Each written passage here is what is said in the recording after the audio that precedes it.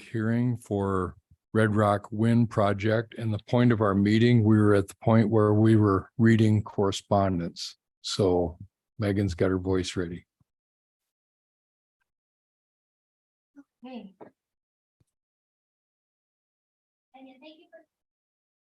Megan, thank you for taking the time to explain the process to me.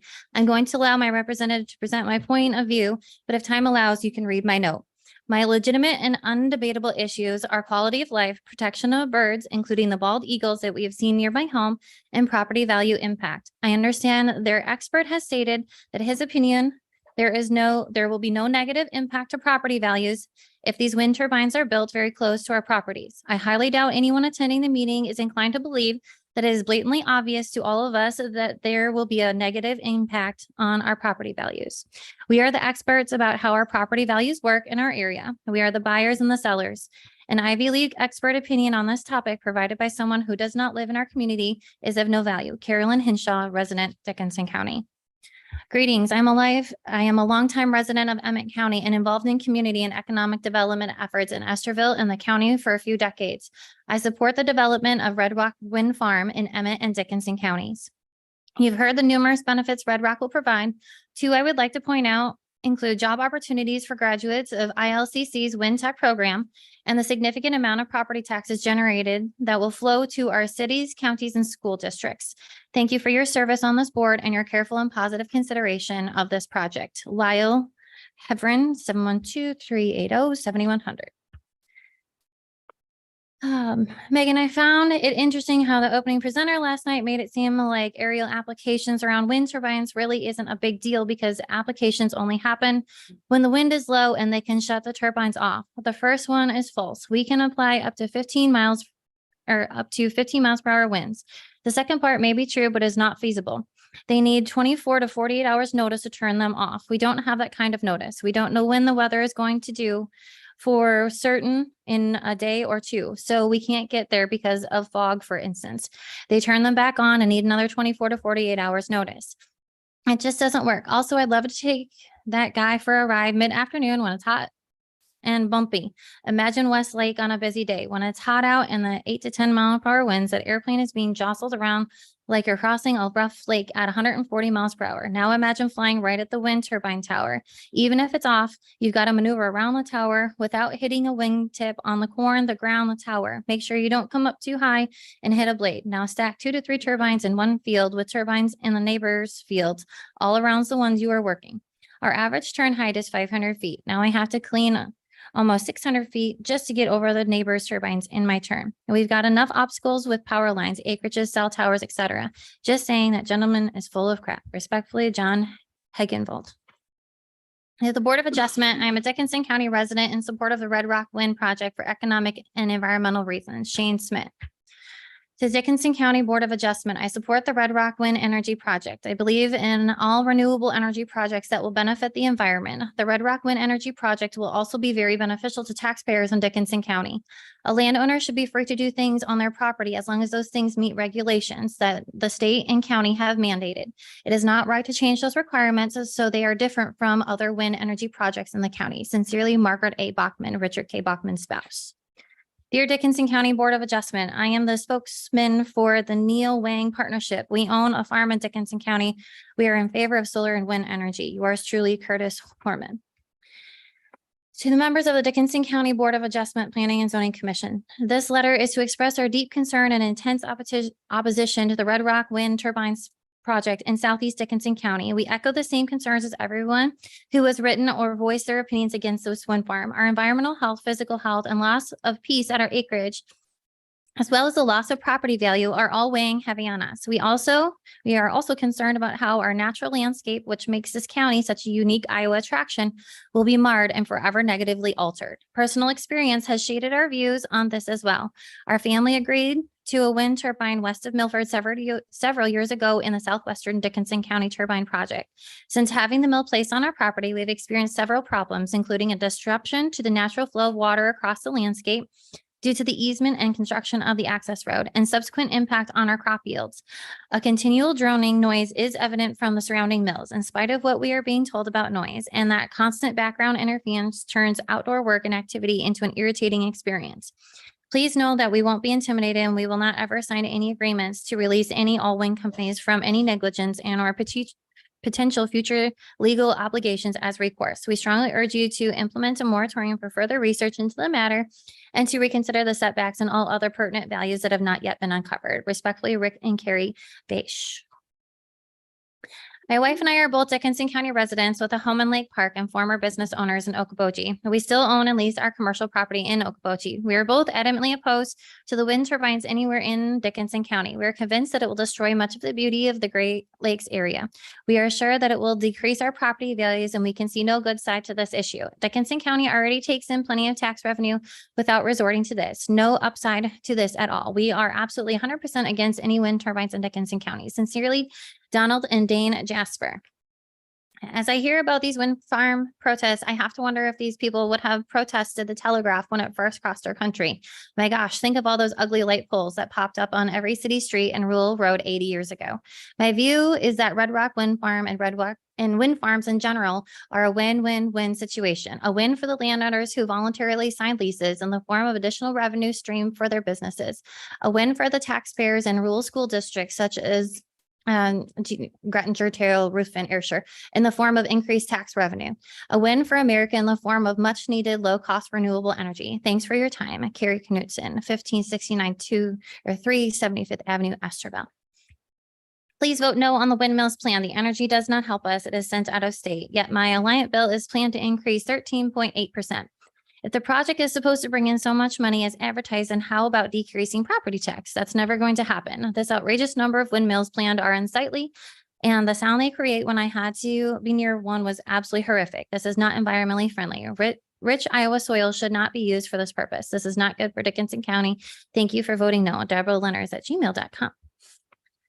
Dickinson County Board of Adjustment. Hello, we own land in Section 20 of Lloyd Township in Dickinson County and are not scheduled to have a wind turbine on our land. As a property taxpayer in Dickinson County, I am in favor of allowing wind turbines to be constructed in Dickinson County.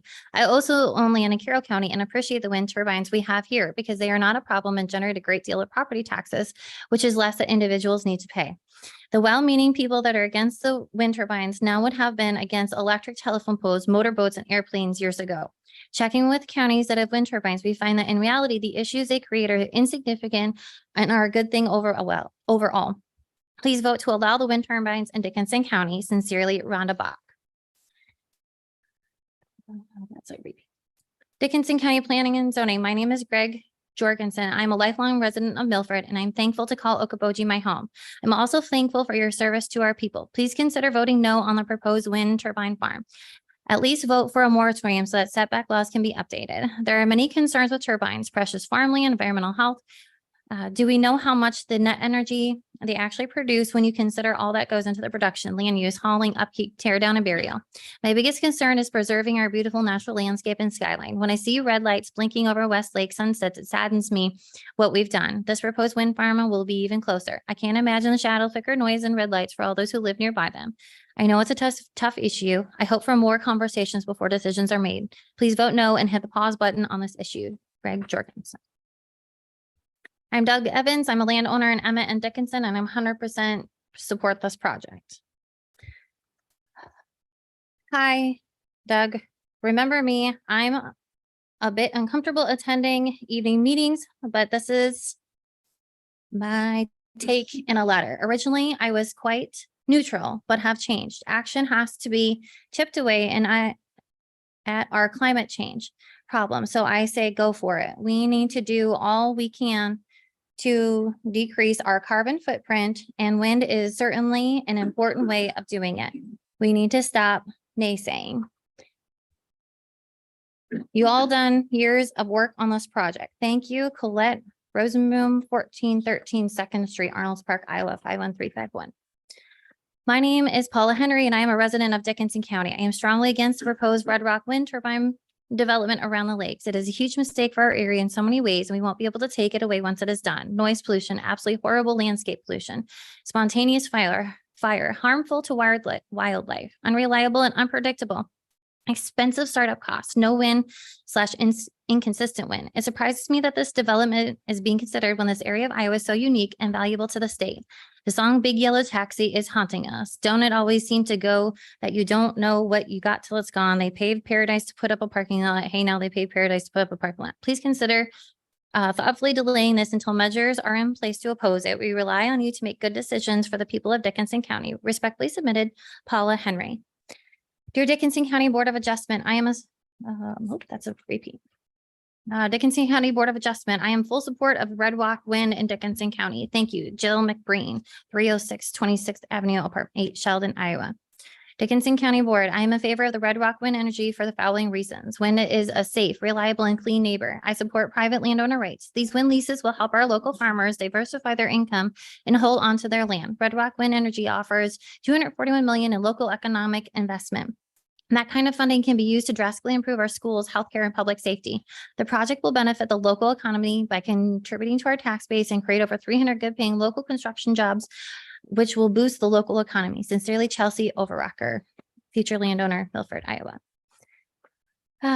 Cardell, I am not in favor of the Red Rock Wind Farm. My husband and I decided to relocate our small business and family to this area 4 years ago from Sioux Falls, South Dakota. We are former summer tourists who fell in love with the peaceful beauty and abundant nature of the Iowa Great Lakes. The proposed wind farm does not fit this area and would take away from the natural beauty along with negatively impacting all of our migrating birds. Thanks for listening. Jessica Whip, co-owner of Great Plains Fundraising, Milford, Iowa. Wind grows Iowa, Iowa grows wind. What a great statement, as every blue and white license plate in Iowa displays a windmill in the background. Wind has been a workhorse of agriculture, as everyone in Iowa had a family or a neighbor that had a windmill. My great-grandparents, grandparents, and father all had windmills, and hopefully I will too, and pass it on to generations to come. I can't imagine the response they would give if you told them on their farms they couldn't build a windmill. They were a necessity on a farm just like they are today, generating power and income for farm families, growing and benefiting for everyone in community, especially schools and taxpayers. I support Red Rock Wind Energy because Red Rock supports the community. Wind grows Iowa, Iowa grows wind. Ron and Teresa Ike. Dear Board of Adjustment, I am asking you to consider all the negative impacts wind turbines will have on our residents and visitors to Dickinson County. Our family did not sign a lease as we were very concerned about the potential health issues that can be caused by the turbines. We are now an adjoining property owner and will have wind turbines on two sides of our farm if they are allowed to be built. In addition to potential health issues, we are very concerned about the noise and light pollution, as well as the shadow flicker considering the size of the proposed wind turbines and the current zoning ordinances regarding the setback. We are also concerned about the potential change in drainage of the wind turbines are allowed to be built. Are we responsible for the drainage of our farm changes? It is also our understanding that often property values decrease when wind turbines are near. Who is responsible for payment to property owners who are negatively affected? Many people visiting our farm comment on how peaceful it is. Wind turbines will also have a huge impact on the quietness at our farm. We also enjoy our gorgeous sunrise and sunsets from our home. Our skyline will forever be changed if the wind turbines are allowed to be built. Our concerns are not limited to just our family. They apply to all residents and visitors of Dickinson County. Do the right thing and deny the application to construct wind turbines in our beautiful county. Sincerely, Barbara Lingle Trust. I was born and raised in the Terrell, Iowa community. My grandparents farmed northwest of Terrell. I am a third generation owner of the farm, Moore Farm Partnership. That is part of the Red Rock Wind Farm footprint. I support the wind energy project based on the environmental impact it can have and also the economic impact it could bring for rural Dickinson County. My understanding is that some monies will be allotted to our rural school systems and provide the financial support to remain open and functioning. I'm full support of the Red Rock Wind Farm project. Sincerely, Mary Richards, 1341 Carpenter Canyon Road, Rio Grande, California. To all it may concern, this is not much more that I could think of that would be more detrimental to the Iowa Great Lakes than the introduction of 200 wind generators. Only someone who would be determined to take our area down economically forever would propose this. Our vote is no. Sincerely, Glenn and Keith Moeller. Board of Adjustment members, I am a landowner in the Red Rock project, and I am supportive of the project. It will add jobs and tax dollars to all the counties involved, which is hard to come by these days. So please show your support and vote yes to help the project move on. Thanks sincerely, Bruce Christensen. People live in the countryside for many reasons, but I can guarantee it is not to see wind farm pop up around them, changing the landscape, changing the wildlife, adding noise, flickering, devaluing property, and possibly endangerment, health issues, and adding undue stress, etc. Apparently, some of our board of supervisors and planning and zoning have chosen to put turbines on their properties. That they should be able to do what they want with their property as long as it does not negatively impact others. The board of supervisors have requested input from the planning and zoning, who formed a committee to look into the wind project further. Planning and zoning seem to show little interest in negative comments. One lady, possibly a nurse that may have been on the committee, suggested moratorium due to the potential health risks. The county leaders are going through the motions, but is that all of it is? Planning and zoning started on amendments, one regarding noise and light flickering, but this is only a recommendation, not mandatory. So this revision thus far has zero value. Planning and zoning are still working on revisions. As I remember years back, a motorist was killed while traveling on Highway 9 west of Spirit Lake from ice coming off a wind tower. Setbacks are still the same. My opinion would be grossly negligent and is a deliberate disregard to the safety of others. And here is why. Wind towers are much taller. So here is a question. If you have 50-story, 500 feet tower with at least 200-foot plus blade, now standing 700 feet at its peak, the tip of the blade is spinning at 150 miles per hour. Yes, 150, even though it may not look like it. So can a 700-foot tall tower moving 150 miles per hour throw a piece of ice, a large bird, or other debris to 1,200 feet? This is the present setback from people's houses from the center of the tower. Present setback for public road right of way is 1 times the peak height of the blade. So 1.1 times 700 equals 770 distance from the public road right of way. So now can that tower at the peak of 700 feet launch something 770 at the speed of 150 miles per hour? Remember, it already stands 700 feet tall in the air, so it only has to travel an additional 70 feet from the top center. The blade could already be past the right of way when the blade is positioned at 90-degree angle. Blades will likely have more buildup of ice with age. Who would be negligent? The wing company can say we follow the county guidelines. So who approves these guidelines? I urge all of you to use due diligence in your decision making. Can officials making decisions be charged with manslaughter in the event of someone gets killed? I know one thing for sure, the wing company cannot. You could damage a lot of people's lives by allowing this to proceed. Let the wind company file a lawsuit. They are not a must for Dickinson County. Here's a real question. Safety and health for all or money? Ellen Hagedorn, 2908 110th Street, Spirit Lake, Iowa. Good evening. I'd like to just say that I support the Red Rock and my neighbors who will be benefiting from the wind turbine on their land. Thanks, Zach Blum, Sterville.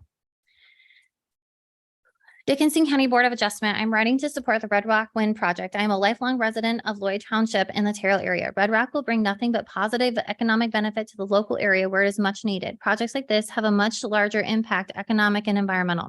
Dickinson County has very diverse resources, unlike most other counties: corn, beans, hogs, cattle, chickens, wind, and the beautiful Iowa Great Lakes. These resources are so abundant that we can't utilize them all locally, but residents of Dickinson County profit from them all. The area farmers and livestock producers ship their products to market, getting paid by the highest bidder, ultimately not knowing who will receive all the products they produce, doing their best to contribute to the rural schools and economies.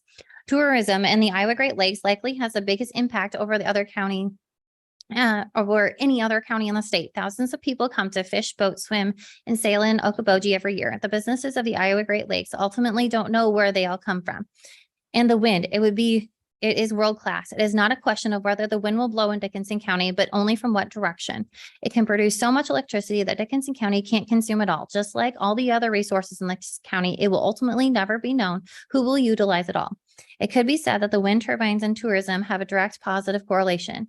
If someone would poll lakeside residents of the Iowa Great Lakes and ask them, where has the summertime population on the Iowa Great Lakes gone in the last 10 to 15 years, up or down? It would be unanimously up. Turbines in Western Dickinson County had a positive impact on tourism.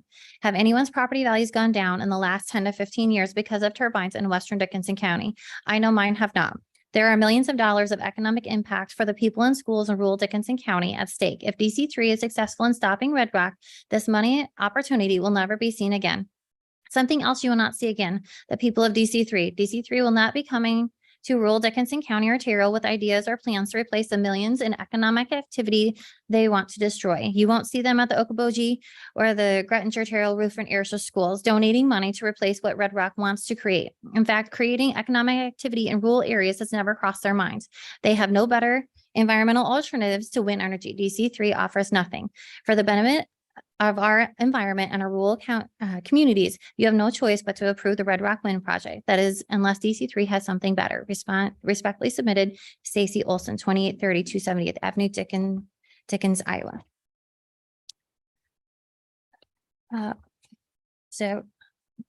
Bonnie Ewalt, I am planning on speaking at the turbine meeting Tuesday evening, but would like to have this photo available.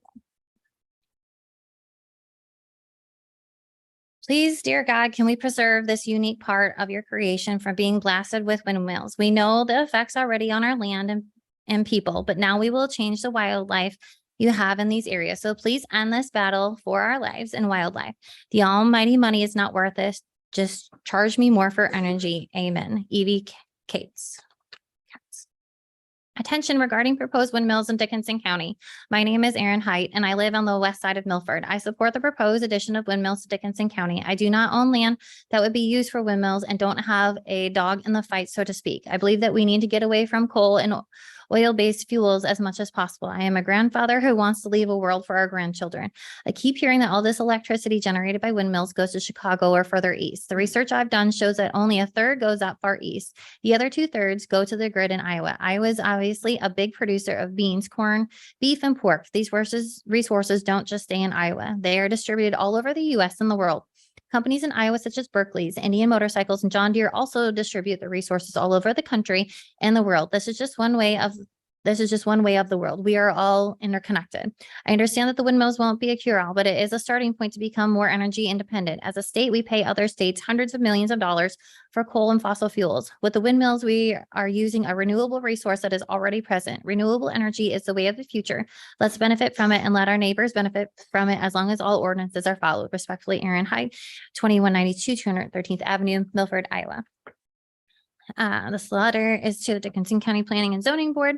I have been informed by our aerial ag chemical applicator that they will not provide application services on our Dickinson County farm ground if there is a wind turbine near it. This will cause our farm operation a huge economic loss. Beck Seed Company has 3 years independent data proving a 10.6 bushel per acre increase in yield from an application of fungicide in corn and a 3.9 bushel per acre increase in yield on soybeans. That is a loss to our farm operation of $12,800 on corn and $11,500 on soybeans annually. Soybeans can reduce soybean yields, or aphids can reduce soybean yields up to 40% according to Iowa State University. That is a $46,400 loss to our Dickinson County farming operation. Wind turbines could cost our family farm $92,700 on our 463 crop acres a year. We know that we have an option of ground application, but we lose our preferred method of application and have to deal with significant loss to our crop damage. As a resident of Dickinson County, we will receive zero benefit from this project, not to mention the loss of value of our home.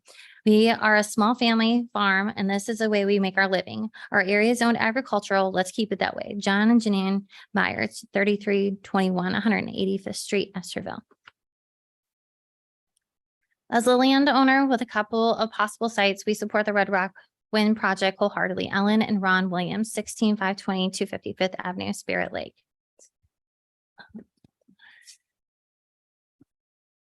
Dickinson County Board of Adjustment. We are writing in support of the proposed wind project in Dickinson County.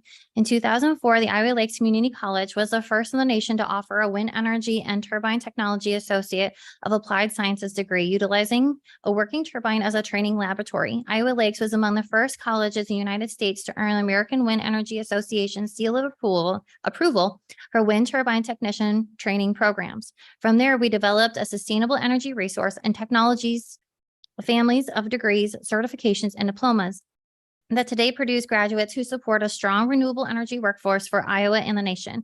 Upon graduating from the Iowa Great Lakes, the students join Iowa's sustainable energy workforce, nearly 10,000 strong. It is imperative that we support individuals pursuing the wind energy career path and retain them in our communities. According to the U.S. Bureau of Labor Statistics, wind energy technicians are one of the fastest growing careers in the United States, earning a median income of $57,220 out of the gate, with traveling technicians earning much more. Our degrees position them to earn leadership positions faster, boosting their earning potential. Iowa's rural communities have experienced population retention issues as young people seek professional opportunities elsewhere. Embracing renewable energy helps to solve that problem. With Iowa Lake's presence in Dickinson County and projects in the pipeline for students to work on, we are able to show students how a premier education leads to an outstanding career right here in Dickinson County. We help recruit technicians, but more importantly, we help retain families. We are proud at Iowa Lakes to produce leaders for renewable energy industry. Without programs like the one at Iowa Lakes, I would not have earned a spot in the top of the leaderboard for renewable energy generation. On behalf of the Iowa Lakes Community College, we urge you to support this effort, securing a bright future for future generations of Iowans. Thank you for your consideration. Scott Stokes, President, Iowa Lakes Community College. Dan Ludat, Foundations of Government Affairs, Iowa Lakes Community College. This letter is in regards to the conditional use petition from Red Rock Wind LLC. I'm writing to strongly encourage you to consider the rights to all landowners in the project area to maintain the safe use of the properties. My husband and I purchased 3 acres just off A34 2 years ago. We continue to pay for the land as we save enough to start building on the property. Unfortunately, we're at that point where we have the funds to start building yet. Based on the current zoning ordinance, there is no required setback from our property for wind turbine placement since there's no home dwelling for which to measure yet. This opens the door for possible wind turbine placement right up to our property line, which would render our property unsafe and essentially useless due to the safety concerns from turbine proximity. Our personal example illustrates how the current ordinance doesn't equally protect all landowners. Specifically for our property, we have concerns regarding the placement of turbines 38, 39, 40, 41, 49, 51, 52, and 53, and how they can inhibit our ability to safely build a home in the future as they all fall within 1 mile of our property. Even those with existing homes on their property deserve safe use of their full property. But since the setback is currently measured only from a home dwelling, this means other portions of their acreages can end up within the unsafe zones near turbines. I urge you to take the necessary steps to ensure that all property owners have equal rights to safe use of their entire properties, not just for this proposed project, but also for any that may come in the future. Regards, Kayla Cunningham, rural Milford landowner. My name is Jennifer Letting. I reside at 304 Lake Drive in Dickinson County. I'm opposed to Red Rock Wind application. Constructing windmills near my home will interfere with the use and enjoyment of my property, and I'm specifically concerned with the negative effect on the health and residents and wildlife. If you have any further questions, please not hesitate to email. Sincerely, Jennifer Letting. To the Dickinson County Board of Adjustment, as a lifelong resident of Dickinson County, I would like to support the Red Rock Wind Project. We are proud to be hosting one of these windmills on one of our farms. It is located about 1 mile from where I live and plan to continue to live. This is a multi-million-dollar factory asking to locate in Dickinson County using the one asset we have plenty of and will never run out of: wind. Yes, the electricity may not be going to anyone in the state of Iowa at the present time, but it may be used locally in the future. We currently receive Northwest Iowa, approximately 60% of our electricity from out of state. In my opinion, the perceived ecological costs are far outweighed by the pollution and environmental damages that the thousands of gas-powered boats have done to are not so pristine anymore Iowa Great Lakes. There is also a hazardous liquid pipeline proposed across Spirit Lake watershed that has the potential to take human lives. So as you are in the process of changing your batteries in your electric boat in the future, consider where that electricity is coming from. Dennis Jackson. Dear Board, I'm vehemently opposed to granting the conditional use permits for the Red Rock Wind Turbine application before you. The takeover of our precious land and rights of ownership for the benefit of outside commercial interests to the extreme detriment of most citizens of this county is inconcernible. One of the 89 turbine leaseholders, 75% of leaseholders are non-rural residents. 53% of leaseholders reside outside Dickinson County. 14% of leaseholders reside outside of Iowa. Source: the Dickinson County Concerned Citizens. The scale of these turbines supersedes any turbines permitted elsewhere in the county currently. The number and density of these turbines would further degrade the landscape and our environment. In the long term, is well documented from other counties and states where it has occurred. Please exercise the powers you have to deny this application. Thank you. Pam Jordan, 2504 Keokuk Avenue, Spirit Lake, Iowa. Megan, I hope the Board of Adjustments will take the necessary steps to either increase the setbacks for the proposed wind turbine farm or reject the project altogether. In personal experience with them, I have to work around them in a dangerous capacity. I am an aerial applicator, and for 6 weeks in July and August, I read that one yesterday, but for 6 weeks in July and August, I dread the moment I get assigned a field with a turbine in it or multiple in the same field. We do the best work we can when working around them, but I often wonder if the risk is worth the reward. I know it is selfish in a way to not want the turbines in order to make my job and life easier, but that's how I feel, along with the fact that they ruin our beautiful landscape, and some casual flying that I do is rather disorienting and distracting while flying at night. John Hagenwald. My apologies. All right, 1, 2, 3, 4, 5, 6, 8. Okay.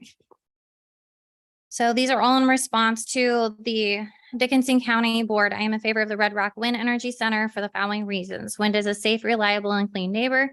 I support private landowners, and the wind leases will help our local farmers diversify their income and hold on to their land. Red Rock Wind Energy offers $241 million in local economic investment. That kind of funding can be used to drastically improve our schools, healthcare, and public safety. The project will benefit our local economy by contributing our tax base and creating over 300 good paying local construction jobs, which will boost the economy. And so that's John Keno, Lori Cable, Teresa Fairchild, Kristen Ross, Doug Willison. This project will benefit our schools and our taxes. Deb Olson. Reduce the amount of CO2 that goes into the atmosphere. Dennis Birkenau, Marjorie Brinkman, Lyle Overrecker, Rodney Lockley, Marilyn Reno, David Cockhart, Leah Anderson, Roger Nelson, Mary Nielsen. My name is Marcia Lindbergh, and my husband Gary and I reside in Francis Heights. I am emailing you to express our opposition to the proposed wind turbine farm in Dickinson County. Our beautiful county does not need to be used to produce industrial wind power and electricity and then set off to the cities like Minneapolis. If the cities need them so badly, then put them in northern Minnesota, not Dickinson County. Take care of our own first. Hoping to be at the meeting tonight to see the board do the right thing for the citizens of Dickinson County. Thank you, Gary Lindbergh. Dickinson County Board of Adjustment. On behalf of Power Up Iowa Dickinson County Coalition members, we urge you to support the proposed wind project in the county. Across Iowa, wind and solar energy have attracted $25 billion in capital investments and generated $61.5 million in state and local tax revenue. Approving wind energy projects will provide growth opportunities for Dickinson County and avoid the potential of losing out on economic benefits to other counties. Iowa is fortunate to have attracted large companies who have sought out Iowa as a place to house their operation due to Iowa's abundant natural resources and leadership in renewable energy. These companies set up shop to reach their sustainability goals while simultaneously putting big investment dollars back into Iowa communities. Embracing wind energy development would open a wealth of opportunities for the community and show that Dickinson County is open for business. Supporting renewable energy development is synonymous with championing the local workforce. The clean energy industry aids workforce growth, creating temporary jobs during the project's building phase and permanent jobs after construction is completed. Iowa's clean power workforce numbers don't even account for the jobs created across the supply chain or the local businesses and restaurants that benefit from the influx of workers frequenting their establishments. Thanks to educational institutions like Iowa Lakes Community College, this region produces a pipeline of wind technicians, which are a part of the fastest growing careers in the United States. By supporting the wind energy, you are also supporting Dickinson County farmers' rights and freedoms to decide what they want to do with their land. The renewable energy industry paid landowners $73.4 million in lease payments last year alone. Decisions to harvest traditional crops like corn or soybeans or natural resources like wind should be left to the private property owners. We urge you to support Dickinson County's future by supporting wind energy development. Thank you, Claire Simons, Regional Director. We support your efforts to stop the massive monster turbines being placed on our east skyline. I have stuck in the mail a donation to help you fight this from happening, along with some of the research that my husband found. There are solid reasons why no one should desire these turbines for it. One, kills the ground from ever growing any food again. You will find some contact names that might help us this cause out if you take time to call them and investigate what they might bring to the table and expertise. 2, destroys our beautiful sunrises and looks ugly, destroys thousands of birds and wildlife, will hurt tourism for the whole lakes region, will bring down property markets to tempt individuals with money, but when then experience regrets when they are unable to even warn their neighbors about the downside to having sold their soul to these companies, as they are forbidden from telling anyone their own expertise or experiences. That should tell everyone something stinks. Maybe you seek to tell the truth and stop this from happening for everyone's sake. This is God's country and they will destroy it if loud. Marianne and John Seifer. Dickinson County Board of Adjustment, we would like to voice our support for the wind turbine project that is being considered in Dickinson County and encourages you to approve the permit for this project. We have 2 turbines and a Met tower on our farm west of Milford and have had it since 2010. We have not had any issues with them and the company has honored everything they promised. It has been a good experience for us. Although it is a good income for us, it is also very beneficial to the county. Brings in good tax revenue. Ours gradually worked up to 30%. Majority of tax revenue goes to help our schools. Offers employment for many during the construction and some permanent jobs after. Good alternative source to clean energy, which could be very important in the future. Many workers come into the community and support our businesses during the construction period. We lived on the farm in close proximity to the towers and were never bothered by the lights, noise, or shadows. Never noticed any dead birds. We've had no health problems. And the company we have contract with states towers last from 20 to 30 years. And after that time, they will either repower with new turbines or restore land to the original condition. And they now have some new projects to recycle towers also. One of the many complaints that opponents to windmills have is the ruining of the view of our beautiful lakes area. But in most cases, you can't see the lake anyway because of all the condos and large homes being built so close together. Where is the outrage in that? Tim and Linda Hemphill, Milford, Iowa. James and I live in Spirit Lake and we do not support the windmills coming to our county. This very well could affect property values, and to look out and see those things to the east of this beautiful area could hurt the resort area so much. Who wants to see those awful things diminish the look of our area? We request that you deny the construction of these horrible things, not just postpone this, but deny any kind of building of them. It is time this county stops letting companies come in here and ruin what we have. We will not benefit from any of them. Our electricity costs will still be high. James and Margaret Abel. So Dickinson County Board of Adjustment, I'm writing to say that I support the Red Rock Wind Project. Honestly, why should we not support them and take advantage of the Lord's energy? Besides that, stop and think of the additional support of the county schools tax money. Please don't give into a small group of noisy protesters. Connie Cable, 1979, 190th Street, Milford. Dickinson County Board of Adjustment. I am a county resident and feel that these wind turbine construction projects will adversely affect our county in numerous ways. The cons far outweigh the pros in these projects. Cons: lower property values, destruction of our beautiful Iowa Great Lakes area, destruction of our night sky, shadow flicker, noise, death of eagles, bats, and many bird species beneficial to our area. Infringement on property owners' right to enjoy their property. Additional costs to repair roads, handling these huge turbines being built. Additional costs to transport the energy out of our county. The majority of your constituents do not want the projects to proceed. Pros: additional property tax, but only to a maximum of 30% of value determined by the wind turbine company after 10 years. Other commercial property is taxed at 90%. Less than 100 landowners will receive payments. I have attending quite a few Board of Supervisors and Board of Adjustment meetings. At each of these meetings, I have felt it has always been your intent to proceed with the projects no matter what the citizens of the county want. These projects have been proceeding for many years before it was brought into light in early May to most of the citizens of the county. As the board, you should at a minimum allow your committee to review and update the outdated ordinance. Per Tony Weber, this ordinance was one of the first in the Iowa and had very few examples to work from. These turbines are much bigger than the ones built in 2009. Do not let the wind turbine companies force this project on our beautiful area. Sincerely, Kimberly Brower, 401 Emerald Drive, Arnolds Park, Iowa. The Dickinson County Board of Adjustment. My name is Dee Huss. I reside at Villa 3, 1800 Country Club Drive, Okoboji in Dickinson County. I am opposed to Red Rock's wind application. Constructing windmills near my home will interfere with the use and enjoyment of my property, and I am specifically concerned with the negative effect on health of residents, lakes, and wildlife. Sincerely, Dee Huss. Dickinson County Board of Adjustment, I'm writing in support of Red Rock Wind Project. My grandfather, born in 1905 in Ruthven, Iowa, canvassed his neighbors in support of the first electricity to the area. I'm sure he experienced the tensions of the pros and cons of that new idea. I am a Terrell native who has lived the last 6 years in Zierling, Iowa, among 100 turbines of the Story County One Wind Farm. My personal experience is witnessing numerous eagles and flourishing populations of hawks, daily reliance on those beacons for wind direction and speed, hearing of no health complaints, noting that conditions have to be just right, and the plain old wind noise to hear the soft whoop whoop of the blades. Now, after 6 years, when I leave the area and return, the turbines welcome me home. I follow in my grandfather's footsteps, believing the pros outweigh the cons. It's time to tap into Iowa's natural wind resource. Respectfully, Shara Bala Billions Bolden. Dickinson County Board of Adjustment. Our names are John and Christy Nielsen, and we bought our little piece of heaven on earth 3 years ago at 249 Lakeshore Drive. We have a beautiful view of sunrises, sunsets, and the weekly fireworks shows at Arnold's Park. We are opposed to Red Rock's wind application. Constructing windmills near our home will interfere with the use, enjoyment, and views of our home. We are also concerned about the negative effect on the health of our community residents and the wildlife we enjoy watching here. If you have any further questions, please contact us. Sincerely, John and Christy Nielsen.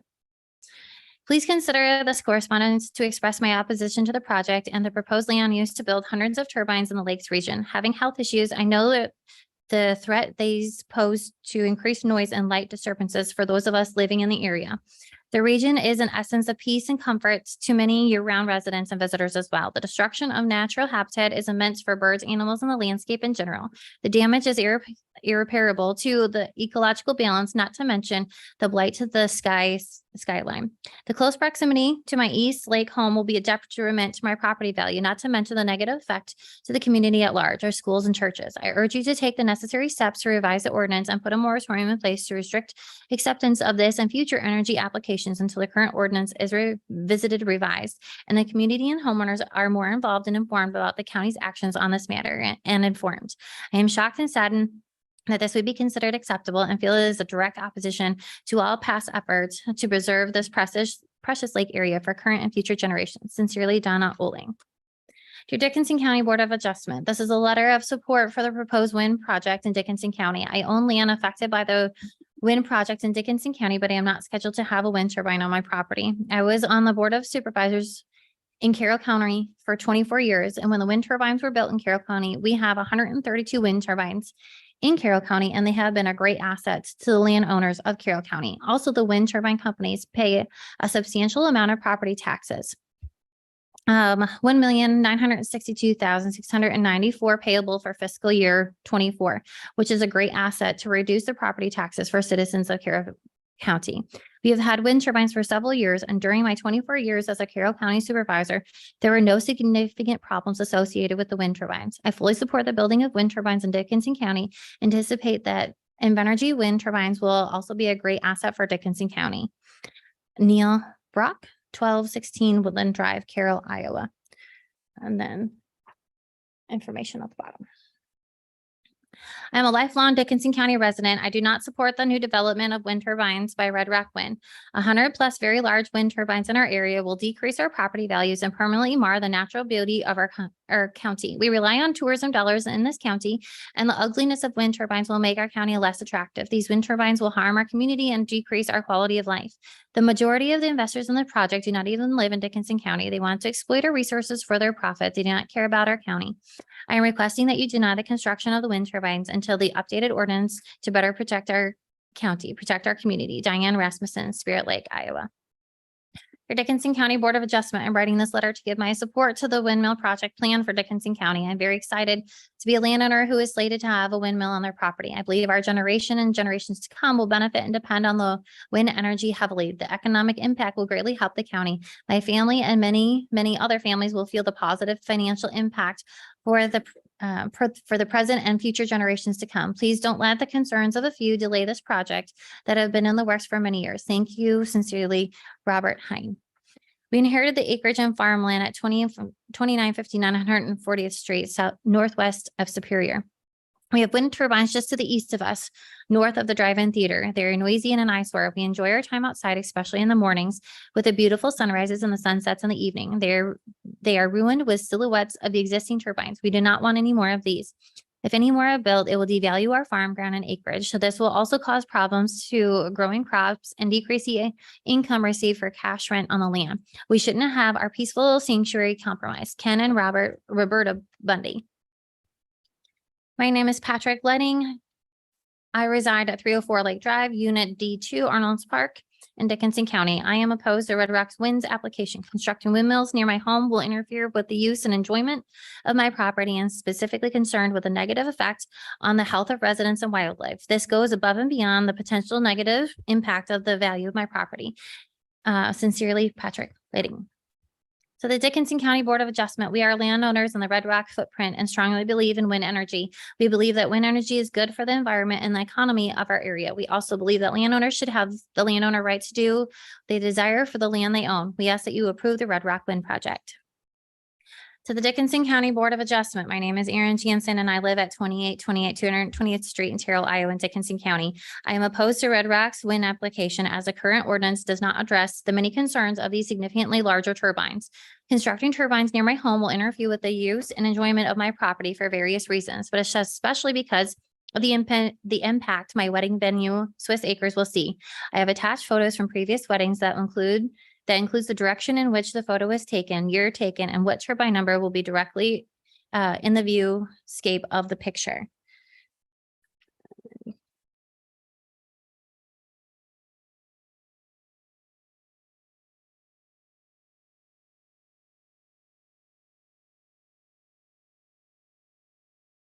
As a part of the subcommittee that planning and zoning formed, many topics of the old ordinance were discussed. Of all the topics, I felt setbacks were the most important and would help protect my family, my neighbors, and also 6,000 to 7,000 guests we see annually from any potential ice or blade fragment throw.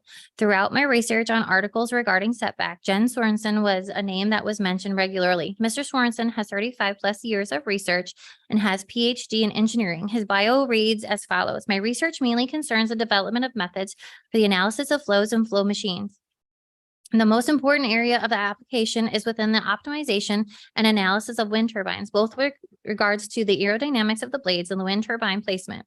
Other research areas concern hydrodynamic instability of rotating flows and mixing of liquids in bioreactors. In addition, I am co-responsible for DTU's International M.SC program in wind energy and the head of the research school, the Danish Academy in Wind Energy. Because of his expertise in placements, I reached out to Mr. Sorensen. After corresponding back and forth, he said that due to the height of our towers, he recommends a setback of 4 times the turbine height from the property lines and 1.7 times the turbine height from the public road right-of-ways because of the potential for ice and wind turbine blade throw. These setback standards were made by a working group that went through the available literature on the subject. They use results from different investigations carried out in different counties, including including Denmark, the Netherlands, Germany, and UK. For this reason, the Board of Adjustment needs to deny the permit until the county can come with a modern ordinance that will protect the non-participating landowners from 591 turbines being placed too close to their homes. I'm a landowner in Dickinson County. I'm in support of the Red Rock Wind Project. I urge you to approve the permits for this project so that can be completed. Thank you. Kay Christians Chambers, Carroll, Iowa. My name is Patrick Fairchild and I'm a resident of Dickinson County. I live in the center of the proposed wind farm 2 miles north of Terrell. I am writing this letter in support of the wind development. I do not stand to directly gain financially as no turbine or lines are passing through farmland I own. However, I will be living near several turbines located on various neighbors' land. I believe in personal property rights, and if my neighbors are fortunate enough to get a turbine and the financial rewards that come with one, good for them. I will benefit more indirectly as the turbines will significantly support our Grettinger-Terrell Community School District where my children attend. I have seen the tax revenue projections estimating the farm paying upwards of 1.9 million annually upon full taxation year 6 to our small local school. This material addition to our school tax base will provide flexibility to our local school board to potentially decrease the levy rate for me and all other patrons, effectively reducing all of our property taxes. I would not trade where I live, but unlike the Lakes region and the Oakbogie and Spirit Lake school districts, we do not have the same tax base from multi-million-dollar homes around the lakes and thriving commercial businesses. This wind farm would be a once in a lifetime opportunity for the largest ever addition to our local tax base supporting our school. I'm well aware of the opposition to the wind farm and the many arguments they make, including many falsehoods. One argument that I have repeatedly heard is that new turbines will cause the lakes area to see a collapse in tourism and decline in home values around the lakes area, especially lake homes. I do not feel there is a credence to this argument. The wind farm west of Okoboji has been in operation for many years, 15 plus. And yet I feel that tourism is thriving and believe you would be hard pressed to find a single lake home that realized a reduction in market value due to the unsightly wind turbines. I respect others' opposing viewpoints, primarily my friends and neighbors that will actually be living around the turbines with me. However, I believe the benefits of this project outweigh the negatives. Thank you and for your public service serving on this important board. Patrick Fairchild, 3043 210th Avenue or Street in Terrell.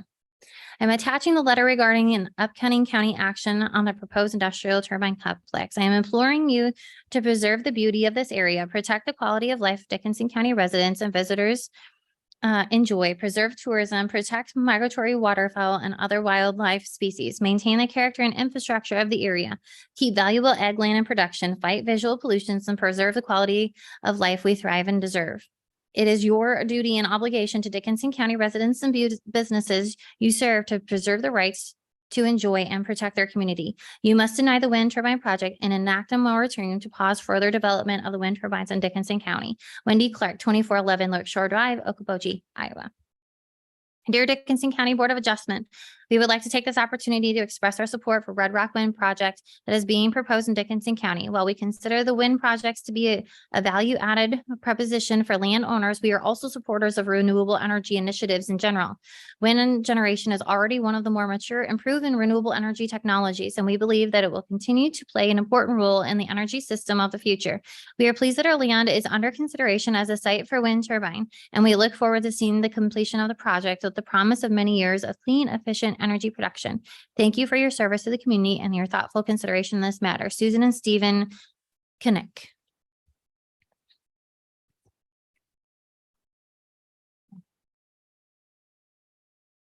Dickinson County Zoning Administrator, I'm writing this letter to implore you and the members of the Board of Adjustment overwhelmingly reject the proposed industrial turbine complex plan for Dickinson County that will damage the environment, harm wildlife, fragment animal and plant communities, drastically impact the quality of life and well-being of environs of the Iowa Great Lakes region and forever change the aesthetics and beauty of this area. Proponents of wind have been duped into the belief that the benefits of wind energy far outweigh the negative impacts they inflict on communities and the environment. First and foremost, wind technology is not that green. It takes enormous amounts of heat, energy, and material resources to produce each 170-foot, 2,500-pound blade. Less than 40% of turbine blades are produced domestically, meaning thousands of gallons of fossil fuels are used to produce the blades in other countries, requiring importation of the blades to this country, thus financially enriching other countries for wind technology. The blades have several structural defects and are subject to substantial replacement.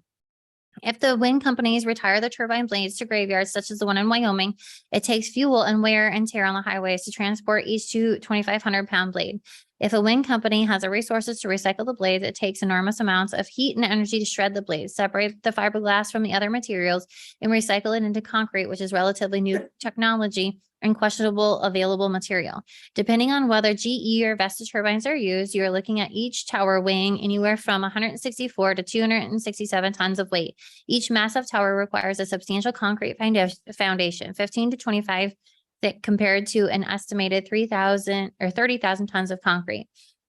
Producing that much concrete per tower requires enormous amounts of energy to produce this concrete, not to mention the fossil fuel required to transport hundreds of truckloads of concrete to each turbine. So just try to imagine the energy requirements for each tower and reflect on the fact that you are entertaining the approval of more than 200 wind turbines. I do not consider wind turbines to be green energy. Worse yet, you are considering approval of over 200 wind turbines with efficiencies of roughly 30%. Consider what happened when one half of the turbines in Texas failed and there were blackouts and power companies had to purchase electricity elsewhere at elevated prices that were passed on to their customers.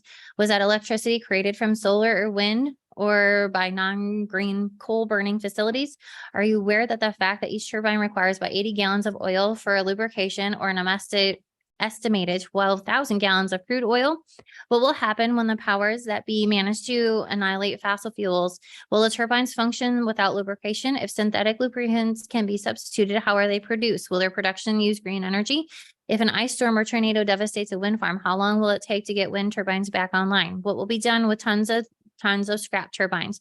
Who pays for disposal of scrap turbines and replacement turbines? What will those energy costs be, and what form of energy will be available in catastrophic event? In the event of an ice storm, what does de-icing material is used?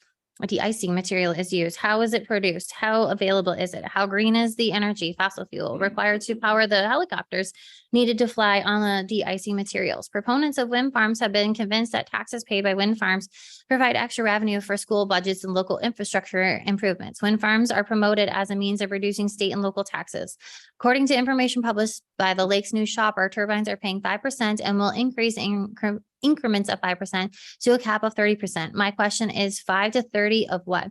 Those numbers can mean nothing to me and others. Considering the amount of federal subsidies and tax breaks wind farm companies receive, the existing 147 turbines paying 1,223,902 this year sounds like a pittance. What are the wind companies' revenues in comparison to their taxes paid? Dickinson County share of taxes paid is only $382,038.43. That amount is not even close to covering the cost of replacing one county road bridge.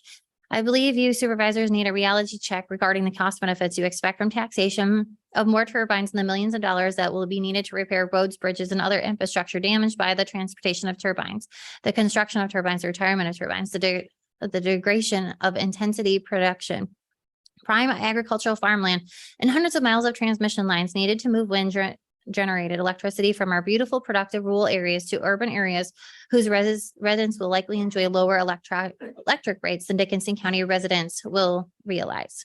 The Lakes News Shopper also quoted that tourism brought in over $2 million in lodging taxes in 2023. Hundreds of vacationers flock to this area annually and spend thousands of dollars to enjoy diverse recreational activities and immerse themselves in the incredible beauty of the lakes region. That beauty has already been tainted by existing wind farms. The visual pollution of the white blurring wind blades day by day and flashing red warning lights by night is most disturbing and very unnatural. It would seem policymakers are doing everything in their power to change the character of the area, reduce business opportunities, and transform the tax structure. Resorts are disappearing in favor of condominium and RV developments, thus diminishing revenue collections from lodging taxes.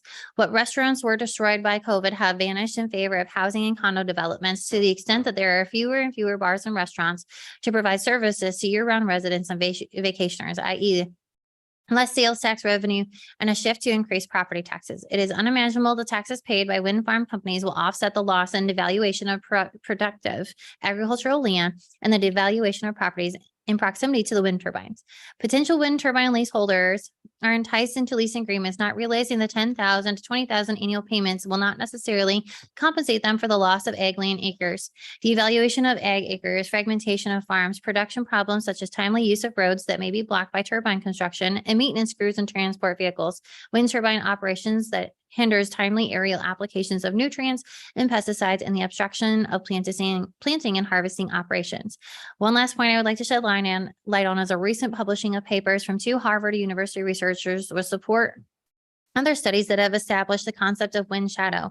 With large-scale wind farms and turbine blades slow down wind energy, creating a wind shadow upwind of the turbine. This interference with the atmospheric interaction actually increases surface temperatures, especially at night when the turbines actively mix the atmosphere near the ground and aloft. This revelation has caused many to question if the instant direct surface warming climate impacts caused by the wind turbines are of greater concern than the long-term impacts of carbon reduction from reduced fossil fuel use. Is it a fact that wind energy is free? However, wind energy is intermittent, unreliable, and cannot be stored until it is needed. If wind velocity is too little, the turbines do not turn. If the wind velocity is too high, the turbines must shut down. If there are maintenance shutdowns, icing problems, cooling or warming issues with turbines, no electricity is produced. No wind, no storage, no electricity. Wind energy is a relatively new technology with limited efficiencies. There have been few health, environmental, assessments on the effects of wind turbine. To my knowledge, there have been no environmental impact studies regarding the potential effects more wind turbines would have on this unique environment. For all the above reasons and more, it's imperative you do not approve the proposed industrial turbine complex. You must not take irrevocable action that impairs the environment, harms wildlife, negatively impacts the health of environs, diminishes financial resources of residents and businesses for the sake of some tax dollars, and appease the climate crazies with so-called green energy. It's also imperative that you join the growing number of communities enacting a moratorium to pause wind turbine developments. Respectfully, Wendy Clark, 2411 Lakeshore Drive.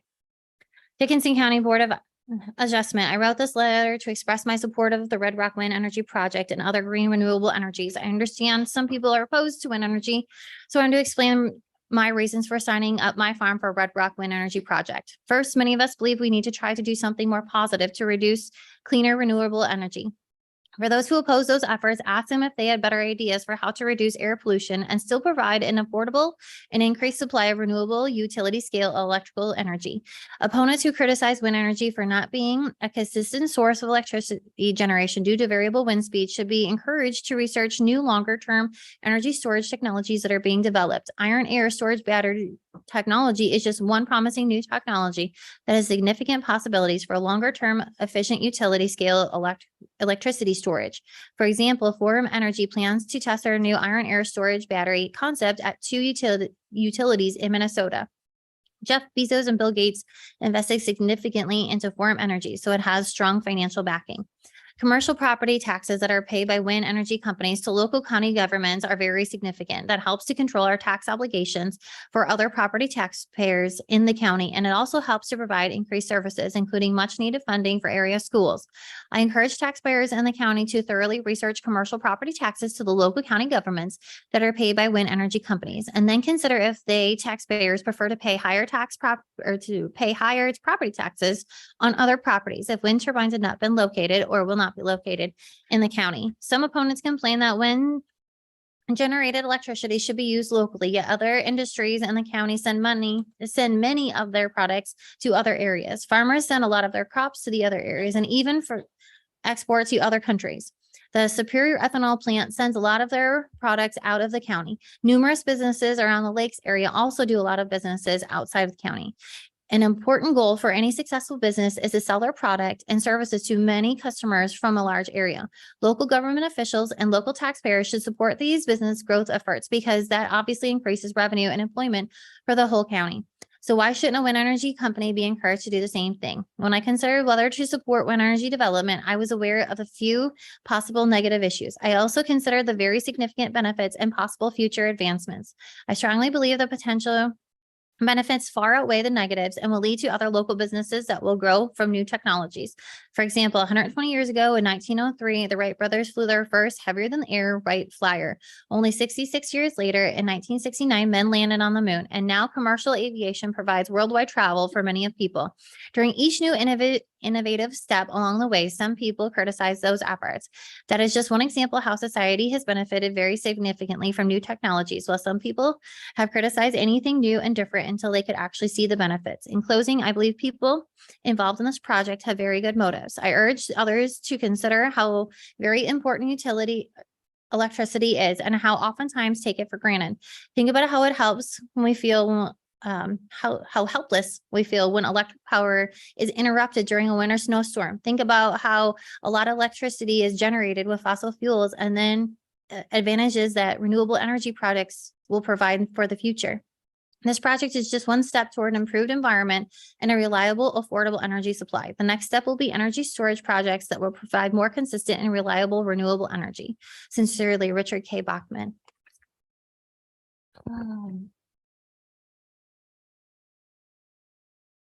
Okay.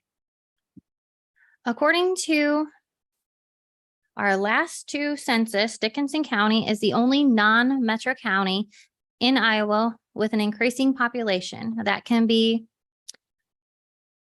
turned around should windmills proliferate to point of critical mass. Folks then will no longer find our area a favorable place to retire or invest in a vacation home. Please prevent further wind projects in our county. Thank you, John Townsville.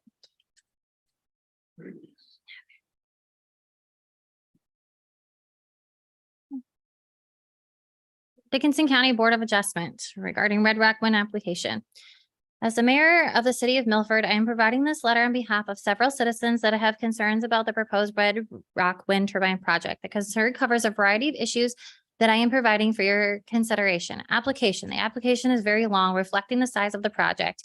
I was provided a link so I could review the application online, which was appreciated. However, the online format of which it was presented unfortunately blocked citizens from downloading or printing the application. The application was also broken up into sections, which made referencing back to maps or other sections very cumbersome, hard to follow, and limited the ability of the public to follow the application as a whole. The public would have had to spend days in the county courthouse to review the application or spend hundreds of dollars to get a copy of the application to thoroughly research the application. Since the online application was purposely blocked from downloading or printing, it took away valuable county staff time to make copies for the public or to make available to those wishing to review at the courthouse. It also limited the ability to access the document for the public due to the business hours. An online document that is downloadable or could be printed would have been more cost effective for the county and creates more transparent system. Visual simulation. The Appendix O of the application provides two visual simulations. The first is on the northern edge of Terrell looking northwest. This is not the most impacted view from Terrell. A better representation would have been a simulation looking east of the northern part of 4th Street or looking southeast from the ball field at the school. The simulation shows the area of Terrell with the most minimal impact. The other simulation is in Arnold's Park off the west shore of Minnewaska Lake. This view is taken around the elevation of 1,402 feet above sea level. This is 30 feet lower than the view of in Terrell and looks straight in the trees. The photo appears to show no change to the view. No visual simulations were provided to show impacts from residential properties in Milford. A simulated view from Marty Drive in Milford was shown the visual impacts to the homes on Ann Street and Julie Street in Milford. Most of the homes on the east side of Ann Street have a yard that orients to the east or southeast. These homes will be visually impacted by the wind turbines that are 590 feet above ground elevation. Some homes on Woodland Drive will also visually be impacted by the same height and wind turbines. If the wind turbines were at the average height of the wind turbine west of Milford in Dickinson County, there would not be a visual impact for these properties. Article 21, Section 4B requires the Board of Adjustment to determine if the use in question is injurious to the use and the enjoyment of the property of the immediate vicinity. In this case, 590 foot above ground wind turbine extends the area of the immediate when the use can be seen for miles. There are concerns that the wind turbines will be injurious to property in Milford due to the height of the application provided. I believe the application should be denied because the board is supposed to look at the facts and the application presented and have the applicant reapply for wind turbines that don't exceed the height those to the west of Milford and Dickinson County. Milford Airport Fuller Airfield. The city of Milford or the Milford Airport Commission did not receive any notice from the FFA on the proposed Red Rock wind turbine project. The city of Milford has received notifications for the wind turbine projects in Jackson, Minnesota, northern Dickinson County, and Emmitsburg in the last 3 months or so. I contacted the FFA about not receiving a notification for the Red Rock wind turbine project that is close to the Milford Airport. I was told that FFA creates the list and where the documents are to be sent and provides that list to a third-party vendor to process and send out. The FFA official stated that their mailings have had several issues getting out or getting to people on a timely manner. He went on to say that Red Rock comments are closed and could not be reopened.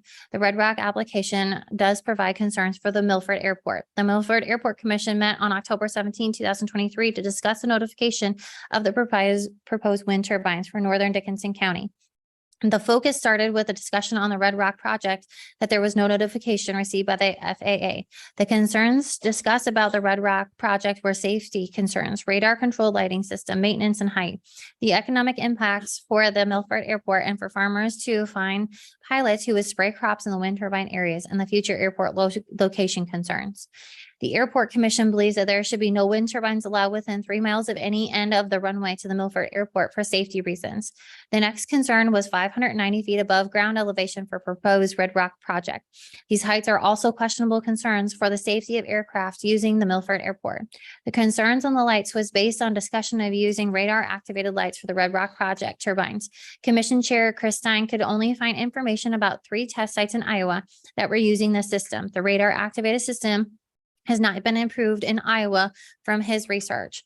The question came up about how the system would be maintained. The fact that most planes use the Milford Airport don't have radar in them, and the cost of such equipment in the past is very expensive. Another concern is if the lights are off until activated by radar, how would anyone ever know if the light had an issue? As much as people don't want to see the lights at night, this seems to be an unapproved system in Iowa. Economically, the Milford Airport is used by agricultural producers for spraying crops and for applying cover crops for several farms in southern Dickinson County. The additional wind turbines will limit the number of pilots that are willing to fly under or around wind turbines. This will reduce the income to the Milford Airport.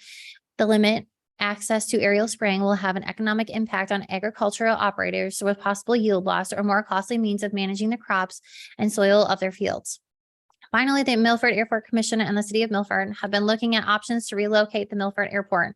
Areas east and west of town are being reviewed for possible options with a proposed wind turbine application and the height of the wind turbines. This greatly reduces the opportunity for new airport for Milford.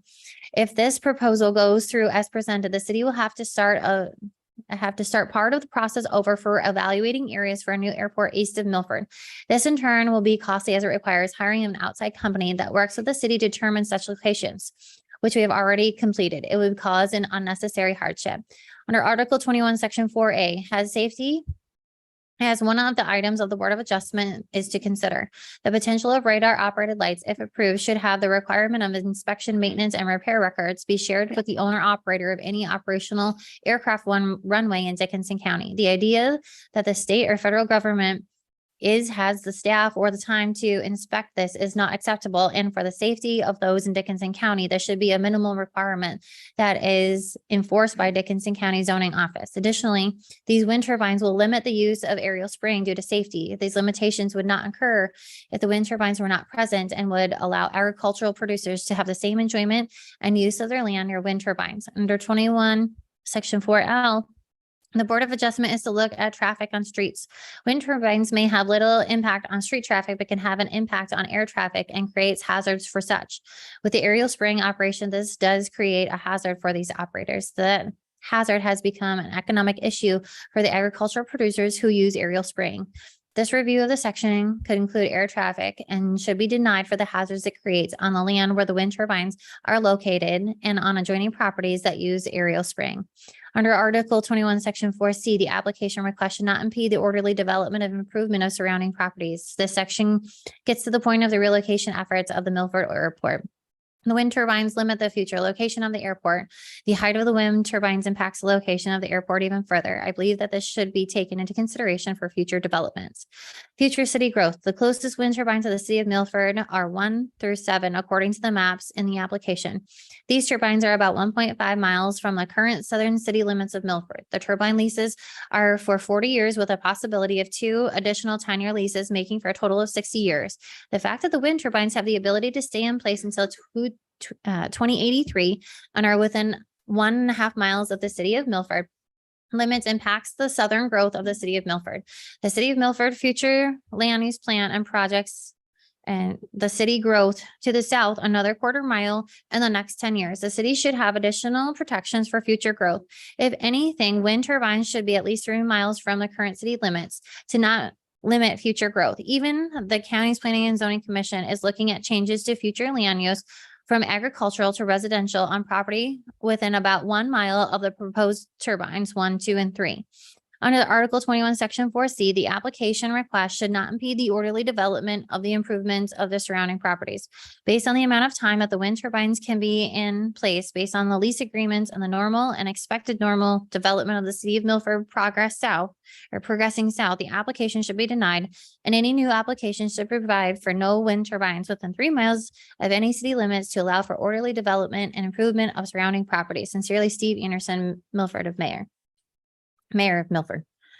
Good afternoon. My family owns land in Red Rock Wind Farm footprint. Even though we are not going to have a turbine on our farm, we certainly support wind energy in the area economically and environmentally. This wind project is going to be beneficial to the area. Thank you. Shanna Horner, 564 Bluff Road Northwest, Rochester, Minnesota. Dear zoning administrator, my wife and I recently retired to the Lakes region. Like many others, the area's natural beauty and environmental consciousness were among the reasons for relocating here. Our previous home was on a hilltop west of Des Moines and had a countryside vista to the south and west. A few years ago, a turbine project was built near Stuart, Iowa, 15 miles southwest of that house. We could see that turbine field from our home, and we disliked the sea of flashing red lights and were visible from our deck every night. In 2021, after a lengthy research, we purchased a 10-acre home site at 1754 260th Avenue in preparation for our retirement. We have since constructed a shop building and now have a very substantial investment in the property. Prior to purchasing the site, I called Dickinson County Zoning Office and inquired about any plans for turbine fields in the area because we do not want to live near one. I was told there was always talk of such developments, but nothing was in process. Our site is across the street from Arbor Oaks and Acorn Ridge and has a countryside view of DNR land, crop fields, and pastures to the east and south. If the proposed industrial scale development is allowed, this view will include 16 turbines 4 to 5 miles from our property. The flashing red lights for the whole project will most likely be visible as well. The project will be injurious to the use and quiet enjoyment of our property, and we ask that you deny the conditional use request. The DNR Iowa Heritage Foundations, Pheasants Forever, Ducks Unlimited, and various protective associations make substantial investments and efforts to preserve the natural beauty of the lakes region. The proposed wind farm is contradictory to these efforts. Please preserve the natural beauty of this region and deny the conditional use request. Additionally, I noted that the developer's analysis conducting no effect on property values, Appendix P, relied heavily on data from wind fields that were constructed prior to 2010 and therefore are not as imposing as the proposed 500-foot towers. The analysis did not seem pertinent given the large size of proposed turbines. We would have not paid as much for our property and may not have purchased it if the giant turbines were there. We believe the value and marketability of our property will be diminished by this project. Please deny the conditional use request. Respectfully submitted, James and Robbie, Townsville. Dickinson County Board of Adjustment. I do not have a problem with the wind turbines going up, and the same people that oppose it also have a problem with electricity being produced other ways. So where is electricity going to come from? We have problems producing enough now. Dave Fleuring. Dickinson County Board of Adjustment, we are writing to express our opposition in regards to the 3 wind turbine projects being proposed in Dickinson County. Our concerns for wind turbines are not only how disruptive they will be to our landscape, skyline, and land values, but also the negative health effects on many of the residents in Dickinson County. The various types of health issues caused by the wind turbines, including noise pollution and shadow flicker, have been documented to cause significant health risks. Research show that concerns on the impact of the migratory birds and farming. The wind turbines will harm the natural character of the Iowa Great Lakes area and could put our tourism revenues at risk. The negative effects on the wind turbines are far too many to list, but it is the responsibility of the board to consider all of the issues and to protect our community. We firmly oppose the wind turbine projects and respectfully ask the Board of Adjustment to deny the request for those projects. Sincerely, John and Lorraine Lawson, 23819 178th Street, Okoboji, Iowa. Dickinson County Board of Adjustment, subject Red Rock Wind zoning requests. 20 years ago, we returned to Dickinson County as a place we wanted to retire. We are now year-round residents and voters in this county. What brought us back to Okoboji was the great natural resources, particularly the Iowa Great Lakes. We believe making a decision to pack the eastern side of the county with large industrial wind turbines would be a decision regretted for decades. We have following objections to the Red Rock Wind turbine zoning application for Dickinson County. 1, Red Rock application calls for wind turbines much larger than already existing in Dickinson County, almost twice the size. The setbacks in 2008 wind energy conversion ordinance systems are inadequate for the much larger wind turbines proposed in the Red Rock application. Red Rock Wind Farm in their application claim that Dickinson County will receive significant property tax revenue. The tax revenue claims are exaggerated. The state of Iowa and Dickinson County have granted very favorable property tax payment terms to wind turbines, to wit: A, no property tax to be paid until the turbines are operational. B, the property tax value is determined by the wind turbine company. C, only 5% property tax for the first year of operation. D, then additional 5% per year to a maximum of 30%. Residential properties pay 56% of its assessed value. Commercial and industrial property pays 90% of its assessed value. Dickinson County is very blessed with natural resources. This has caused many residents and non-residents to build expensive lake homes. The result is that Dickinson County has the highest assessed valuation of any rural county in Iowa. It is apparent wind turbine property tax revenue will not bring as much revenue to Dickinson County as it would to counties with less property assessed value. Remember the old English proverb, a bird in the hand is worth two in the bush. The Red Rock wind turbine application claims that when the wind turbines no longer produce electricity, they will restore the land to its original condition without cost to the landowner or the county. Experience has shown that once the big financial prize is spent, interest wanes quickly. Many wind turbine companies dissolve or file for bankruptcy after the financial purpose is exhausted. In many cases, the cost of removing the tall tower exceeds their salvage value. See, removing the concrete base down to a level of 4 feet below ground level is considered adequate. This leaves a huge piece of concrete structure below the ground to cause problems later. 5, not surprisingly, wind turbine companies try to suppress negative information about the health impacts of wind turbines. Fortunately, there is a comprehensive medical report by Madison County, Iowa cardiologist concerning the health effects of the wind turbines of the rural residential countryside. We got that, the white. In August, a copy was provided to the Dickinson Planning and Zoning Commission and the Board of Adjustment. The electricity to be generated by the Red Rock Wind Farm will not be used in Dickinson County. The electricity generated probably won't even be used in Iowa. Why should we damage our natural resources to benefit some unknown person hundreds of miles away? Most of the landowners who have signed the wind turbine lease do not live on the land that will be impacted by the proposed wind turbines. It is their neighbors who do live near the proposed wind turbines that will suffer the negative impacts of having massive wind turbines in their neighborhood. No, the white pockets. A common feeling among rural landowners is who owns the land can decide what is done with it. We believe this makes sense when the subject is corn and beans, even for buildings and silos. However, 600-foot wind turbines are another matter. Because of their height, they can be seen for 30 miles, impacting the view of thousands of people. The Red Rock wind turbine application submitted to the county is very large, containing 2,107 pages. The electronic file is massive, 372 megabytes that could not be separated or printed. If the application had been submitted in a PDF format, as other BOA applications have, that would have been manageable. By submitting this massive wind turbine application in this unique format, the Red Rock Company has made analysis by the county and the general public nearly impossible. It is our request that you carefully think about the negative impact and many Red Rock wind turbines will have on our county. Please deny the Red Rock wind turbine application for the reasons stated above, plus additional reasons stated by others. Phil and Kathy Peterson. I support the Red Rock turbine project in Dickinson County. I hope people get the correct facts. There are not 200 wind turbines proposed in our county within this project. That is the first and foremost piece of inaccurate information out there. There is less than 100 wind turbines within the proposed project. We farm around 7 turbines, and while they are not the handiest to work around, they also are not a problem to farm around either. They are kept up well, and the roads leading up to them are well maintained. Having stopped to eat meals in the fall in those fields, we have not found them loud or bothersome. The project would also provide some needed financial gain for people in the ag sector whose land they would be placed. As landowners, we have made a very large investment in our private operations, and it's not right that someone from out of state or out of county can dictate to our landowners how they can use our land, whether it be for wind turbines or livestock facilities. I've been hearing about studies conducted that say wind turbines will cause all kinds of physical harm, but I have yet to know even one person who could prove they suffer from any physical ailment as a direct result of living in the area where turbines exist. And they have existed in Dickinson County for many years. I don't have any problem with rural landowners questioning the project as they decide what they want to do. It's their property, and they have every right to protest this project if they wish, because they have made the same large investment we have. But I also believe those with no direct connection to the land on which the proposed turbines would be built should have no say in what rural landowners should do with their own property. We don't tell anyone along the lakeshore in our county what should happen with them, even though some of those beautiful homes do block our view of the lakes that belong to all of us. Regardless of what happens with the proposed project, I personally hope that it either passes due to legitimate, accurate facts, or that it fails. It also fails because of legitimate, accurate facts. Sincerely, Dave Schweller, Milford, Iowa.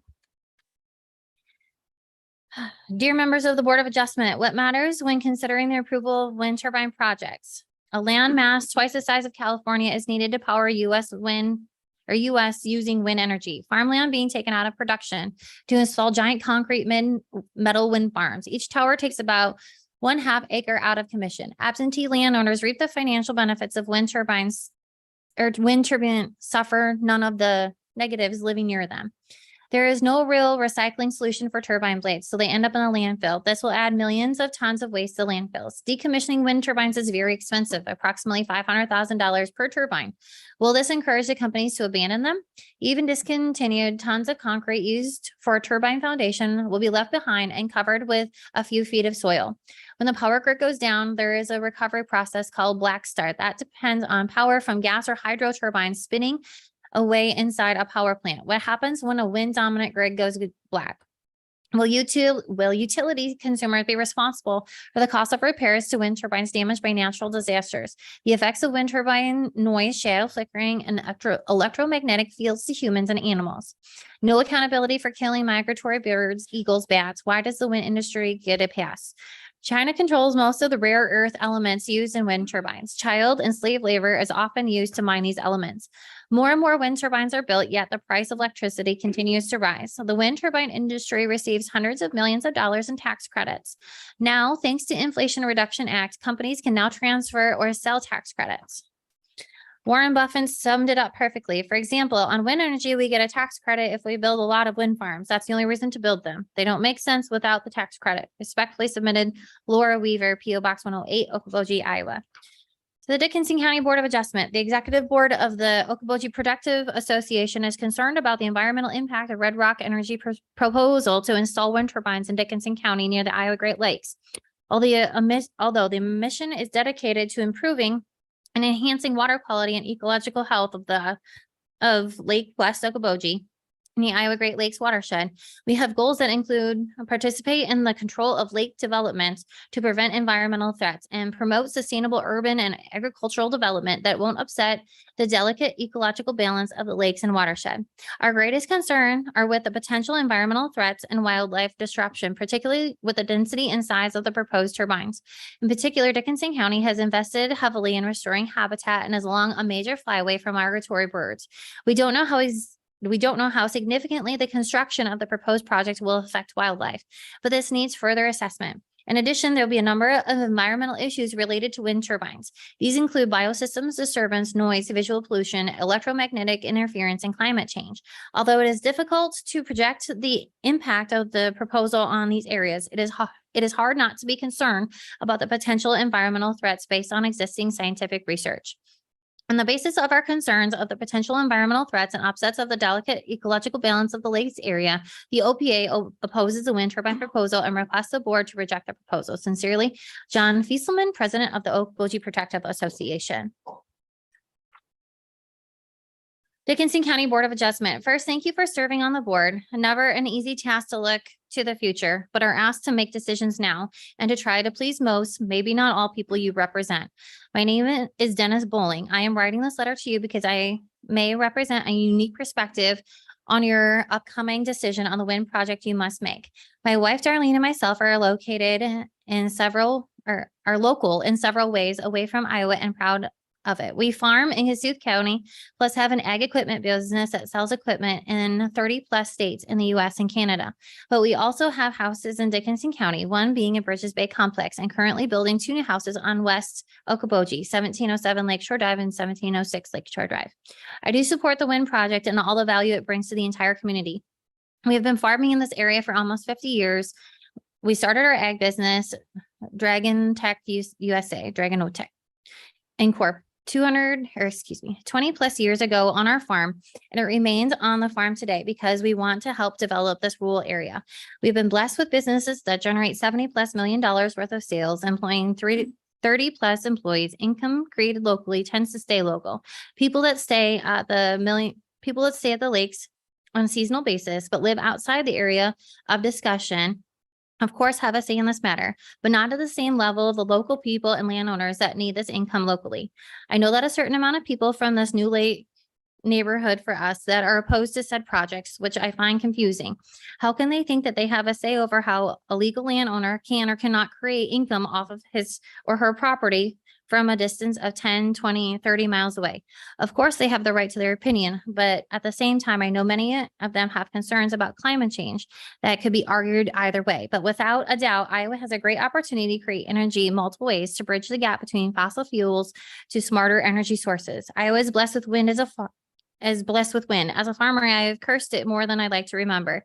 I find it a bit hypocritical that someone who supports green energy but wants to deny another person with property ownership to be restricted from getting a financial return on that property from producing green energy. Will this affect property values around the lake? My opinion, absolutely not. Will it possibly change the view of the landscape? Possibly, but not anything different than other people in rural Iowa are having to adjust to. Why should people around Westlake get preferential treatment? Appreciating you taking the time to read this. Sorry, I cannot state this publicly at your upcoming meeting, but have commitments in Europe at the same time. Thank you, Dennis Poling. To whom it may concern, my wife and I purchased an acreage north of Terrell in 2020. We're excited to live on the acreage with miles of open fields and beautiful views. We have now learned that the proposed wind turbines T45, 46, 47 could be put up right next to our home. We are very opposed to these turbines being built so close to our home that houses us and our 4 children. We didn't take a lot of research to find out the hazards that comes with wind turbines. We care about our health, our neighbors' health, and the well-being of the wildlife in our area. Right now, it is peaceful to sit or play outside, enjoying the life of being in the country and on our farm. We should not have to succumb to the negative side effects due to the choice of landowners that do not even live near these fields. Between the noise, light flickering ice, flying ice, and so many others, our nice peaceful acreage will soon change to be somewhere we don't want to be.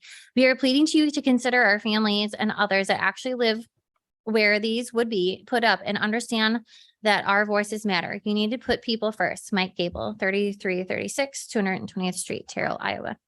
I'm a Dickinson County resident. I do not support the new development of wind turbines by Red Rock Wind. I believe it affects our entire community in negative ways. Noise pollution, turbines pollute the landscape of our beautiful county. They will also not benefit our community directly. Please deny the construction of these turbines until the ordinance has been updated. Thank you, Max Lindquist, Spirit Lake. Dickinson County Board of Adjustment, I'm submitting this letter of support of the Invenergy Red Rock Wind Project. Our farm located in the township of Milford was selected to participate in the project, and we are under contract with them. Although much has been said about the dangers of wind farms, countless studies by health and environmental agencies have shown that they are safe. There is always a possibility of a mechanical failure, but that is true of any man-made structure. The setbacks required of the turbine towers, which I believe the Red Rock Wind Project voluntarily extended, should ensure that any such failures would cause minimal or no damage. The benefits of the wind turbine electric production far outweigh the perceived dangers, in my opinion. They produce short-term jobs during construction and long-term maintenance jobs. They provide local tax revenue and additional income to the landowners who participate in the wind turbine project. On a personal note, our farm has been in the family for over 60 years. I expect to pass it on to my 2 sons. If we are fortunate enough to have a wind turbine placed on our farm, it will benefit them in the future. Thank you for reading my letter of support and consider approving this project. I firmly believe that it will benefit for all of us. Respectfully submitted to Orville Johnson, Johnson Family Trust, 3220 Inworld Road, Sturgeon Bay, Wisconsin. Dickinson County Board of Adjustment, Dickinson County Courthouse. Please vote no on the proposed wind turbine construction. These turbines have many negative aspects to them. One drives from Sioux Falls. The site is just horrid. It is like driving through a tunnel of either idle or revolving blades. It is very distracting and ruins the beautiful landscape. Please vote no on this project. Thank you. Daryl Mergen, 16818 South Inner Lane, Spirit Lake. Sirs, madams, please consider this as our request to abandon all issues in regard to wind turbines. We own property in Dickinson County and feel it will hurt property values. Also, what will happen to them when they are no longer usable? Please vote no.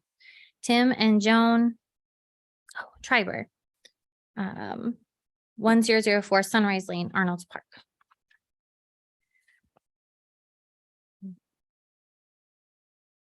Out of this one. Okay. Bear with me. I think this one's 11 pages.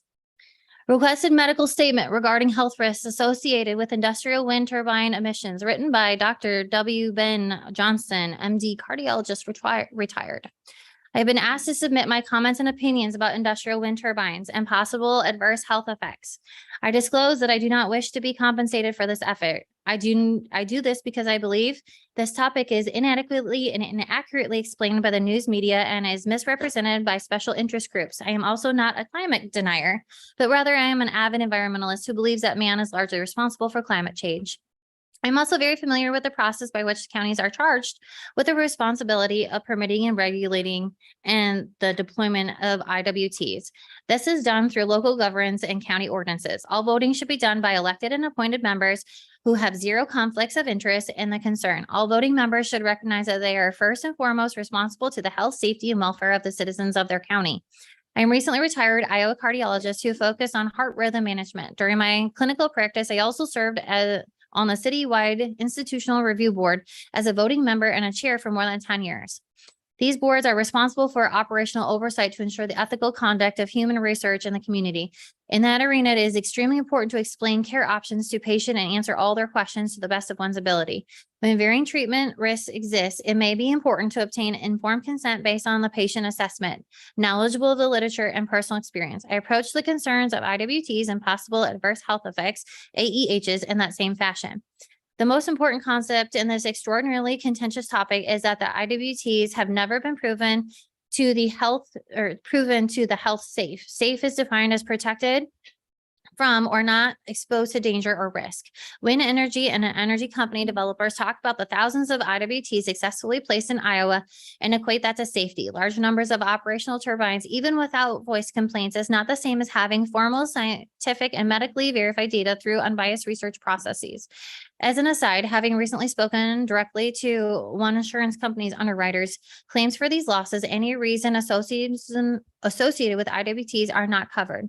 I asked why, and they said it is not possible to insure anything while health risks remain undefined. The rapid technological transformation of quaint windmills to the current industrial wind turbines has completely transformed the nature of potential health risks impacts on man and the natural environment in ways which have not been scientifically explored.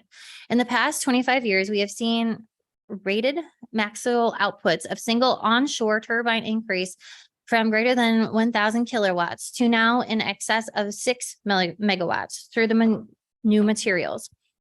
Construction products with resultant more forceful collisions of air masses and those materials. With increasing size, the spectrum of energy emissions has been increasingly pushed to lower frequencies that are interacting physiologically in ways that have never been fully characterized.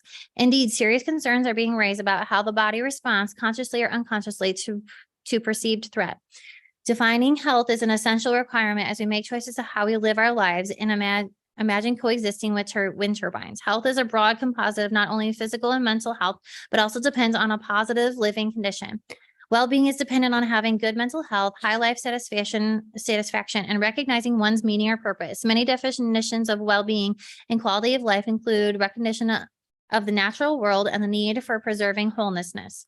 Of that living environment of which we are included, adverse health effects can and will directly or indirectly arise. Both pathways are relevant, from the intrusion of IWTs into the perceptible awareness of residents. Typically, multiple forms of annoyance, headaches, dizziness, fatigue, and loss of ambition, depression, and others may occur in an important, significant minority of residents. Sleep disturbance is the most common and perhaps the most important. Attributing and then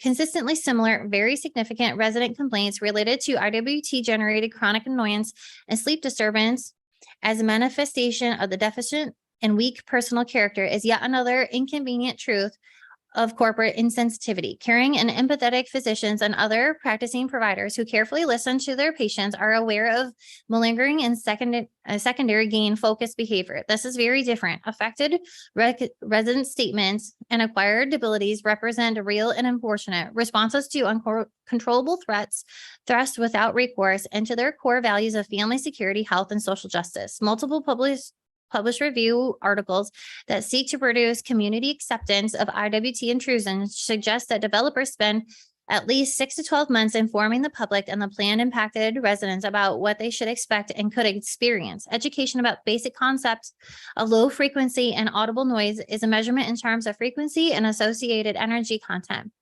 Properties of vibration and attenuation should be made available. There should be explanations of why hosting landowners are monetarily compensated while adjacent non-participating residents receive no compensation and frequently have significant portions of their property experiencing noise levels above the stated maximum. Residents should understand why amplitude moderation occurs, and that will likely produce highly annoying face thumping, like wet towels in a dryer. The vast majority of people think that IWTs are silent, have been experienced only when driving past them on interstates at 70 miles per hour, windows closed with in-car noise levels, masking any actual turbine noise. Again, while the pro-wind literature strongly suggests pre-permitting community education be done, I would safely say it is never done. It is assumed that IWTs will be commercially available for deployment, must have been fully assessed to be health safe. A Madison County supervisor told me that there must be some federal agency like the EPA or the Department of Energy that regulates turbines. The EPA's Office of Noise Abatement and Control was given that specific task in the early 1970s and was given access to all the scientific assets of the federal government to do just that. As research rapidly progressed, noise regulations were proposed that would safeguard the American public.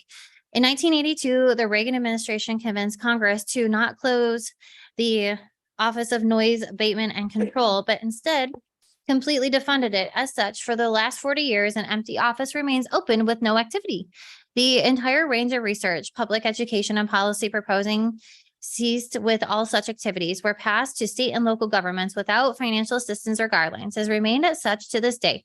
There has never been a health safety oversight of IWTs at a federal level. The current setback guideline of 500-meter separation from IWTs to any residence or originated in the UK in a document called the ETSU-R-97, which was specifically devised to circumvent established regulatory control. Writers included the British wind industry and their lawyers, wind developers and their lawyers, one governmental promoter, and no medical personnel. That distance was chosen, recognizing that a small but significant fraction of people would find them bothersome at the distance known to produce annoyance. As expected, residents became upset, despite independent accusations not employed by the wind industry, pointing out why they were upset. Those guidelines persisted and were exported to the rest of the world where the same annoyance patterns were produced. The disregard concept is that if wind turbines produce audible noise levels exceeding a background noise of 5 to 10 dBA, the emitted noise would become recognized and potentially impact health. Indeed, one of the distinctly annoying aspects of IWT noise is that it easily recognized even at levels below immediate background noise levels. The problems of infrasound, 0.05 to 20 hertz, and low frequency noise 20 to 200 hertz were not addressed, and the current practice of noise trespassing originated in that document.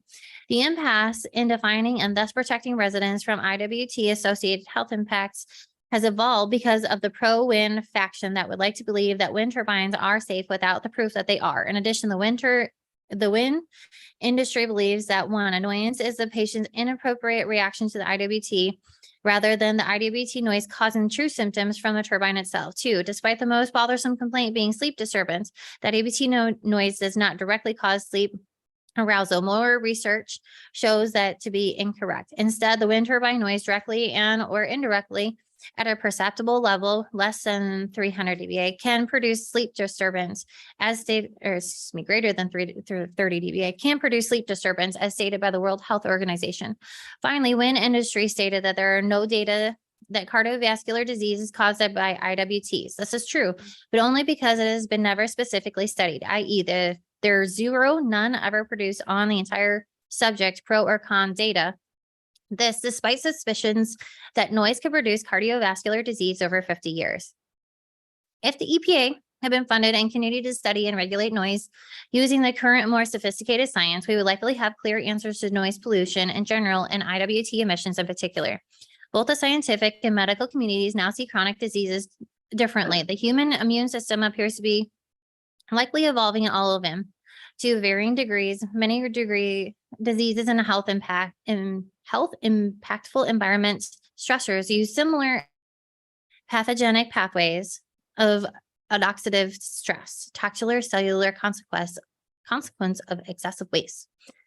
And endothelial dysfunction, acquired inability to maximally vasodilate arteries that lead to chronic inflammation.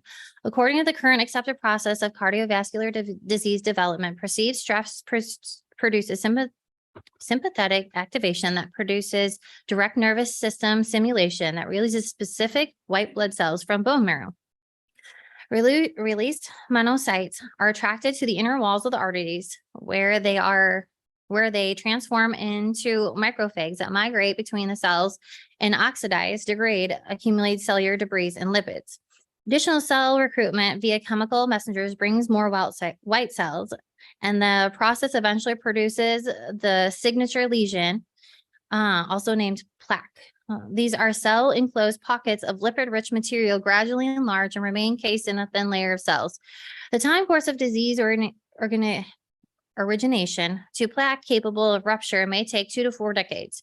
This time delay strongly depends on the number and severity of participating risk factors. When it occurs, we recognize it as an ischemic stroke or a heart attack.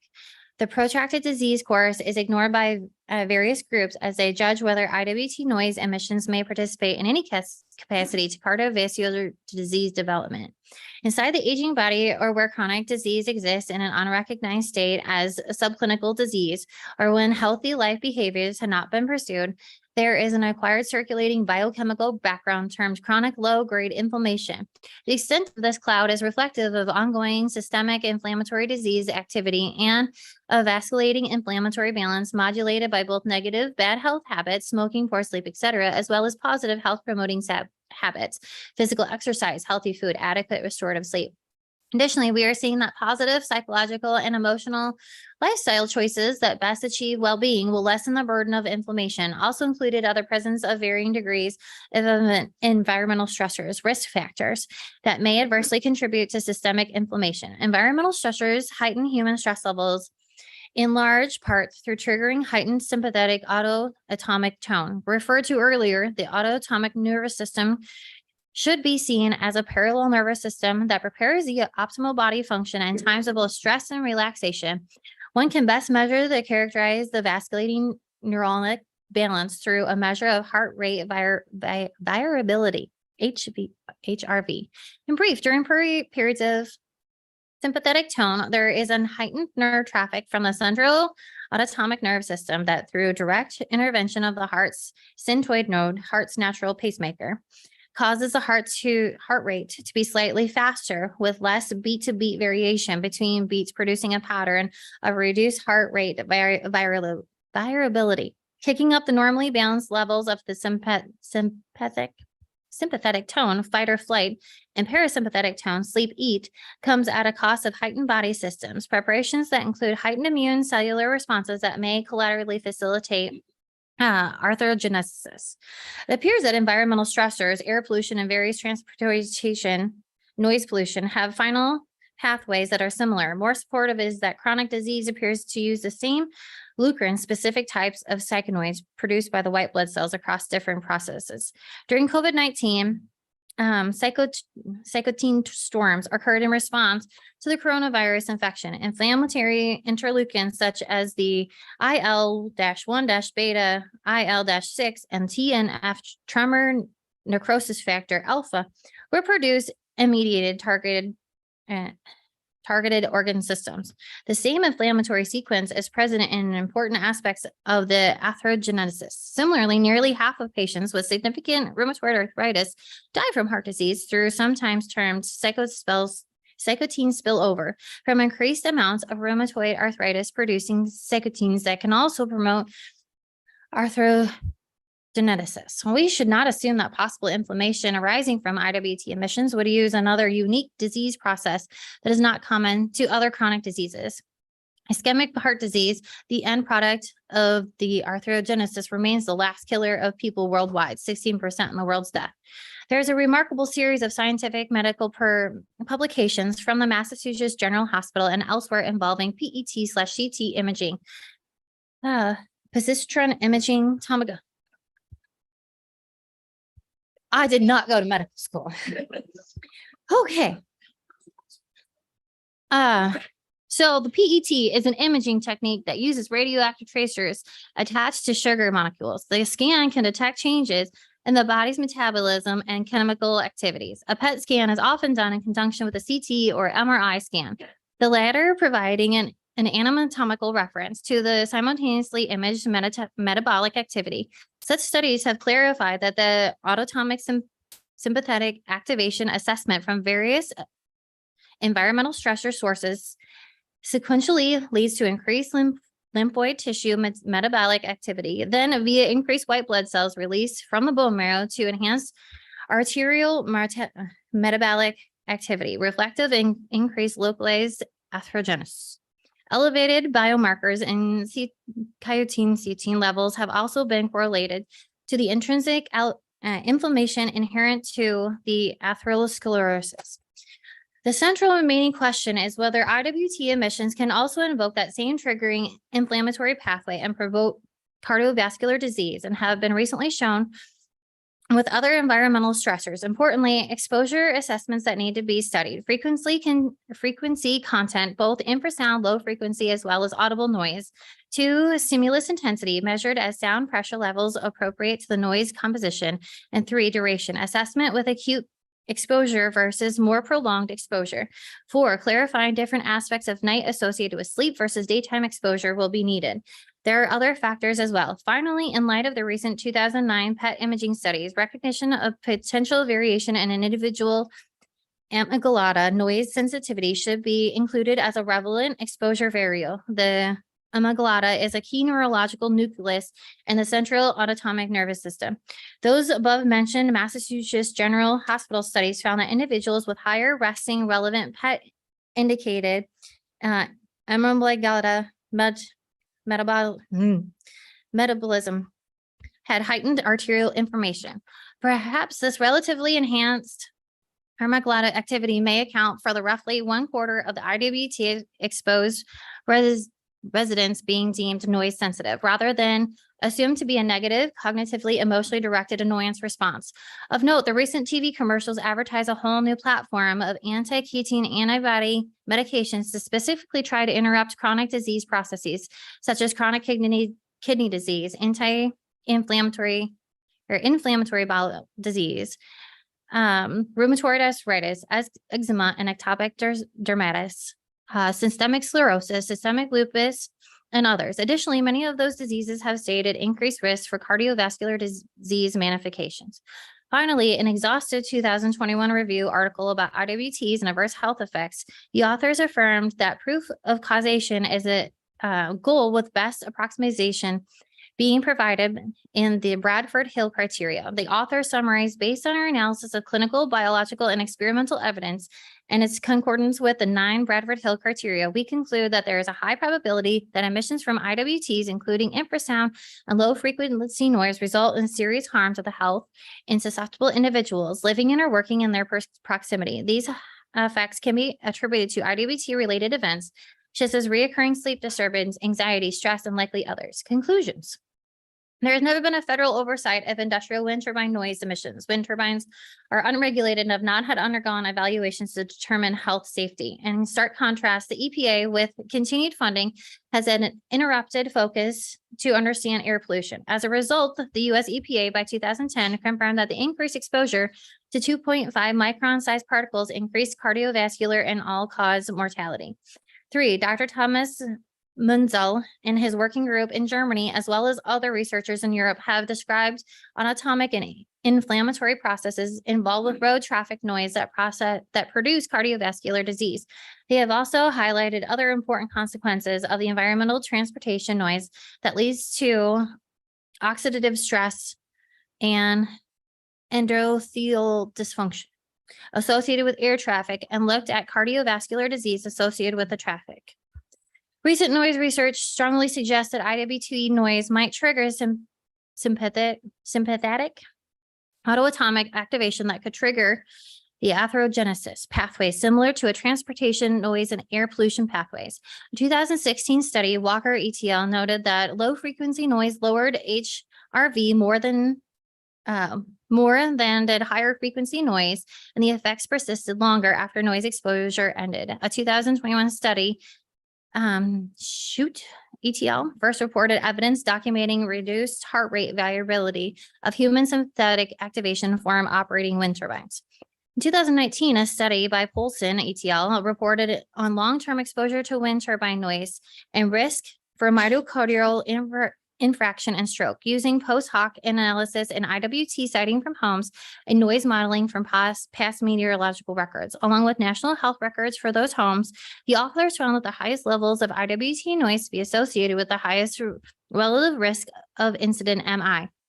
The author cautioned interpretation of the data because the smaller numbers of residents in the exposure group. Other international reviewers specific to the genre of environmental stress and health disease reviewed the same article data statistics used and study design and summarized that long-term exposure to noise from wind turbines is associated with increase in myocardial infarction and stroke.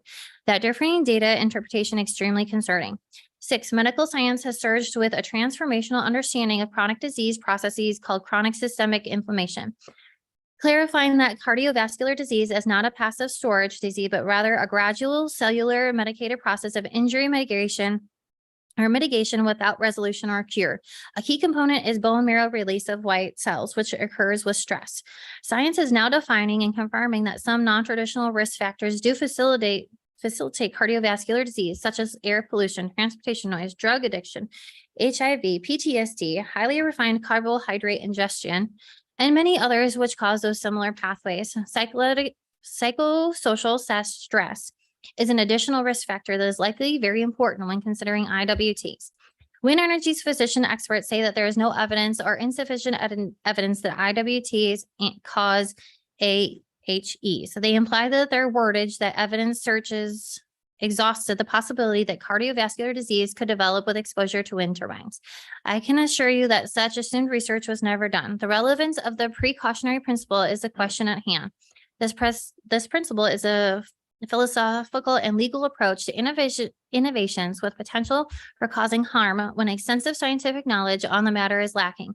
Wikipedia describes the concept as often caused by policymakers in situations where there is a possibility of harm from making certain decision and conclusive evidence not yet available. The principle acknowledges that while the process of science and technology has often brought great benefits to humanity, has also contributed to the creation of new threats and risks. It implies that there is a social responsibility to protect the public from exposure to such harm, and scientific investigation has found a plausible risk. These protections should be relaxed only if further scientific findings emerge that provide sound evidence that no harm will result. It's clear that IWT emissions produce both annoyance and sleep disturbance, which are both defined as and seen clinically as adverse health effects. It is also my opinion that industrial wind turbines very likely also trigger cardiovascular disease through chronic systemic inflammation. There is also the potential interplay of wind turbine emissions with other proven cardiac risk factors that accelerate disease progression and clinical presentation.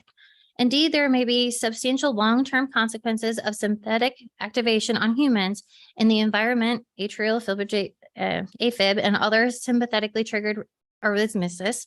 The question is, how much disease would result from what level of emissions exposure? I presented my concerns that spring from and are supported by the current scientific literature. W. Ben Johnson, Cardiology of Cardiac, retired. All right. To the board, thanks. Yeah. Okay. I think thank Megan you. needs Sorry. a cardiology degree. Okay, so the Board of Adjustment, I'm writing this letter in favor of proceeding with the windmill projects that are before the board. I've lived and farmed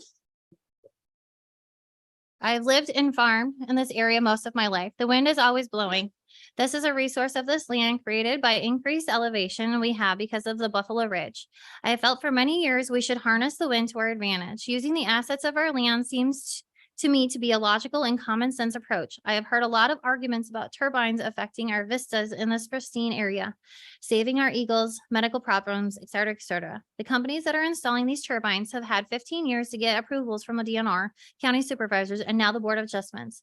If there had been eagles killed by turbine blades, don't you think the DNR would have objected? At my house, we have a picture window that birds run into on occasion.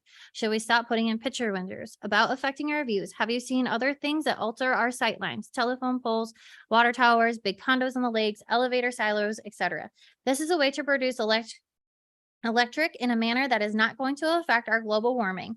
Pay the county many thousands of dollars in taxes, pay landowners who have them situated on their land, rent, which is which they can use to buy services from other businesses and in and around our area. The companies that are going to install these windmills have done a lot of them before. They have contacted the appropriate regulatory agencies and have planned the site of the turbines using the regulations set up by the county. They have worked on this for 15 plus years. Isn't it about time we do what's good for the county and the environment and make the use of an asset that we have, the wind? Respectfully submitted, Dennis D. Ross. Megan, at this time, I'd like to take a 5-minute break, give you a break a little bit.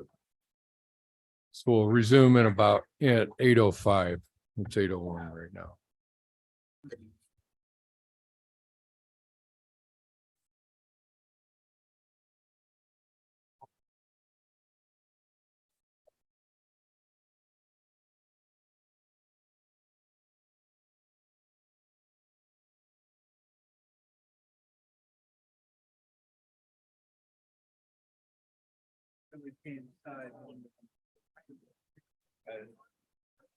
This now. Oh, yeah.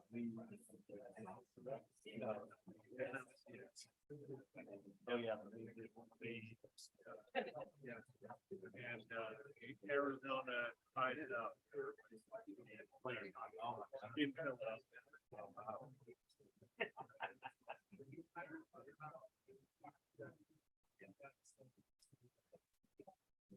Get all that? Yeah.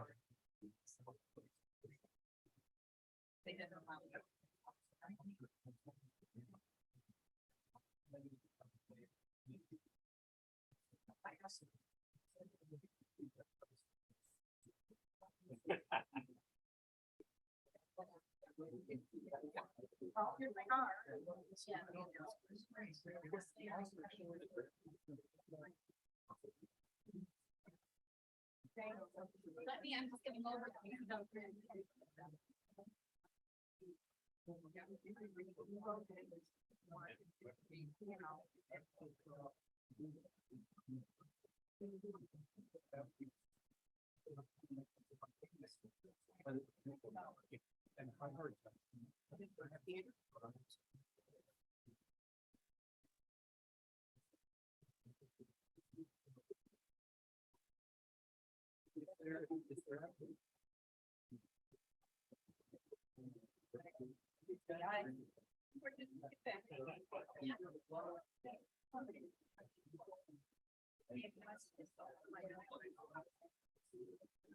Most of that.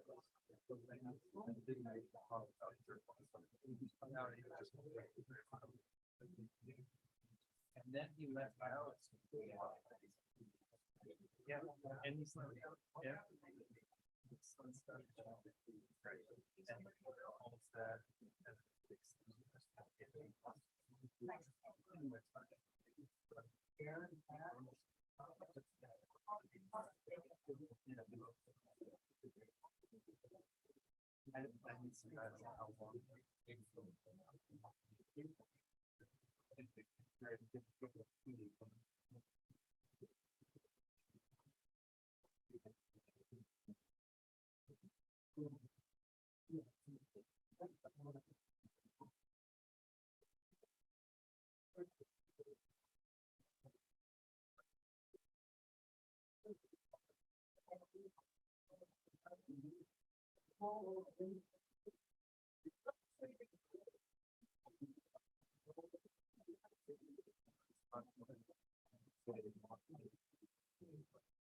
Oh, I don't want one.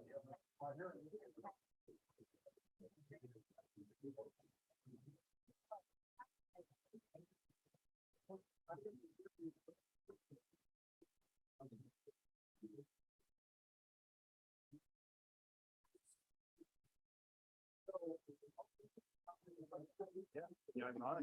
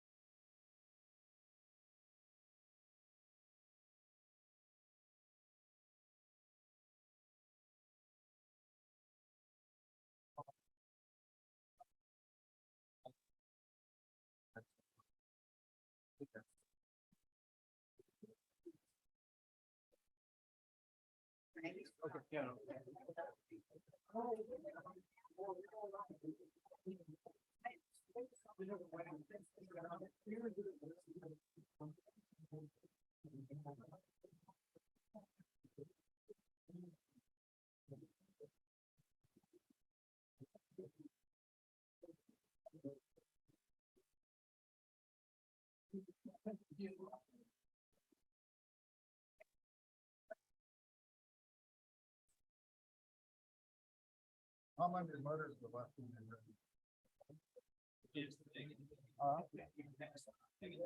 So I only showed up to watch the verbal back and forth. The second won't happen until tomorrow, right?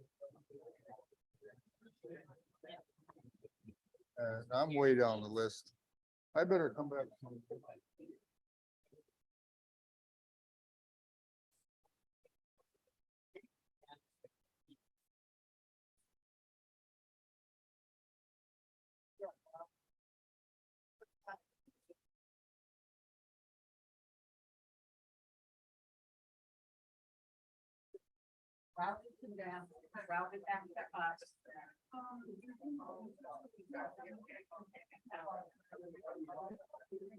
Okay, please start taking your seats. We're going to resume here.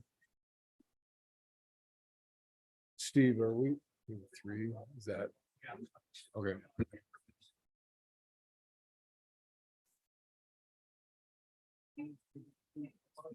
Okay, we're going to resume our,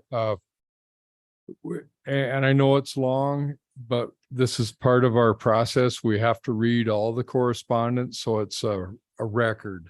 And I know it seems long, but that's part of the process. The longer the letters, the longer it takes. And then we will get to the public comment.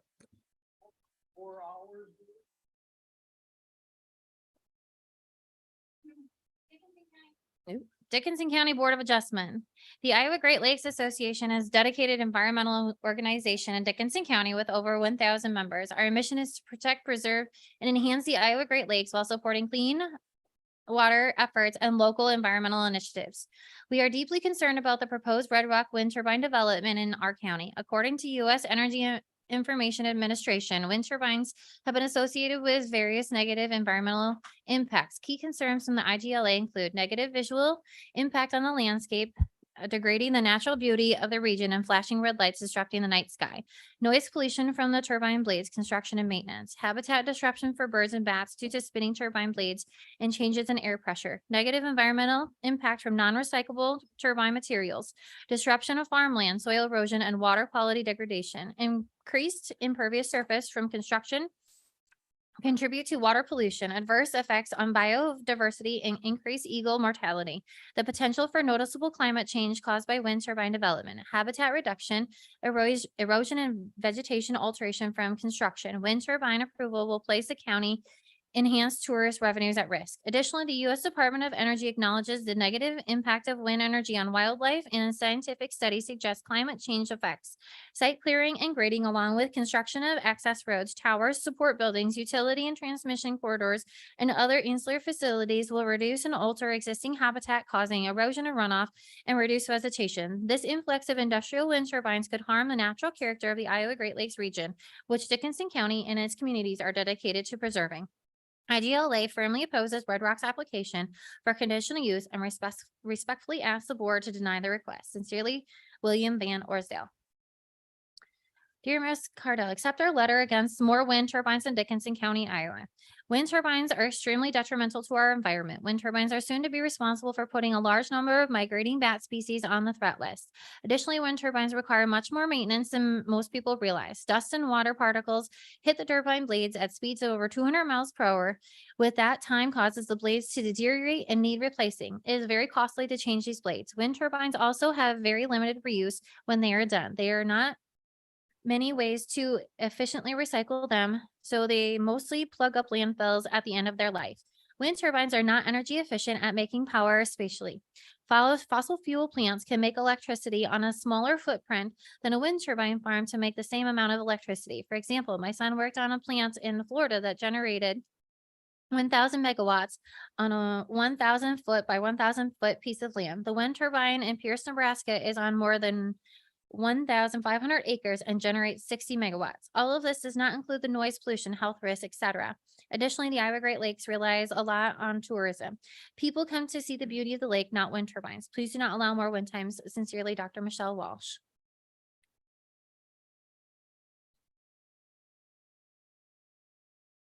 I am writing in opposition to the proposed Red Rock Wind Project in Dickinson County. Since 2015, I have learned about the many negative effects on wind turbine projects when I joined my parents in the quest to save Ontario shores. My childhood home located on Lake Ontario, New York, was under the same threat. Apex Wind, after 8 years, recently lost our battle against the many locals who oppose the project. Now, my other favorite, Lake O, is under the same effect. I'm a property owner in Arnold's Park and strongly oppose this project. I urge you to educate yourselves on how this wind turbine project is a no-win project. I've included the many reasons below why this project should be avoided at all costs. Environmental, industrial wind turbines cause noise pollution, shadow flicker effect, red flashing lights at night. Construction will have negative effects on traffic, local roads, infrastructure. Small amounts of energy generated. Use of energy when winds aren't at exact optimum speeds. Industrial wind turbines cause electromagnetic interference with cell phones, televisions, radar. Project is proposed in the Iowa Great Lakes region, and dangers include ice trail fires, danger of groundwater contamination due to lubricant spills, lightning strikes, stray voltage, fires atop the wind turbines. Projects will have a negative impact on agricultural because bats that provide millions of dollars worth of natural pesticides are killed in alarming numbers by industrial wind turbines.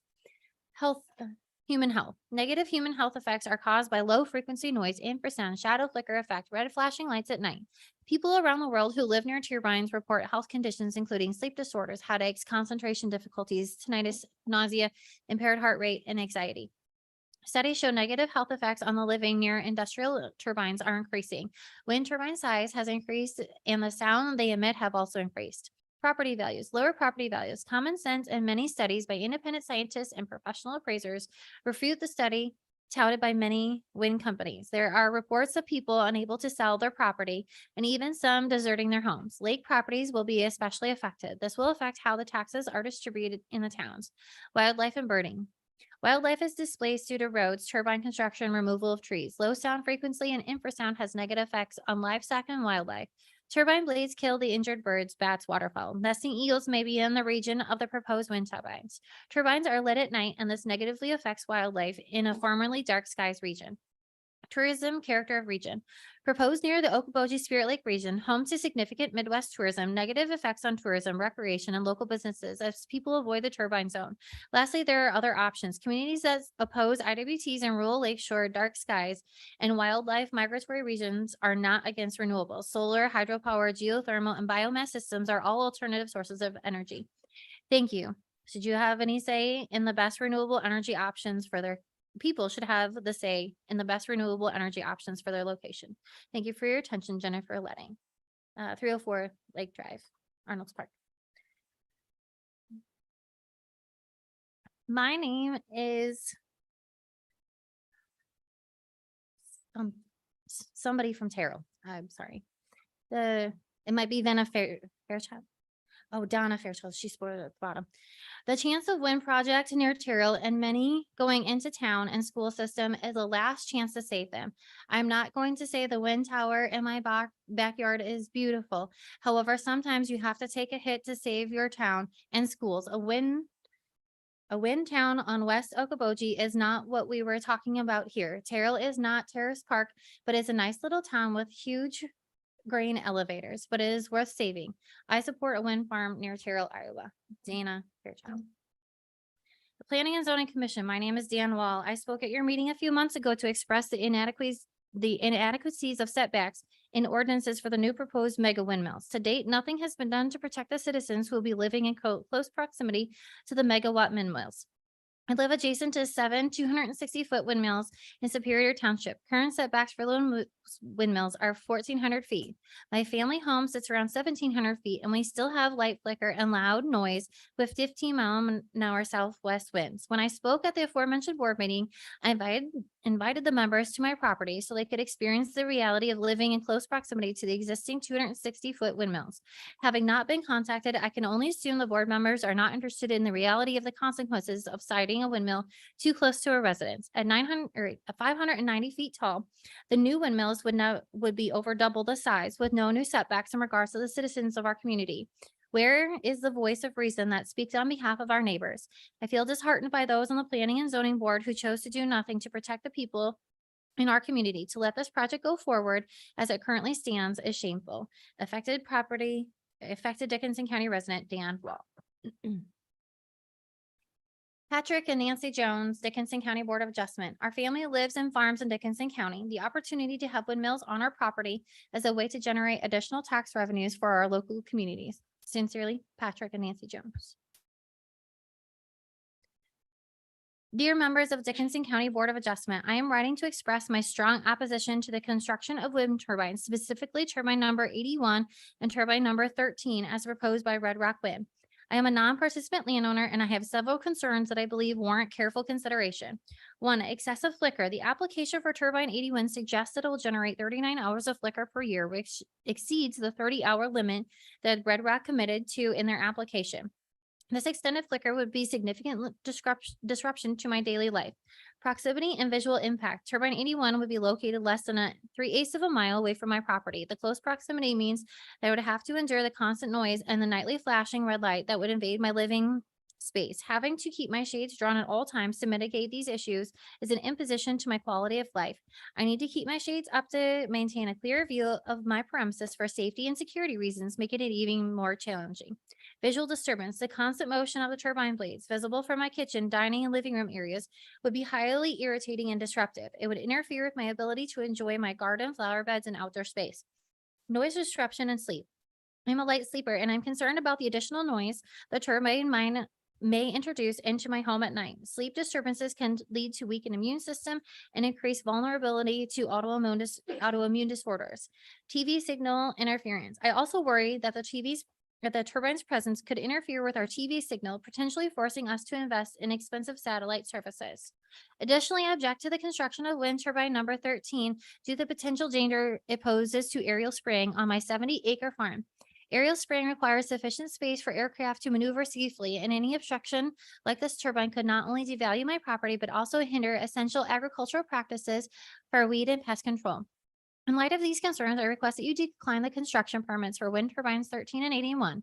I believe these turbines pose a significant threat to my quality of life and the value of my property. Sincerely, Nancy Hykins, owner of farms near proposed 13 and 81, 2624 270th Street, Spencer, Iowa, Dickinson County.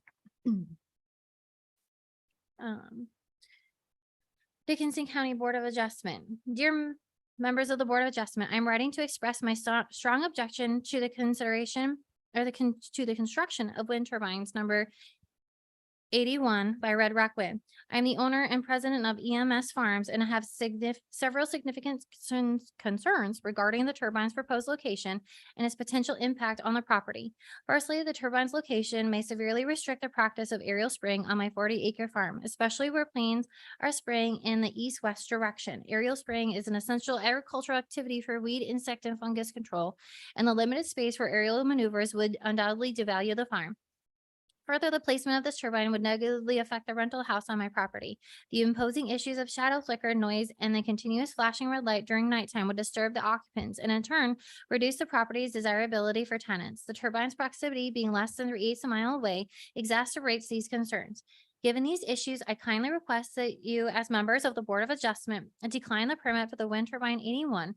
I believe that the potential devaluation for my farm and rental property, as well as the disturbances caused by the turbine, warrant the reconsideration of proposed installation. Sincerely, Randall Hykins, owner and president of EMS Farms, 2624 270th Street, Spencer, Iowa, Dickinson County.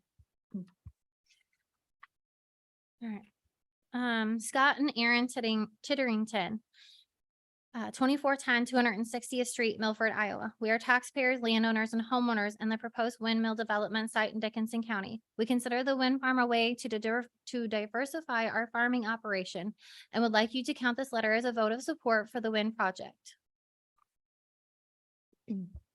Good afternoon. We wish to express our concern and absolutely do not support additional wind generator projects in Dickinson County. We are Spirit Lake residents and request your consideration. It appears a large majority of residents have the same viewpoint. Thank you, John and Melanie Bickford. Dear Ms. Cardell, and members of the Board of Adjustment, we are writing today to express our strong opposition to the wind turbine complex proposed for the Iowa Great Lakes area. Our family roots are in the area date back to 1950, and we have been homeowners, 3 residences actually, since the 1990s. We have seen multiple generations of the Carlton Watt Holtz family richly blessed in this community and by the quality time spent as a family on the beautiful blue waters of all 5 lakes. Because of our deep appreciation for this area, we have also been active philanthropically through our AWC Family Foundation, supporting many Okoboji nonprofit organizations and several significant land water conservation initiatives. That the Board of Adjustment would allow an energy company to permanently scar this treated or treasured landscape with the erection of 200 turbines that each at a towering 600 feet is frankly inconceivable. Surely by now you're aware of the dangers of health implications and threat to property values such as wind turbine complex would impose on Dickinson County and its residents. As if those were not reason enough, the lakes and the landscape that anchor this community and the resulting tourism are an irreplaceable part of the community fabric, critical to the local economy and a vital part of the overall quality of life for all residents. We appreciate your service to the Dickinson County community and realize the difficult decisions that are inherent to your important position. In considering this decision, we ask that you side with the thousands of people who treasure the Iowa Great Lakes and surrounding landscape, not with the energy company that wants to destroy it. This decision is literally one that will affect the very future of our beloved community. Respectfully, Rick and Andrea Carlton. To the members of the Board of Adjustment, we understand there are meetings October 23rd to the 25th pertaining to the Red Rock Wind Project. We wanted to let the members of the committee know that we are in favor of the project that is being developed in Dickinson County. We support the practice of renewable green energy in Iowa and in our country. Thank you for hearing our opinion on this important project. Kevin and Bonita Clark.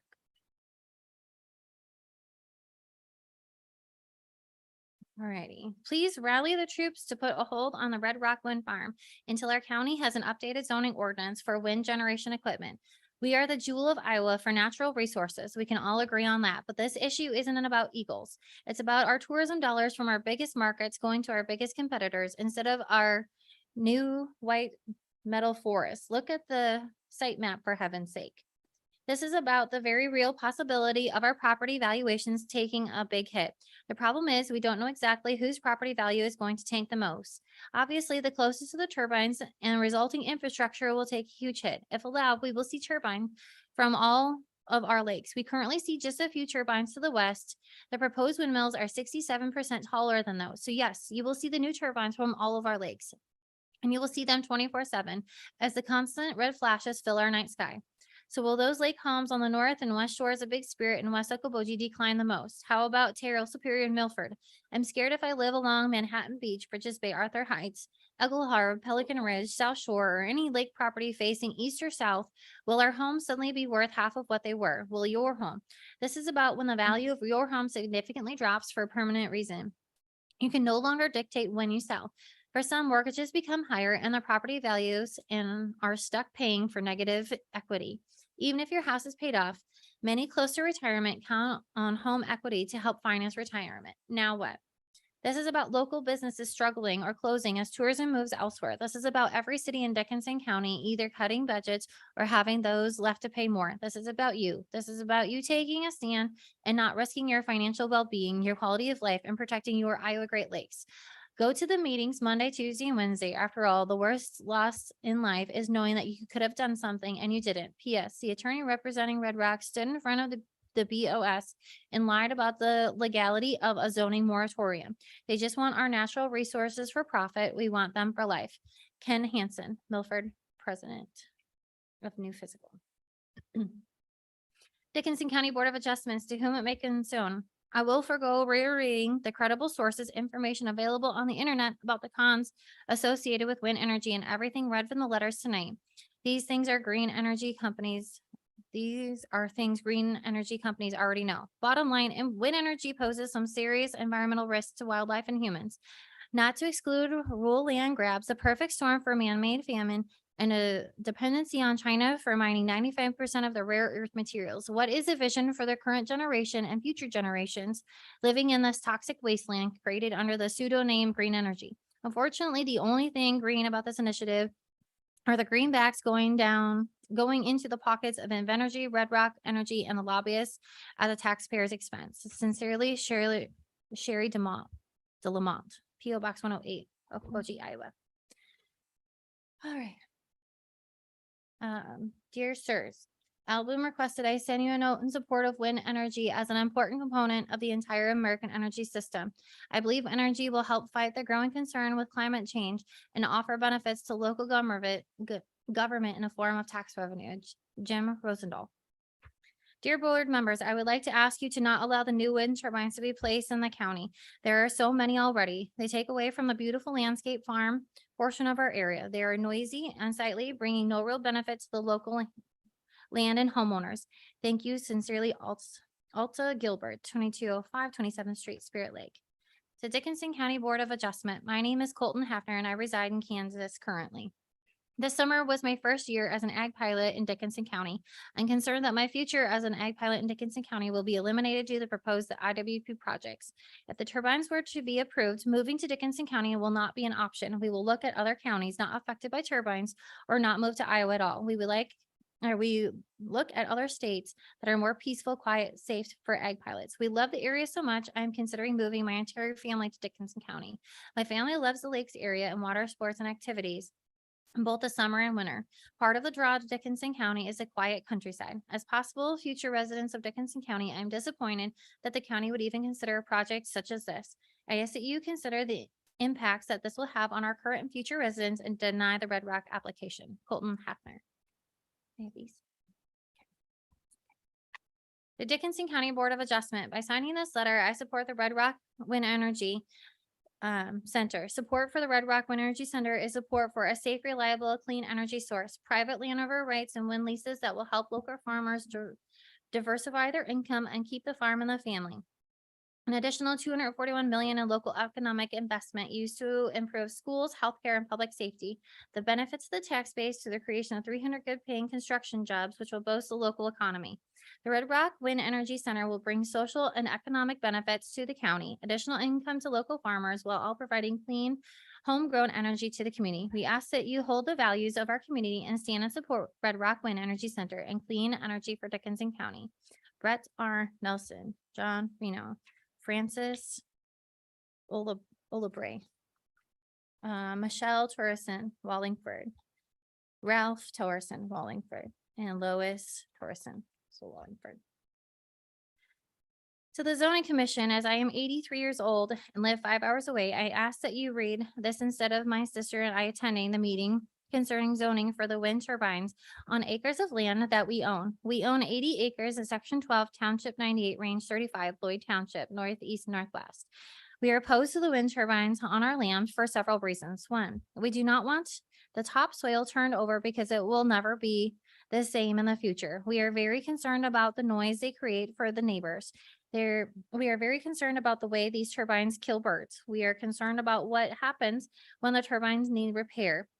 The crops around them will be ruined from the traffic of the large equipment. Who are we making the energy for? Where are they going to send it? Will we get paid as much as rent? Down the road, the rent will increase. We pay taxes, so shouldn't we have the right to say no? Thank you for reading this and taking our no for wind turbines into consideration. Carlton Moss, 1321 Barclay Street, Oskaloosa, Iowa. In Carmen, Dakota, box 679, Okoboji, Iowa. I think it would be to the county's benefit not to allow the new wind turbines to put in our county. The tourist area that we are certainly has a good number already, and they take away from the beauty of the area, are loud and unsightly. Thank you for your consideration. Alta Gilbert. On behalf of the Grettinger-Terrell Board of Education, this letter is submitted in support of the Red Rock Wind Energy Project. Wind energy has proven to be sustainable, environmentally friendly, and economically beneficial source of power. The focus of the Grettinger-Terrell Board is pairing these benefits with fiscal management and responsibility. Maintaining and improving our educational system is of prime importance. Strong schools are essential to our community and the future success of our children. However, the funding of our school has always been a challenge, and it is crucial that we address that need while maintaining or reducing the financial impact on our local taxpayers. This project will do just that, ensuring that the tax revenue it generates benefits our local schools and the broader community. Grettinger-Terrell is a district with minimal industry and relies heavily on farmers and homeowners for fiscal support.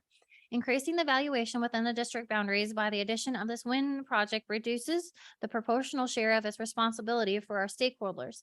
Estimates on the project demonstrate an average of approximately 1.7 million in annual revenues for Grettinger-Terrell at CSD, nearly 70 million in all over a 40-year period. These revenues mitigate the responsibility currently held by individuals in our communities.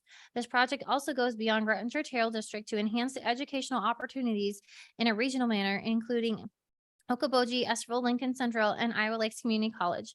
All of these entities collaborate on behalf of the area students, and all will see the collective benefits of the project. A positive fiscal impact of the Red Rock Wind Energy Project on local education will enhance our collective efforts to simultaneously support our students, help our communities, and provide levy management on behalf of our taxpayers. Thank you for your consideration and commitment to our communities, our patrons, and especially our students. With Titan pride, Marshall Lewis, Superintendent Grettinger-Terrell. Okay, ladies and gentlemen, I write this letter to you as a member of the Dickinson County, Iowa Board of, or write to the members of the Dickinson County Board of Adjustment in connection with the application for the conditional use to allow the construction of 89 wind energy conversion systems southeast of Milford, Iowa, the project. I am controlling the officer of Cruise Properties LLC, which owns farms with a residential home in the subject area. I'm also a licensed attorney in Arizona who has taken the time to review the Dickinson County ordinance regarding conditional use permits.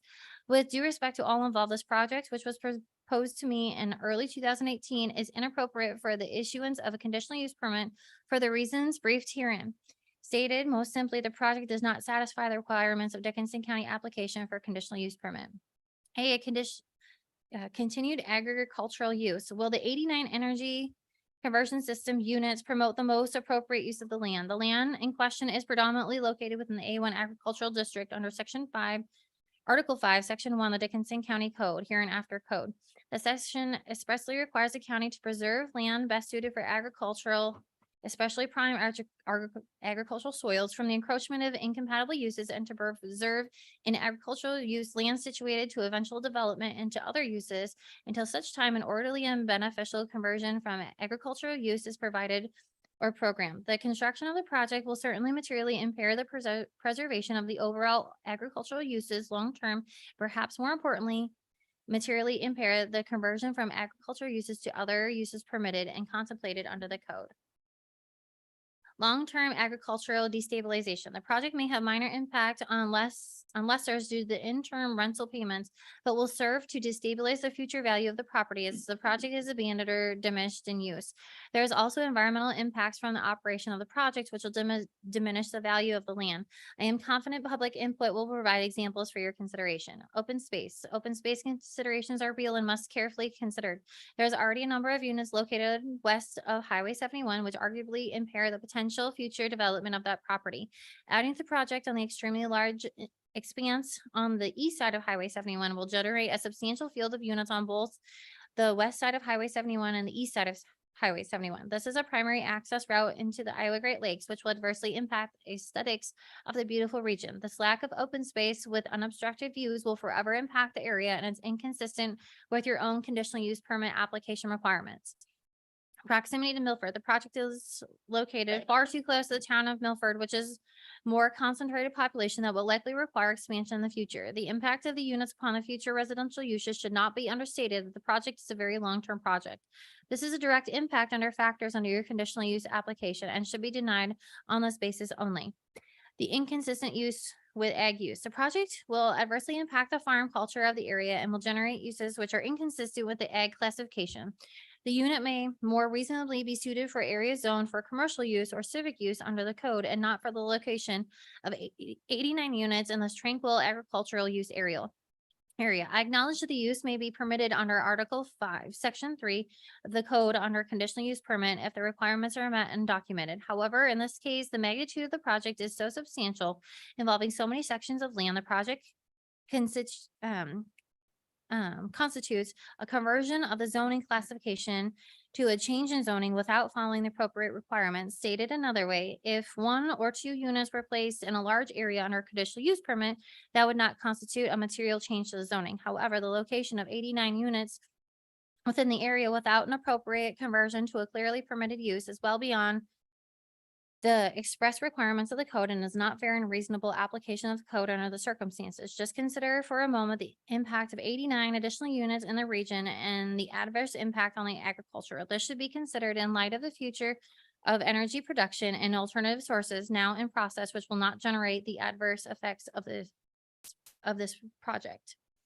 The project is material and is substantial with long-term consequences adverse to the future development potential of the fine ag property. It has been proposed for many years without progress. The property in question is ag property, which is not suitable for these uses, not even if the facts are stretched to comply with your conditional use permit process, which it does not.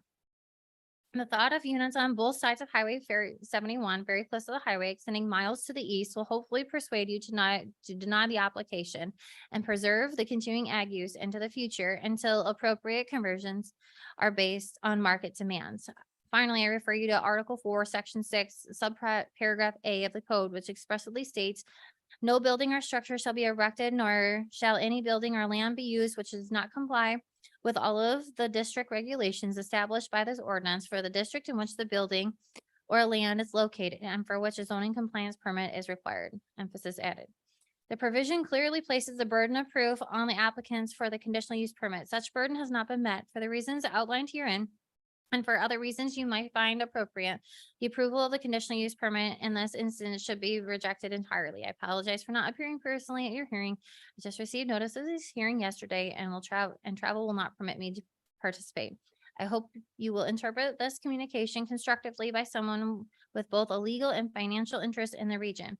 We will soon operate continuous ag operations for 100 years in your fine ag economy, and we look forward to doing so without the impairment which we would suffer if the project under the conditional use permit is approved. Please do not hesitate to contact me with any questions. Sincerely, Benjamin W. Bauer.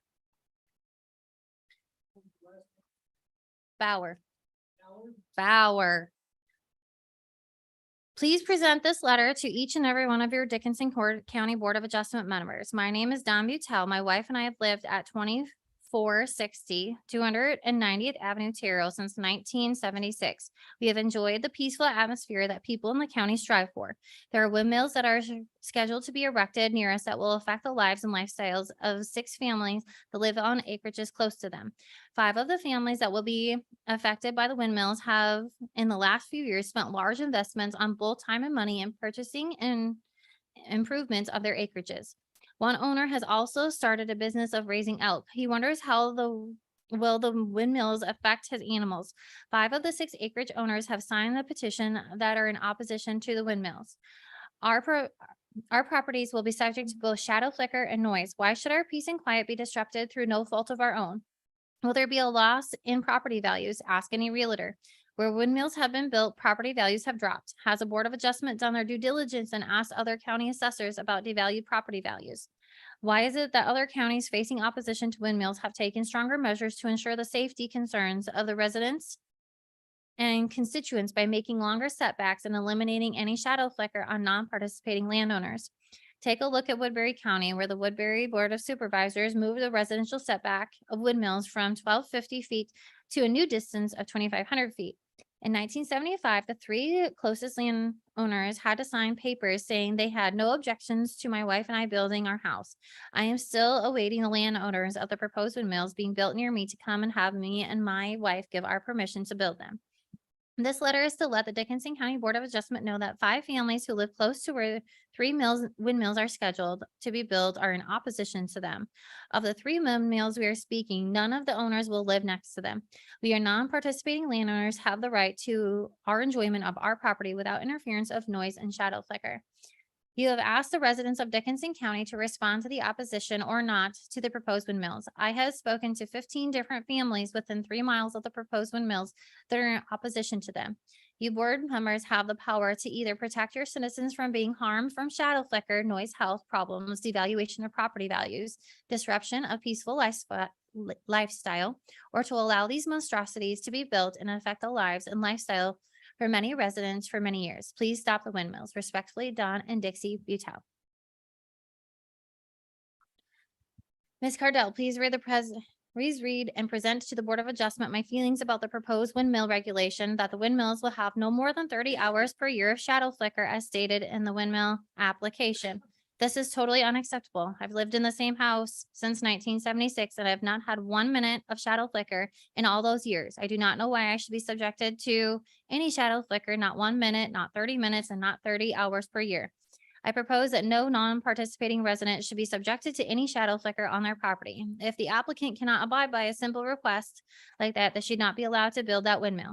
The regulation set in 2009 for the 290 feet windmills cannot possibly be adequate for the windmills with a proposed height of almost 600 feet. There are 2 windmills proposed to be erected directly west across the road from me that could cause shadow flicker noise. Don Utel, 2460 290th Terrell, Iowa. Hello, as a resident of Dickinson County, I'm writing this letter to convey that we do not need nor want 200 more wind turbines downgrading our beautiful lakes. We also do not need 200 more red lights disrupting our skyline. Thank you, Jim Boyd. Hello, I'm a resident of Dickinson County, Iowa, and I do not want 200 more wind turbines destroying the natural beauty of our lakes. I also do not wish to see 200 more red dots in our nighttime skyline. Thank you. Also, Jim Boyd. I am a Dickinson County resident and I wanted to voice my opinion on the proposed wind turbine project before the hearing on October 23rd. I do not support the new development of wind turbines by Red Rock Wind. I have not supported the ones that are currently ruining the beautiful landscape we once knew. The amount of energy they produce do not exceed the nuisance of ruining our landscape, killing birds, noise that they make, and the shadows and interference with being close to the homes and roads. They fill up our landfills when needing replaced. I take solar power over wind any day. But even that can't match the energy or natural gas that we already have below our surface that we can depend on. Please deny the construction of these wind turbines until there has at least been an updated ordinances to better protect the above concerns. Thank you for your time in reading this letter. Sincerely, Lori Ray, Arnold's Park. To whom it may concern, the windmills proposed will be twice the height and 3 megawatts versus the current ones being only half megawatt. The zoning ordinance for windmills is from 2009. We are asking for updated ordinance for the well-being of all the people in the area. We're working with an outdated ordinance for industrial wind complex that will be twice the size and power. Please consider these concerns. Thank you, Deidre Rosenboom, former of Keep Okoboji Blue. To the Board of Adjustment, Ms. Cardell, as a resident of Dickinson County, I'm appalled by the 200 plus wind turbines which will inflict irreparable harm to nearby homeowners. The wind turbines are much taller now, more numerous with intolerable noise levels and constant whooshing and humming sounds and flashing red lights at night. No one would want to live these turbines. No one should have the right to one should have the right to a peaceful existence in their home. The constant shadows from these rotating blades are unbearable, destroying the quality of life and serenity for these homeowners. In addition, allowing so many turbines near highways and roads are a distraction, which puts all drivers at risk. Tourism drives the economy in the Iowa Great Lakes, which has national reputation of being a vacation destination with year-round outdoor activities. Seeing towering rotating turbines destroys the beauty and charm of the area, which attracts so many visitors. The massive turbines are also a threat to the environment. Migrating birds like the trumpster swans and the white pelicans and bald eagles that I see at the lake are now at risk of being killed by these huge rotating blades. This project should be rejected to protect the property rights of the homeowners and the environment in the Iowa Great Lakes. So sincerely, Martin. We live in the project area of the proposed wind turbines. We will have turbines less than a quarter mile from our acreage on 235th Street. Why are we not notified if this project earlier, and why do a few landowners get to decide what we'll have to look at and listen to? We have a granddaughter who has photosensitive epilepsy, and the flashing lights will cancel seizures. We have discussed with her neurologist and she has to wear special darkened blue glasses. This is not fair to us to have to wear protective glasses, earplugs in our own homes. Please reconsider this project. Tony and Connie Grossman, 2524 235th Street, Milford. Do not allow any more wind turbines to be built in or around our wonderful Dickinson County. Regardless of the electrical power that turbines produce, they create enormous amounts of visual pollution to our beautiful natural landscape. There is so much comfort when viewing our land and horizons with what the earth produces naturally. So please, no more wind turbines. Thank you, Michael Beck. Board of Adjustment members, please consider not accepting the windmill project based on the ordinances from 2009. Of all the counties in our area, Dickinson County should be the last place we'd move forward with something of this nature without updating the present codes as to what's acceptable and what's not. As a resident of Dickinson County, Arnold's Park, I'm asking you to stop what's in motion and do what's right for Dickinson County residents. Thank you, Jane Nielsen, 323 240th Avenue, Arnold's Park. Yellow one's gone. Following the last two census, Dickinson County was found to be the only non-metro county in Dickinson County with an increasing population. The data was critical to the VA locating the clinic in Spirit Lake. At some point, too many windmills will reach a critical mass and turn the census data around. People will look elsewhere. Please don't let that happen. Sincerely, CW4 John Townsend, retired, or USA retired. All right, greetings. We write to you during the time of consideration regarding your upcoming decisions about wind turbines, in particular, the Red Rock Wind Project. This project places excessively large industrial wind generators within 1,500 feet of many homes in Dickinson County. Our home is one of these. Refer to T16 on the project map submitted by Red Rock Energy in relation to 2568 260th Street in rural Milford. Virtually all non-participating Dickinson County residents did not know about this project until July or August of 2023. There are still many residents that are unaware this is occurring within our county. Well, this is an ample time for the construction of a home or a single structure. It is insufficient amount of time for our residents to absorb the gravity of the project and others like it. For the rest of most of adults' lives in our county, the views and sound and dangers on our horizon will be changed. This demands more time for consideration. The Board of Adjustment failed to give ample time by refusing to Board of Supervisors, excuse me. Our Board of Supervisors failed to give ample time by refusing to place a moratorium on this type of construction. They stated, we're doing this the same way we always have. If farmers use this logic, they would still be using plow horses.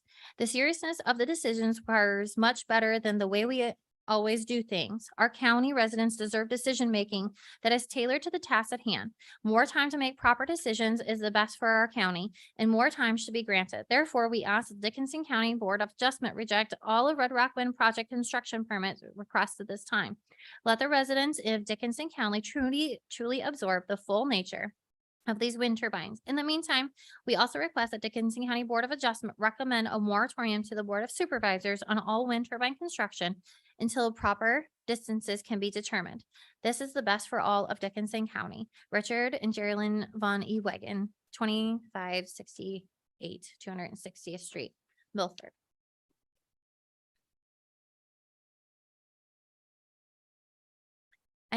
Okay, Dickinson County Zoning Board from Gary DeLoss on behalf of Dickinson County concerned citizens. Subject: proposed zoning adjustments to allow new wind generator project. I enclosed several attachments for your consideration. My October 3rd open letter to the Board of Adjustment published in the Lakes News Shopper, my October 17th letter to the Lakes News Shopper, and Not an Our Backyard, a major report on nationwide citizen resistance to wind power projects prepared for the Center of the American Experiment by Robert Bryce. It shows that Dickinson County opponents of Godzilla-sized wind generators are not alone. Also, I offer a few brief comments in this cover letter. 1, I remember the small wind generators built near Aurelia over 20 years ago. People pulled over on Highway 3 to snap photos of the latest new thing.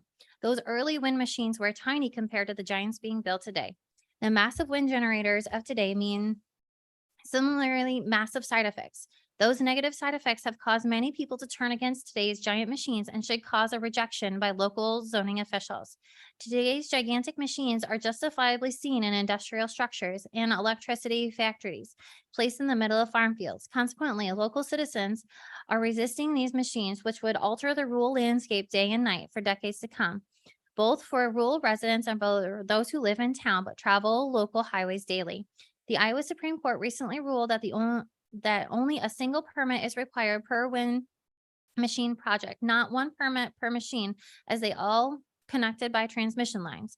I interpret that concept as admitting that a wind machine project is like one proposed for Dickinson County is one gigantic industrial facility, an electricity factory covering 80 to 100 square miles of Dickinson County and visible over an even greater area with no respite day or night. Dickinson County is unique among Iowa's 99 counties due to its many lakes and consequent attraction as a gateway destination for citizens of densely populated industrialized urban areas. Adding this large industrial project to Dickinson County will degrade the county's unique attractiveness. I have lived in big cities and I've never knew any city resident who planned a vacation near an industrial site. Zoning approval is therefore a gamble with the county's future as a destination site for vacationers. Indeed, I believe that Dickinson County would benefit by barring the addition of more wind generators and advertising the fact to vacationers who want a traditional vacation where they can get away from it all.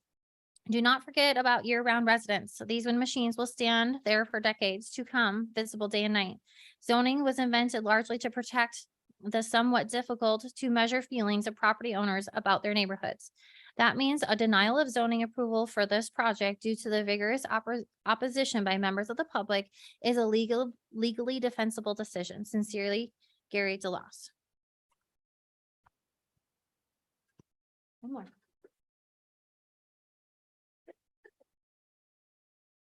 Yeah.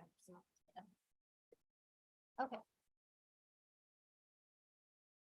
Okay, lastly, I received a packet of information. I contacted from attorney Jamie Hunter. I contacted Hunter stating, as tonight we are going to continue the correspondence and head into the public comment section of the meeting. I am asking for clarification. Do you want me to include the 17-page document as a part of the correspondence, or is that something you were going to cover as a part of your presentation to the board? Jamie, I would like the letters submitted to the board so they can read it themselves and see the images, etc. in the document and exhibits. I do not intend to read the entire letter and I'm not asking you to either. Thank you. The correspondence has concluded. Thank you, Megan. Okay, now all our written correspondence has been read and recorded. And we're to the point where we're going to start to open up the discussion to the public. How many are signed up to?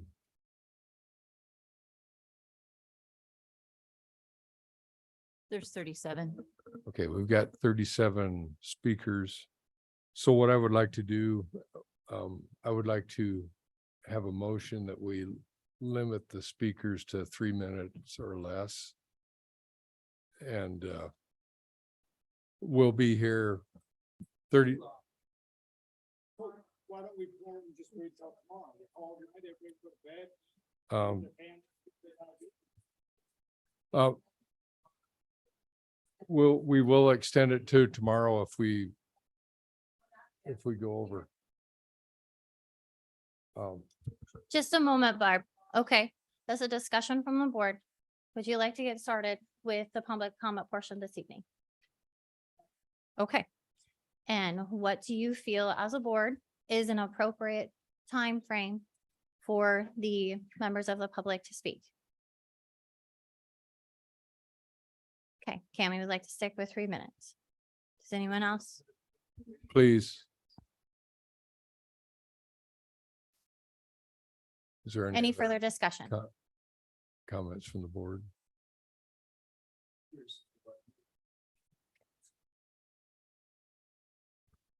And Yeah, in turn it light on. of all the time that's been spent, just interested in what additional or new information might be provided that takes longer than 3 minutes. And they have a right. Okay. Okay, then we'll do 5. I make a We motion, can do, and then we're I gonna, make a motion that we, right. I make a motion that we limit the open discussion to 5 minutes per person or less. or less. Been seconded for 5 minutes or less for the presentations. Those in favor say aye. Aye. Opposed? So we'll be 5 minutes or less for each speaker. Don't worry, just do those. Okay, so we're gonna call them about 5 at a time. Oh, yes, I'm sorry. Actually, I digress. I apologize. For our discussion, we were gonna allow Ms. Hunter to make her presentation at this time, and then we will divulge into to the public speaking. And then if you're unable to use a microphone, Jamie, I believe the handheld is on. Or well, it can be turned on and we have an additional battery if needed.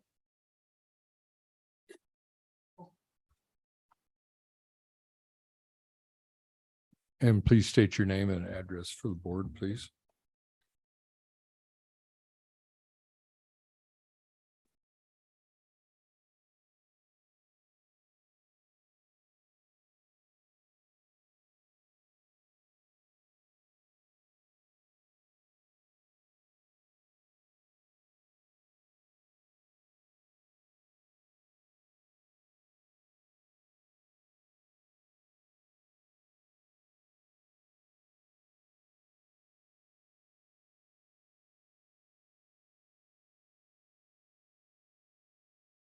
Give you something prettier to look at.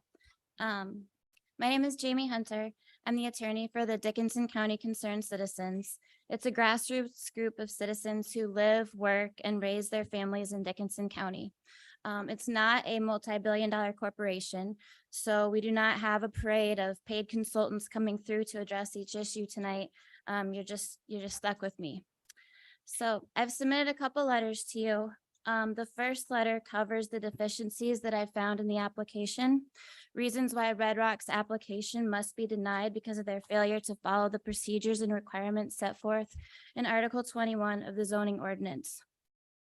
The second letter is more of an analysis of the criteria for a WECS conditional use permit and why Red Rock's industrial wind turbine project does not meet the criteria.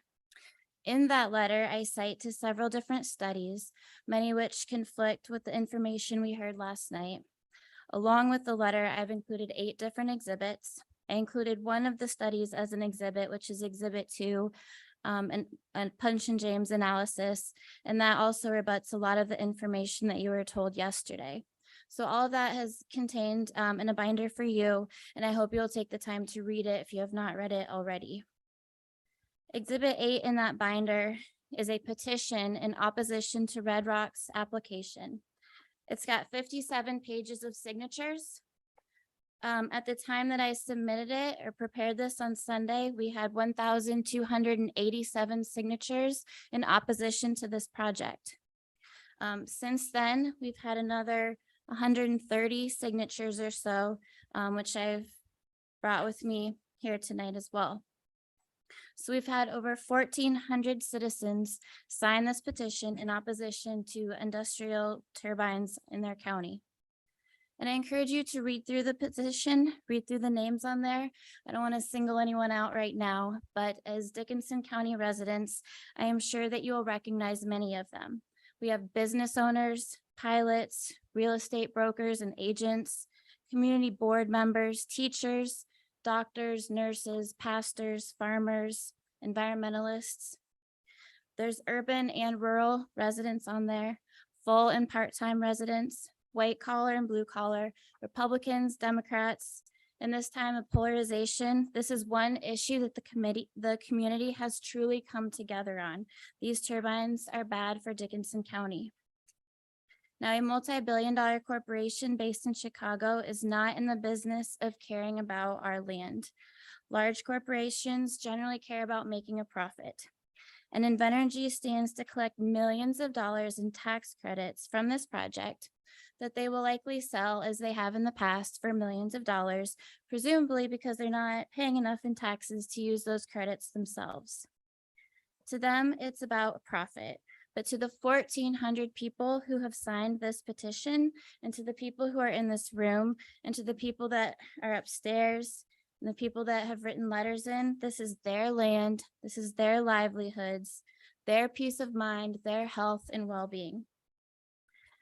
Now, in the first letter that I submitted to you, Those are the deficiencies I've noted in Red Rock's application, and I'm not going to go through them all right now because I know you can read through it. As I was listening to their presentation last night, it's even worse than I thought. They had their environmental manager come up here who talked about all of these extensive environmental surveys that were done. So I was thinking, okay, I was pretty sure I had read through all 2,100 pages of their application. How could I have missed these extensive environmental surveys that he talked about? So I went through it again today. I still don't see any. So what did all these surveys actually find? What was the methodology of these surveys? What were the recommendations? And why doesn't Invenergy want us to see them? The board asked some good questions last night about that topic. For example, did the U.S. Fish and Wildlife Service have any suggestions that weren't implemented? What about the Iowa DNR? The environmental manager tried to dance around the question, but ultimately he did admit that there were recommendations that Invenergy chose not to follow.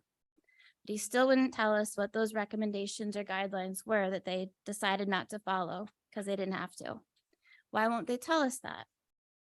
In the exhibits, I included the U.S. Fish and Wildlife Service land-based wind energy guidelines. It's 82 pages long.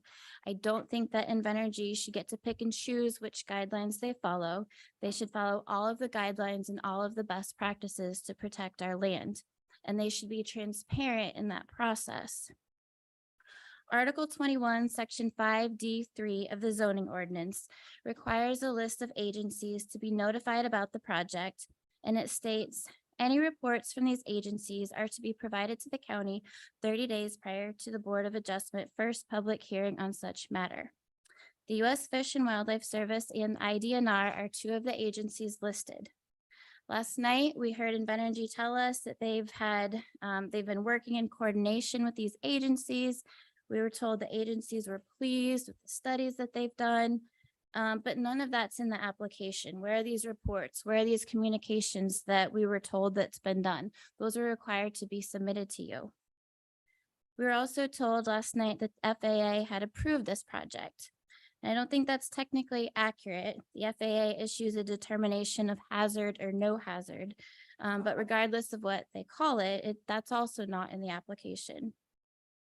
Other agencies that were required to be notified include the EPA, the FCC, IDOT, IUB, U.S. Bureau of Land Management, USDA, Department of Ag, Conservation Board, County Board of Health, local fire and emergency services. And there's no reports or correspondence with any of these agencies aside from the vague notice that I've discussed in my letter, and I won't go over that again now. But I think that the express approval from these agencies, clearly the Planning and Zoning Committee and the Board of Supervisors, when adopting this ordinance, thought it was important to hear from these agencies. So I think that we should, in fact, have to hear from these agencies and get their approval before moving forward with this type of industrial development. I also want to talk about economic impact. The numbers that we heard last night are just estimates, and those estimates are based on a lot of assumptions by people who don't live in Iowa, let alone Northwest Iowa, who are not familiar with the uniqueness of the local economy here. Also, remember that the estimates they gave us yesterday were over a period of 40 years. So that's assuming that all of these turbines are operational and producing income for 40 years. The turbines by the Spirit Lake School, they didn't even last 20 years. And there's no taxes the first year of the turbines, and then it only increases in small increments for the next 5 years.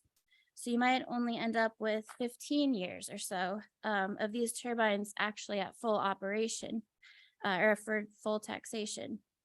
And when I say that, of course, the taxation is capped at only 30%. So you have to take all those numbers that sound really good. You have to take them with a big grain of salt. We also saw a chart last night with estimated dollars towards each school district in the project area. And that's not how school funding works. The schools are not going to get that amount of extra money in their budget each year. State dollars constitute a portion of school funding. The amount of state aid depends on the amount of money the school gets through the uniform levy. So if the uniform levy goes up, as Invenergy says that it will, then the state money goes down. So the numbers cited by Invenergy do not accurately reflect the net increase in dollars to the school district. It's just a shift in where the school funding is coming from. Last night, they also talked about these indirect economic impacts to local businesses, like concrete, for example. When I was listening to the letters, I didn't hear from anyone representing a concrete company in support of this project, or from any other area businesses that might benefit from the construction of these turbines. If the project is going to be so great for these businesses, I would expect to hear from some of them. I would expect to see support from the local Chamber of Commerce, and I haven't seen that. To the contrary, the petition that I've given you, that we've had over 1,400 people sign, there's a lot of business owners against it and other local leaders who are opposed to this project. And this was touched on tonight, but unlike most rural counties in Iowa, Dickinson County has consistently seen growth. The county is in good financial shape already and is on track to continue growth without adding these turbines. Same goes with the area school districts. Okoboji School District in particular has increased enrollment by nearly 200 students over the last decade. So the district is steadily growing, along with the towns around it. That includes Milford. This project, which is pretty close to the town of Milford, will impede that future growth over the next 40 to 60 years. I noticed in the letters, many people submitted photos, and I think they were passed around for you to see. It's pretty clear that the people who live in this project area are very proud of and appreciate their rural landscape. The county is beautiful. So I just want to make sure that you've had the opportunity to see those photos, and I submitted a few photos in my exhibits as well. And then I included a couple up here with me. These are photos of the Swiss Acres Wedding and Event Center located between Milford and Terrell. As you can see, it's beautiful, but Red Rock wants to surround this land with turbines. Weddings are a pretty big business in this county. Along with that is wedding photography and any other services that go along with it. But couples don't pay good money to be photographed in front of a bunch of wind turbines. Also, what was brought up last night was there was questions about the setback distance from each dwelling or property lines. I don't see that specifically in the application, and I don't think it's fair to the board to have to try to figure that information out for yourselves. The 2,300 foot average doesn't tell us much. Of course, we could have 5 setbacks of 1,500 feet or 1,200 feet and one of 10,000 feet and get to that average. We did find out that at least 2 homes are less than 1,500 feet, and it gradually increases from there. Denmark is one of the world's top innovators in wind energy. Vestas is a Danish company. Siemens also has Danish roots. And the country of Denmark has a minimum setback distance of 4 times the total turbine height. Other counties in Iowa have an even greater setback requirement, and I've noted some of those in my letter. At a minimum, the setback should be 4 times the height of the turbine, and that setback should be measured from the property line. To listen to the Invenergy consultants speak last night, they seem to think that Dickinson County residents spend all of their time inside their houses with their windows shut. While this rural landscape is beautiful to look at, these people actually use their land. Their children play outdoors, farmers work outdoors, families garden, go for walks, go for bike rides, play in the creek. They spend time on their land outside of their human occupied dwelling. So that's why these setbacks need to be measured from property lines, not just from their primary residence. For example, Cindy Smith, and I included that in my letter, the nearest turbine will be only 900 feet from her property line. Can you imagine having this almost 600-foot tower looming over your land like that? There was also talk last night about some health studies. One of the consultants spent a lot of time talking about this Health Canada study from 2016, said it was a great study. And that study found that being exposed to noise did cause annoyance. But the consultant told us that people weren't annoyed by the noise. They were annoyed because of their fear of turbines. So I read through that study today. I was already familiar with it, but I went back through. I thought, is that really what it says? So I read through it, and then I read the studies studying that study. Of course, there's been lots of advancements in turbine size and all of that since 2016. But the word fear is not anywhere in the Health Canada study, not once.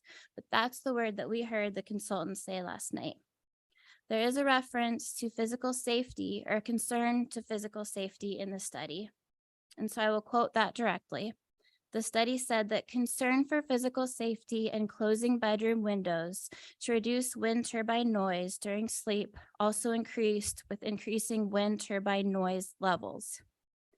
And I think that makes sense. The louder this giant industrial turbine is, the more concern you would feel and the more you would want to close your windows so that you don't hear that anymore.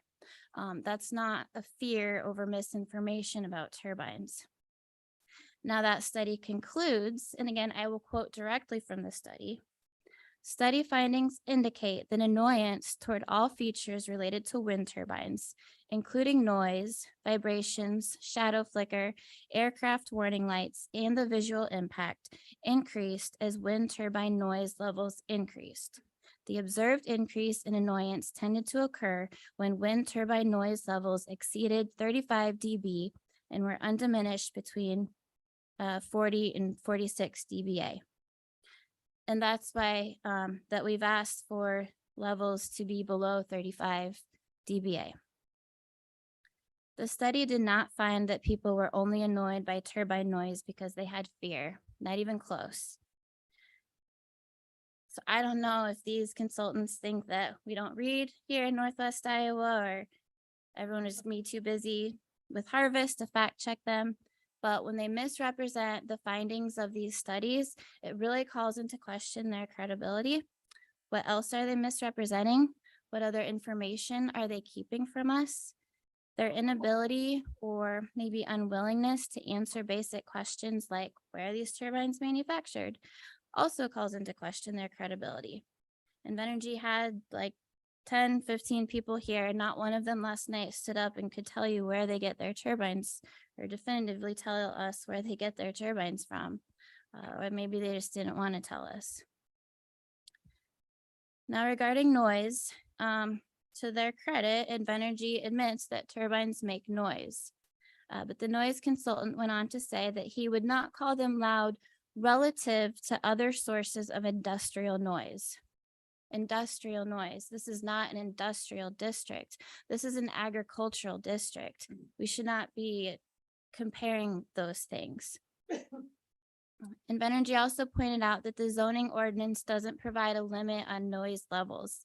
And that's just one of the reasons why the county's zoning ordinance really needs to be updated before any wind project should be approved. Invenergy said they would limit noise to 50 dBA. Other counties that do have noise limits are lower than that. For example, Dallas County requires less than 30 dBA. And then their noise consultants say, well, this amount of noise won't bother you. We did the modeling on our computers and all of that. But did any of them actually go out and talk to people who live near an existing turbine? Hey, I see you live 1,500 feet from a turbine. What does that sound like? How does it make you feel? How has that affected you in any way? Well, over the past few months, the concerned citizens personally have gone out to speak with dozens of individuals who currently live in close proximity to turbines. And the overwhelming consensus is that the noise bothers them, regardless what any numbers on a computer model might show. Another consultant told us last night that shadow flicker does not cause seizures. I hope that's true. I didn't have time today to look into those studies, but it doesn't have to cause seizures in order to be incredibly disruptive and annoying. The standard for a conditional use permit is not that it won't cause a seizure or that it won't kill you. It's that it won't adversely affect the public interest. The shadow flicker consultant essentially said, well, it's not that big of a deal because it only happens at specific times like sunrise and sunset. Well, sunrise and sunset, that's when people are most likely to be home. That's when people are waking up, trying to start their day, and they have to deal with shadow flicker while getting ready or doing morning chores or going for their morning walk. Or doing sunset when people are home making supper, reading books for their kids, or just winding down, trying to relax for the evening. What's the worst time for shadow flicker? And any amount of shadow flicker is just unacceptable for non-participating landowners. Invenergy solicited these postcards for people to send in support of the project. And these little boxes you could check in front of things like economic investment or supporting private landowner rights. I think that's interesting that they would choose that one. I like to talk about landowner rights.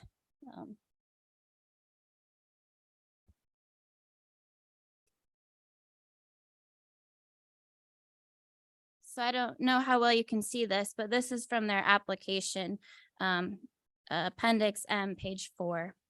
It's one of Invenergy's maps. You can see the white turbines on the maps.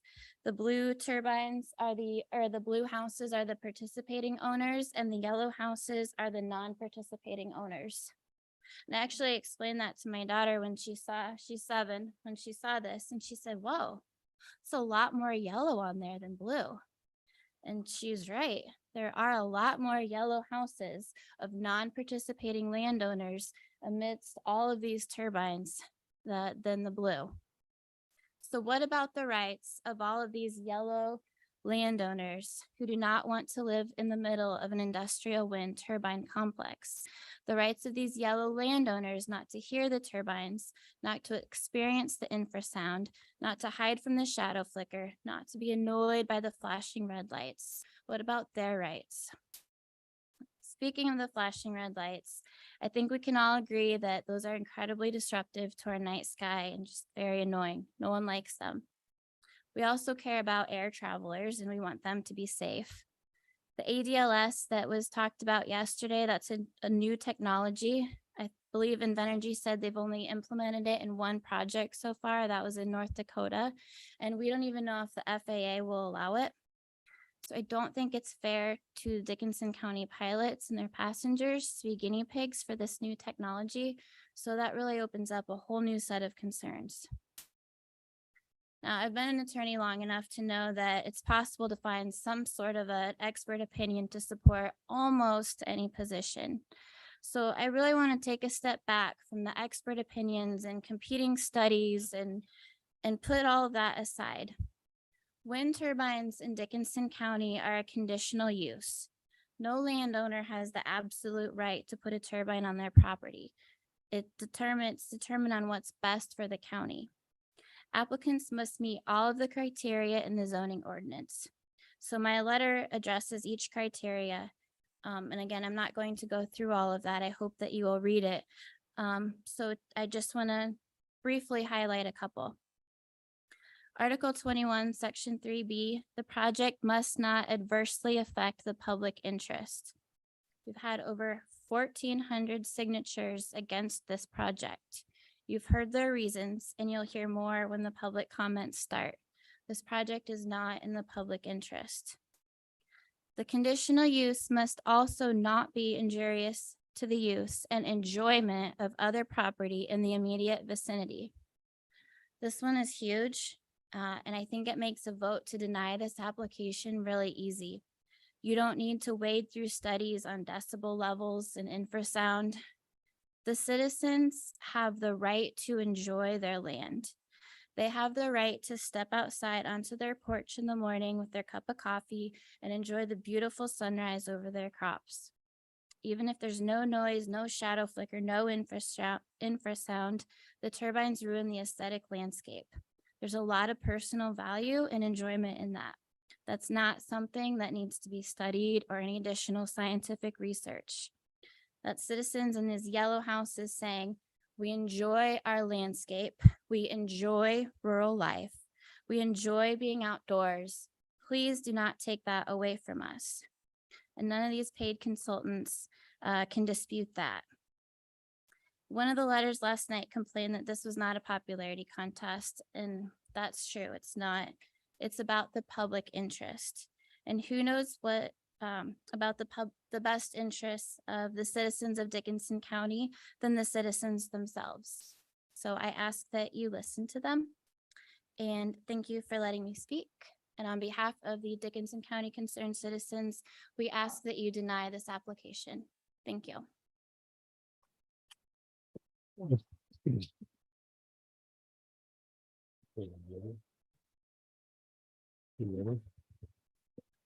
Okay, at this point, we are going to begin our public, the public portion of our meeting.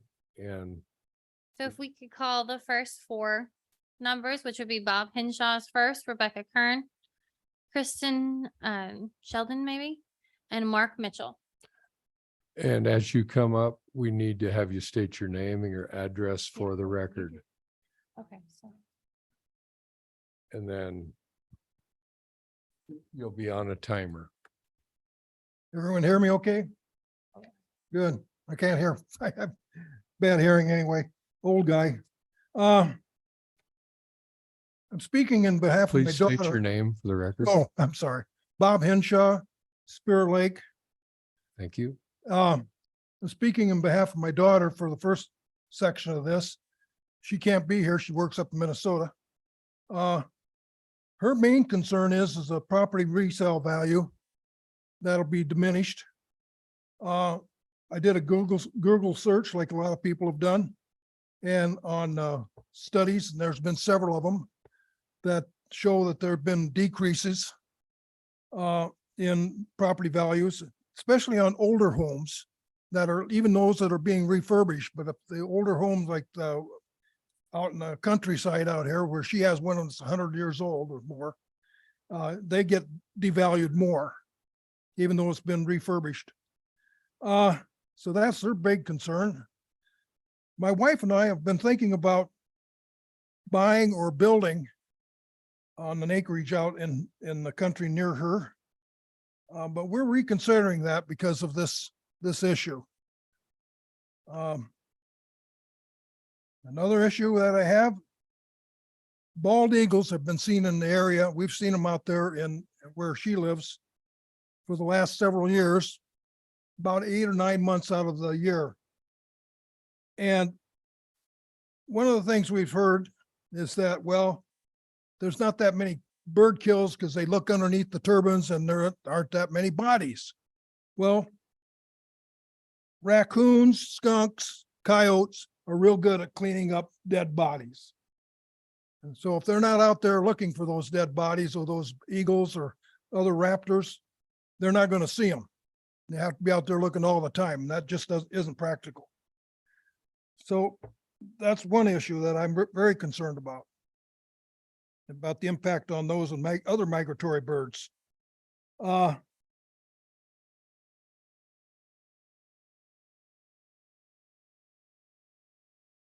30 years ago, the size of turbines, like the Spirit Lake one, I was unique in that I was the general manager of the company that sold that turbine to the Spirit Lake School District.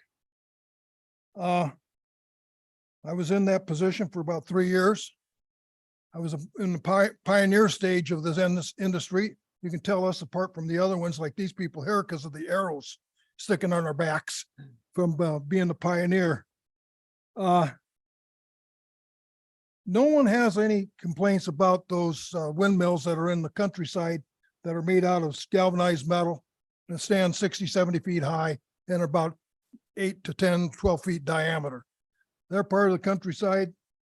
No one objects to those. Where they start getting into a problem when they get these big monstrous things that are huge. The ones that we sold were the biggest at that time was a 750 kilowatt. That's 3/4 of a megawatt.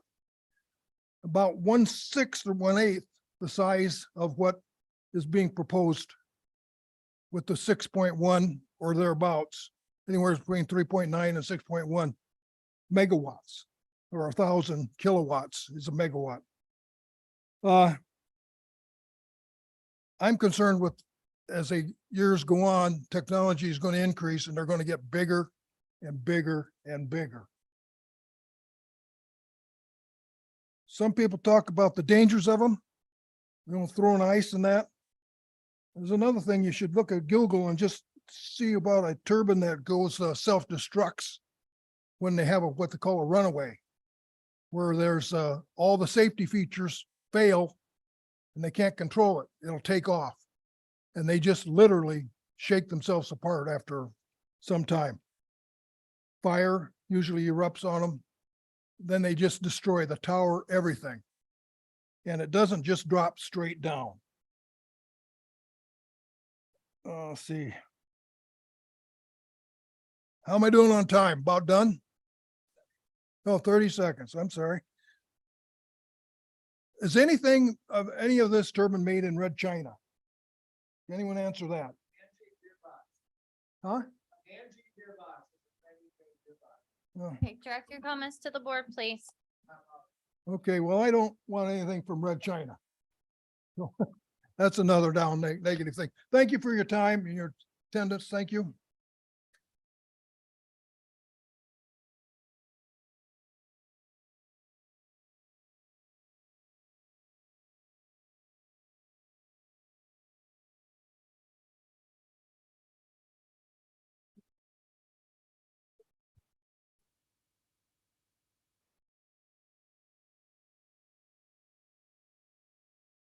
Okay, go ahead.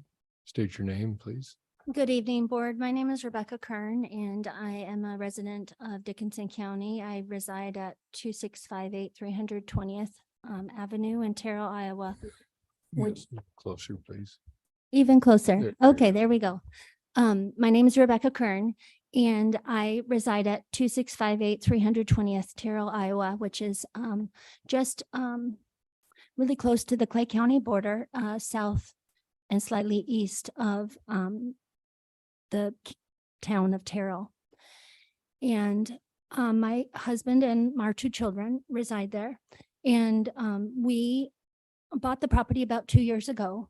And we made a huge life decision to move from a big city all the way across the country so that we could make a better life for our children and have a quiet, peaceful place to raise our children. And so that our beautiful children could play outside and enjoy life and not have neighbors yelling at them or smoking right next to them, or, you know, their toys going into the next door neighbor's yard.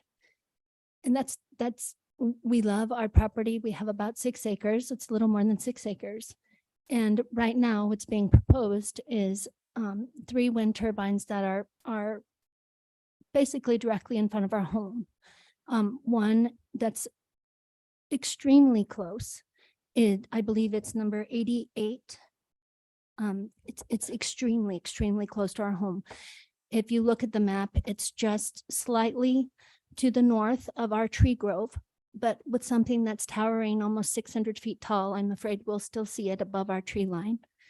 And as you know, ash trees are being destroyed by the beetles. And so who knows how long we'll have before our tree grove is not going to be there to block any potential flashing lights that our children are going to see through their windows at night. And yes, we do use blinds, and we do put curtains over their windows. But my children shouldn't have to stay inside at night. We should still be able to enjoy our peaceful view of the stars without flashing lights in our eyes at night and without having to hear the constant rumble of a sound. I thought it was very interesting that they said that, well, the sound is just an annoyance, but it's an annoyance that I didn't opt into. It's an annoyance that's being impinged upon my private property rights. I have a constitutional right to have peaceful, quiet enjoyment of my land. And they are impinging these annoyances, they want to call them, upon me, things that I can't ever make end. The only way to make it end is for me to drive away from my home. I could probably still hear it inside. My home is very old. It was built in 1940. I'm probably still going to be able to hear it 24/7 regardless. And it's not fair for my property rights to be impinged upon by someone else's decision to scatter this monstrosity of tall towers across our landscape. I also don't think it's fair that the setbacks take into consideration where my home is on the property. Our home is set quite far back on our 6 acres. So that means they can put this monstrosity that much closer to me. So that means that if I want to do an addition or I want to build something else on my home, it's going to prohibit me from being able to safely position additional buildings or additional living spaces on my property, because it's going to make my property, my home now be too close to their turbine. And that's not fair. My property rights should not be impinged upon. I should have the right to build on my own property without this consideration of having to be, I shouldn't have to be impinged upon my personal property rights for that reason. In any event, I request that you deny this permit. I don't think that we are prepared at this time that the ordinance is properly sufficiently considering what they are now proposing, since the ordinance was in place so long ago. Thank you for your time. Thank you.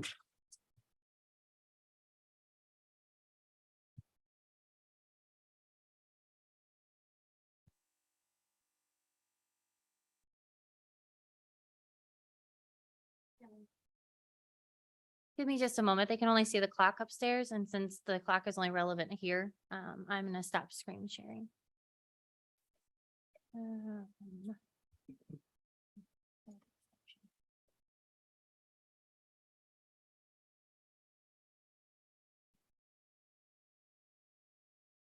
Wonderful. Thank you. Good evening. Thank you for the opportunity to comment. My name is Kristen Sheldon, and I am here tonight representing Power Up Iowa and specifically the Dickinson County members of Power Up Iowa, a coalition promoting clean energy throughout our state. I'll keep it short. Wind energy is a cash crop. A recent study by the Center for Rural Affairs showcased the benefits wind energy has provided in counties near here. Because of renewable developments, communities in Iowa have been able to make improvements to their schools. They've been able to install new handicap accessible ramps in their courthouse that they did not previously have money for. And they put the dollars in areas where they wanted, in areas that meant the most to them. One of my biggest takeaways from last night was just that. This project means more dollars for our schools and our communities. By supporting wind energy, you're also supporting Dickinson County farmers' right and freedom to decide what they do with their land. The renewable energy industry paid landowners $73.4 million in lease payments last year. Farmers work hard. Decisions to harvest traditional crops or natural resources like wind should be left to private property owners. Could this be a way we keep our graduates at home? Could this be the next chapter for our producers and their generational operations? Could this usher in new investments and opportunities for Dickinson County? I contend it might. On behalf of our coalition members in Dickinson County, please support the Red Rock Wind Project. Thank you. Thank you. Mark Mitchell? No? Okay, next, Michael Stoll, John Main, and Kay Buchanan. Any of you all here? No?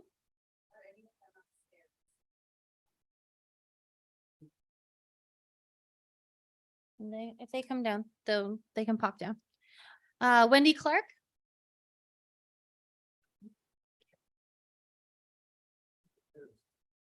Yes, sir. If you're Mark Mitchell, Michael Stowell, John Mayer, or Kay Buchanan, please come down to the boardroom.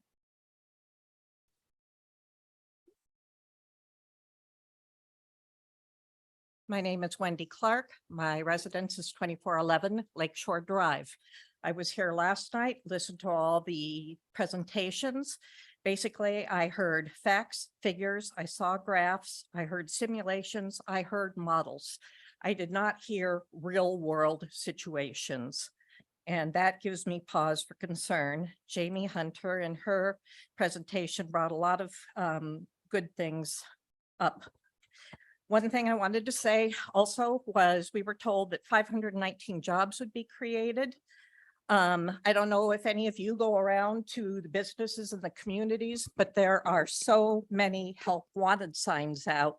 McDonald's can't even get workers for $16 an hour. How are we going to have enough people to fill these 519 jobs? Greeley, Nebraska was told their their wind power would have 100 new jobs and create all this housing. They don't have 100 people to fill those jobs. The teachers that teach in that county come from 45 miles away. They are not building houses and living in that community that they teach in. This is going to be disjointed. I'm just hopping around. Shadow flicker. The comment was made that shadow flicker is irrelevant. Well, if it's irrelevant, then why have you set a limit of 30 hours? The ADLS light systems, I believe Jamie Hunter covered those. It seems like there are a lot of unknowns. I think that's imperative. Wildlife was stated several surveys have been done and there were no negative effects. I have been working for NRCS for 42 years. I have conducted wildlife surveys on whooping cranes. They are a picture in time, a limited hour, a limited location, a specific time of year. They really don't mean a whole lot in the big picture of things when you're considering the wildlife comments. Terminology used is a take. Will the action result in a take? A take is its destruction of a bird, a nest, or whatever. Yeah, these towers are going to result in a take. Decommissioning, they're told that they will remove all of the facilities within 180 days. I don't know if that happens. What if 30 towers are taken out in a tornado? There's no way that that's going to happen in 180 days. How are they going to compensate that many landowners and clean up that kind of a mess? If there's a fire, a spark burns hundreds of acres of cornfields, who's going to compensate those farmers? How are you all going to manage some kind of a trust or reserve or whatever to have the kind of resources to reimburse landowners for these problems? Taxation, we were told all different numbers, 94 million, 2.3 million, whatever. Schools are we're going to get $238,000. A portion of that comes to the schools. I've never seen a school budget go down. I've worked on 2 church sessions, council sessions. I've never seen a church budget go down. The idea that this is going to make a difference, I really find quite laughable. I don't know about your school superintendent. In the school superintendent position in Axtell, Nebraska, a town of about 800, superintendent salary is $125,000. How far is that $230,000 going to do for your schools? Schools are most directly impacted by state aid. That's what changes and has incredible effects, bad effects. Noise level, they already covered that. Green materials. We were approached for a wind turbine project in our Hamilton County fire farm. The blades were going to come from France, shipping blades across the ocean and across the country. That's not green energy. One thing I want you all to remember is you will be involved in the vote for this project.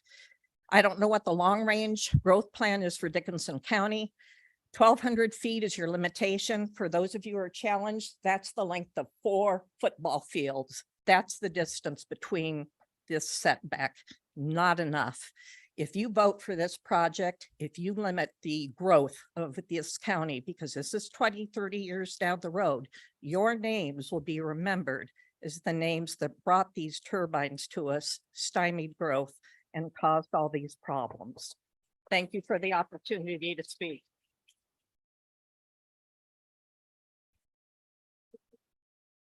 How about Robert Fox, Patrick Kell, Bonnie Ewalt, be the next 3? Mr. Fox left. My name is Patrick Kelly. I live in Okoboji. I was born and raised around here. I'm a graduate of Spirit Lake High School, 1964, and I have a few questions. The first is, how much federal money is going towards to support this project? I'd like to have a quantification of exactly how much federal money is going into this project, and also a quantification of what's the overall cost of the construction on this project. Make your presentation to the board, please. Pardon? Make your presentation to the board. Fine. Anyway, through the board, I'd like to get the answers to these questions. I think they're reasonable. The another question would be, there's 519 short-term jobs are going to be provided. Who's going to see that there is local hire of those 519 jobs? Who's going to monitor that? And who is going to enforce that? Those are other questions. Another question is, how many hawks, basically, birds, are going to lose their lives through the construction of these turbines? How many bald eagles are going to lose their lives? How many Canadian geese? How many other geese? How many red-winged blackbirds are going to be lost? How many of you, and this is of the board, have gone along the shore of West Okoboji on the east side?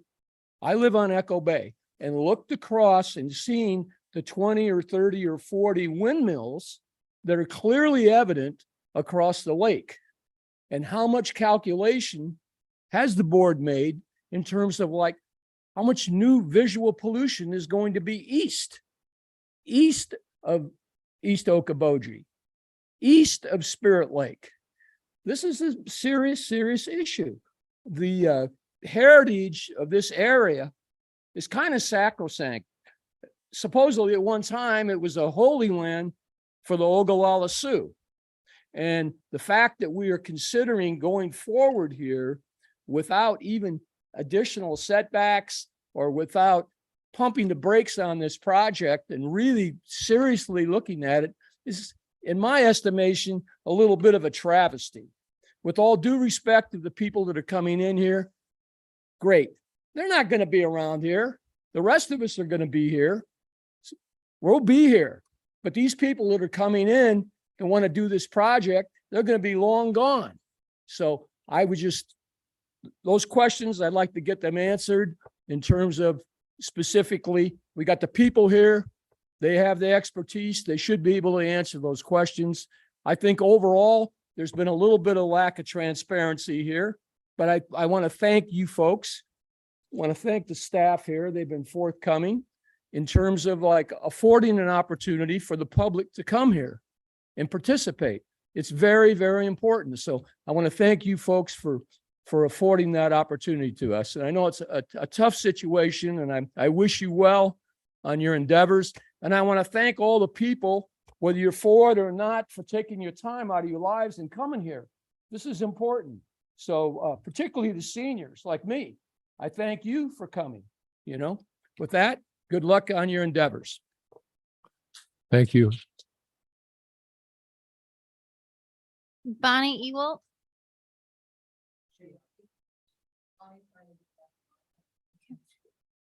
Ryan Ross. And then Janie Ike after that.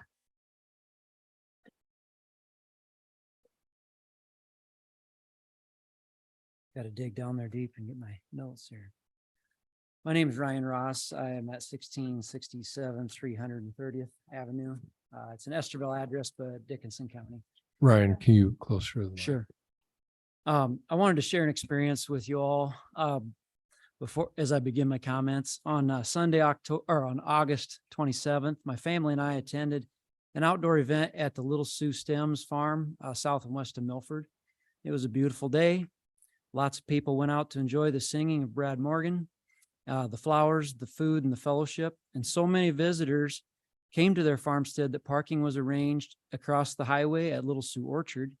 And a John Deere tractor, a 4440, was pulling a wagon loads of people back and forth to the event and to their cars. It was a successful example of agritourism, and it was located right in a neighborhood with existing turbines. It did not keep people away. I love the sight of them standing there, and I listened to hear if anyone was complaining about them. I didn't hear anything but folks enjoying a day in the country. Wind energy generators will not hurt tourism in Dickinson County. Visitors will still enjoy the beautiful lakes, the trails, the restaurants, the stores, and entertainment, along with the presence of the wind energy generators. Opposition to this project has been very vocal, to say the least, but each week it's as if a dart is being thrown at the wall to see which complaint will stick.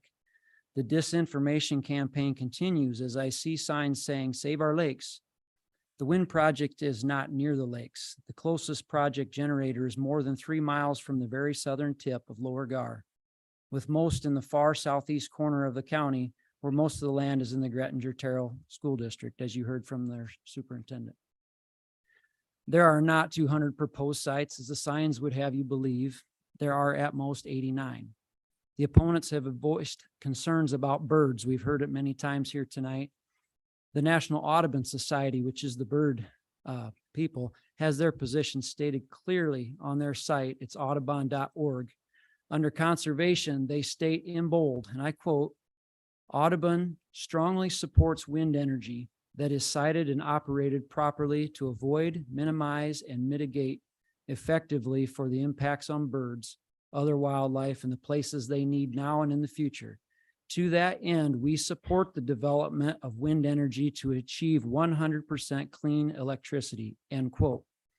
Those who are educated on the technology do not fear the technology. We all use electricity. We need to create it.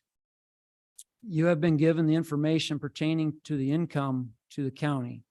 That income supports not just our schools and roads, but our law enforcement personnel, our community college, hospital, county services department, ag extension, and our office personnel here in this building. There are many more citizens who would have come to attest their support tonight. And the comment was made is, why is those people who have those construction dollars coming to them, why would they not come here? It's a contentious subject. Some people don't want to come out and put their face on that, but they're there. My request is please to listen to the experts, make the decision to support the schools and the law enforcement and our county employees and landowner rights. We need to provide a voice for the future residents of Dickinson County, and that the needs of this project or the benefits of this project are there for the future. Thank you. Thank you.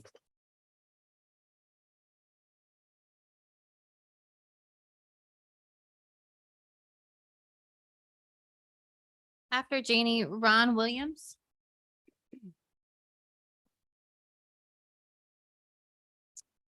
Good evening. My name is Janie Ike. Janie, a little closer. Okay. My name is Janie Ike. My husband and I live and own the residence at 3213 210th Street, otherwise number 243 on Invenergy's map. We also own the acreage 1 mile north of ours. That's at 2018 320th Avenue in Terrell. Our 2 older children reside there. I am a licensed real estate agent in the state of Iowa. I live and work and play in the Dickinson County area. So first and foremost, I'd like to address that the photo that was provided in the Invenergy presentation last night from the Oak Hill Marina view of the lake, to me that struck a chord, because I believe that the company is trying to appease to the lakeshore owners that look at this photo. You're not going to have to see these unsightly, tall, 590-foot tall wind turbines.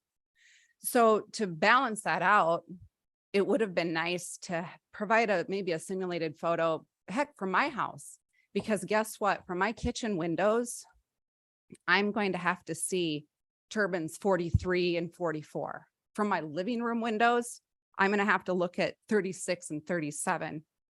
And from mine and my kids' bedrooms, turbine 35. So every window, we're surrounded on our 18 acres with these wind turbines. I don't think that's fair. to us to have to look out our windows and see these from every window at our house. So you can look at number 243 on the map. Also, I would like to address about the enormous amount of natural gas that it takes to manufacture these turbines. Do they, at the end of the day, are they going to produce enough electricity to offset the cost of natural gas and the coal to fire these plants? Not to mention the diesel powered cranes that are going to be on these job sites, the diesel semis transporting. Think about that. Another point that wasn't brought up by the environmentalists is one of the key ingredients used for these turbines to function is oil. Okay, so over time, after constant stress that these turbines will withstand, they are going to experience damage. And what happens is they'll crack, oil will leak, which that's environmental pollution, isn't it? So does the benefit to these turbines outweigh the risk of these oil? Because you can get online and Google and see photo after photo after photo of wind turbines leaking oil. And for the landowners that have signed up and signed these lease agreements with Invenergy, from a financial standpoint, the money is in the bank for them, isn't it? But what about my family? Should we have to have several 590-foot tall turbines right outside our door, right outside our acreage, where our kids play, where I take walks, where I garden? What about us? Should we have to listen to them? Because I read that 75% of the leaseholders don't even reside. They aren't going to have to be the ones to live next to them, but they're the ones that will be receiving the money for them. What about my neighbors? I've talked to all our neighbors. No one wants them. Right now, everyone drives by in the country and we all wave to each other. We're all good neighbors. We're all good rural Iowa country folk. And sometimes that's just worth a lot more than money, because this is causing a great divide between members of our community. And currently, landowners, they have the right to sign up for the lease agreements. But does that make it right? And if this wind farm does go in, what we will lose can never be bought. Thank you.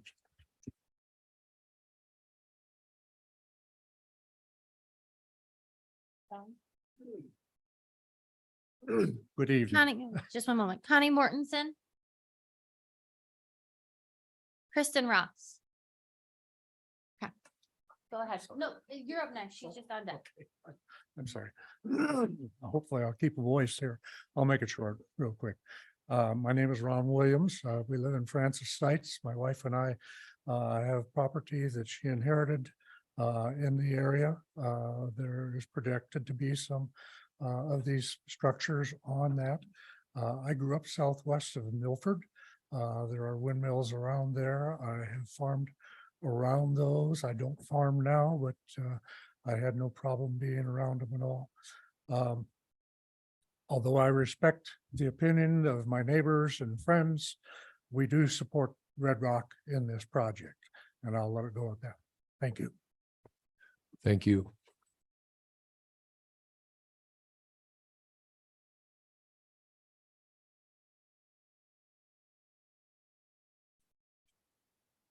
Kristen's up. Gloria. Somebody who lives on 162nd Street. Is Gloria here? Nope. Okay, Gary DeLoss is after that. Okay, Richard Vanny. I can't say your last name very well. Vanny Hoffwagen will be after that. Go ahead. Kristen's ready. Hi, my name is Kristen Ross. I live at 1667 330th Ave. My first wind meeting I went to, I brought my newborn son in his car seat. He's now a senior in high school. I was so excited back then and still am that we have this wonderful resource here, which is wind, a wind resource that is wonderful. And we could do renewable energy here. We are all using electricity. We are continuing to use electricity more and more. And as a person in Dickinson County, I was so excited that we could do something here. We had an opportunity, an ability to help this community, this country, and our world by doing renewable energy here. I was so excited to be part of something. We're saying negative things, but we have the opportunity.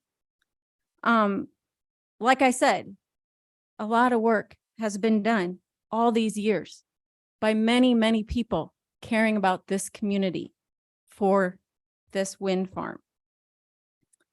My oldest last summer was an intern at Lakeside Lab. She tested the water supply. Lakeside Lab, she was living in a cabin from 1909. Lakeside Lab has been caring for this area. It's bringing in environmental students to study this area. To see the wind turbines here would be we have such a benefit of being such an environmental area. To see the wind turbines here would be such a great thing to see. When I see them, I would see that this community, this country is helping others. This county is helping others in the world. We're helping others in our country. We're doing something. We're not just looking at our own needs, we're helping others. When they saw the wind turbines, it wouldn't be an eyesore, it would be that we care. If we want to continue to use electricity, we need to help create it in reusable ways to help our environment and the lakes region.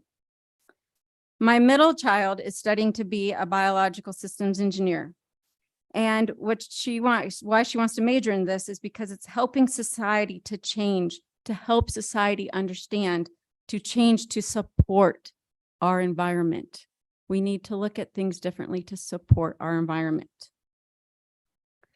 I'm just here to tell you that I care about the future generations. I care about the kids in the school in Gretchen Terrell, in Esterville, Lincoln Central.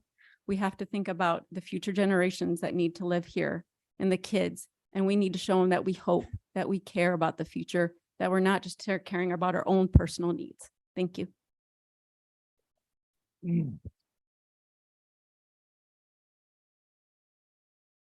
Harold Pryor, Steve Earle. Do we have, can we defer some of our time to somebody who's behind us, or is that not allowed? Just, no, you Not allowed? get your 5 minutes. 5 minutes, that's it. Yep. Okay. Okay, thank you. My name is Richard Von Ewagen. I live at 2568 260th Street, Milford. To date, up to this date, this has been a secret little game of crap on your neighbor. Maybe some of you played cards in the past, but I don't mean that in a literal sense, but neighbors that sign leases do have the effects of their neighbors may not want those. It is not discussed, therefore it's quietly done. I don't believe this is by accident, by the way. If you believe it's by accident, or if you believe it's done with purpose that's honest, I think you're fooling yourselves. I'm certain of it, that the approach from business is to exclude, keep people in the dark that might object simply because their money's on the line. I understand that to a certain point. I used to play cards when I was probably middle school age, we'll say. We played nickel and dime poker, some of my buddies. I came into the game one time, anteed up, had a really good hand. And in that hand, I bet high. I mean, it was nickel and dime for kids, whatever, but I bet high. They had stacked the deck while I was away. I didn't realize it. I lost all that money, which wasn't much at the time. And about the time they told me the deck was stacked like that, it was about to go from a friendly little nickel and dime poker game to a boxing match, because that's not acceptable. Stacking the deck is kind of what's been going on here. It seems like the federal government not only endorses this, they incentivize it. the state government not only incentivizes this, but they do. They incentivize it with money and tax credits. And none of that goes to the non-participating landowners. We talk about fair. Jamie mentioned it. Mrs. Ike mentioned it. This is a fairness issue, and it is a rights issue. I agree with that wholeheartedly. The 519 jobs mentioned are never going to be lost if this project gets rejected. Those same 519 workers will move on to the next project somewhere else. They will. Don't kid yourself. That's a hoax. Okay. The 10 to 8 jobs that may stay on full time, yeah, those might be lost. Those will end up somewhere else as well. Dickinson County really deserves way more than what's being put on it. And not just the lakeshore owners. That's not what this is about. Most of the people in here are not lakeshore owners. They're acreage owners that live out in the country, want peace and quiet. Don't want to hear like 30 decibels. Here was and I've been to the Little Sioux Orchard too, where the wind turbines are, where they had their 2 to 3 hour party. That wasn't a 20 to 30 year commitment. That was a 2 to 3 hour party. So don't kid yourself there. One last thing. Recently there's been a fire in Adair County. Did you all see footage of that fire in Adair County? This board of the wind turbine? No? You should watch it. We were fortunate in that instance that fire occurred on a calm day. So the blade fell straight down onto crops that were already harvested. Consider Lahaina, Hawaii. Let's consider that same fire happens with a 45 to 50 mile an hour wind. Let's also consider that same fire occurs while the crops are all still in. Those of us that live or are scheduled to live 1,500 feet from that, what's your emergency plan? I think I know it. Better get in your car and get the hell out of there, because there's no way anybody's coming. No way. And to think that those things aren't fire hazards, look, things made in China. I've dealt with some of them. Okay. I have personally, business wise. There's a dud in every package. It's like they're firecrackers. That's the way they are. It's the way that it's the manufacturing process. Their quality control is less than adequate, and anybody that's dealt with it knows it. So consider that. Consider the dangers involved from friction of generating electricity. This is industrial. This is not farming. Calling it a wind farm is really not fair. It's not a farm. It's an industrial power plant. Thank you. Have a good night. Right?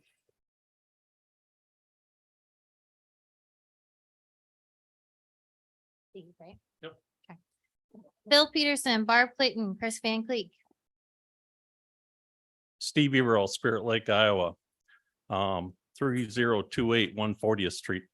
I'll tell you what, I think I'm the only one here that's actually lived underneath a windmill. And I'm the one that can probably tell you exactly what's going on. First off, it's not clean energy. Let's delve back real quick. All you're doing is moving the carbon footprint over to Asia and China. That's where all your steel's coming from. That's where your generation's coming from. The only thing you're making here in the United States is the fiberglass. Okay, congratulations. That's the most harmful thing you can do with building new wind turbines. So let's get beyond that. So it's not green energy. You paid a lot of money for that energy. Okay, let's go into health. When I wake up in the morning, I take a pill. I have tremors, and my tremors happen at night. I can go to bed at night. When the windmills kick on, I wake up. I only get half breaths when the windmills are going. When the windmills stop, I breathe fully. Yes, I am in pain. Okay, and that they don't tell you. They don't tell you that that windmill is a tuning fork. It goes down into the ground. It's not the noise. It's not everything else. It's not the flicker. It's that vibration that goes to the ground. Goes to the ground, goes to your house, comes up. What it affects your nerves. They don't talk about that. They don't want to talk about that. But the heart guy did. Okay, I've been living under it for over 10 years now. Yeah, I fought him the last time. I actually had the Board of Adjustment yelling over the top of my head, and they pushed that through. I live by Superior. Congratulations. I got screwed by Dickinson County. Okay. It's not about me now because they aren't going to put any more up around me, but it's the rest of the citizens of this county that have to worry. You're responsible for that. Okay. You're also responsible for the increase of their electricity rates. Did they tell you that your rates are going to go up over 20%? They're going to go to the board as soon as you pass this, the Iowa Utilities Board, and they're going to push an increase through because they got to pay for the assembly of these windmills. Okay. When they do that, your increase in rates start immediately. Do you want to do that to your citizens? Not only when those wind turbines are going to move, the town, because it's a municipality, has to pay more for electricity. How do I know that? Because that's what the wind turbine energy companies have gone to the utilities board, and they implemented that. They don't tell you this stuff. Why do you think your utilities have gone up so much the last few years? You're paying for it and you don't even know it. Your increase in taxes that you think you're getting, you're hurting every citizen here in the state of Dickinson County. Okay, let's go one step further. Let's go a little bit farther for the nature. You guys think that you hear all these things. Have you lived by them? When the windmills turn on, animals flee. Flight and flee. Deer go away. Birds span out. They don't even get close to the windmills. They go around them. Or they'll stop and they'll turn around and they'll go away. I only have 7 out by me.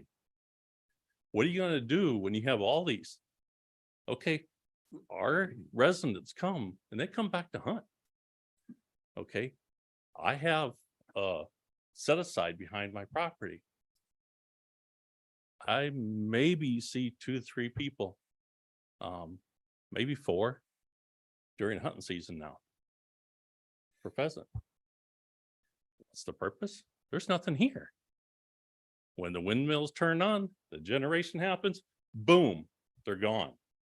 Deer, boom, they're gone. Okay, that's what you have to live with.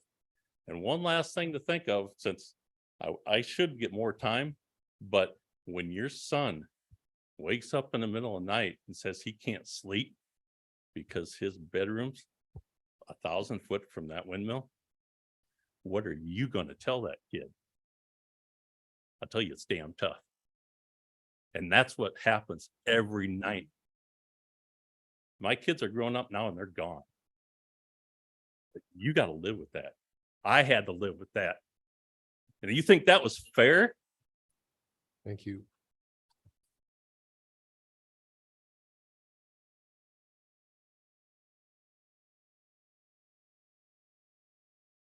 Am I next? Hi, Phil Peterson. I live in Okoboji. I was here last night and I listened to several hours of paid consultants talk about how everything was going to be okay, nothing to worry about. So I went home last night thinking, well, gee, everything is fine. We've been told that everything will be fine. Don't worry. But then I thought about it and I thought, these are paid consultants. They are paid to say what they said. And anytime you have a paid consultant, I think you can also find other consultants that have a different view. But of course, they're not here. They're not being paid. So we do have one medical doctor. It's the doctor in Madison County, a cardiologist. I believe you passed out the medical report from this cardiologist.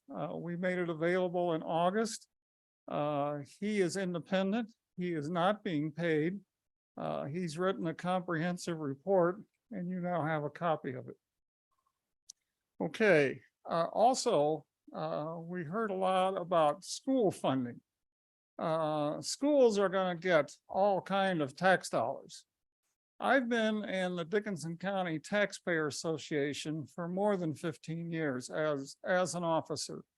We've had the Spirit Lake and the Okoboji principals or superintendents come to our meetings. And particularly what we've learned is Iowa school finance is incredibly complex. It works on the basis that, yes, local taxpayers put in money, but the majority comes from state aid, and they have a balancing formula. So the more the school district puts in, the less they get in state aid.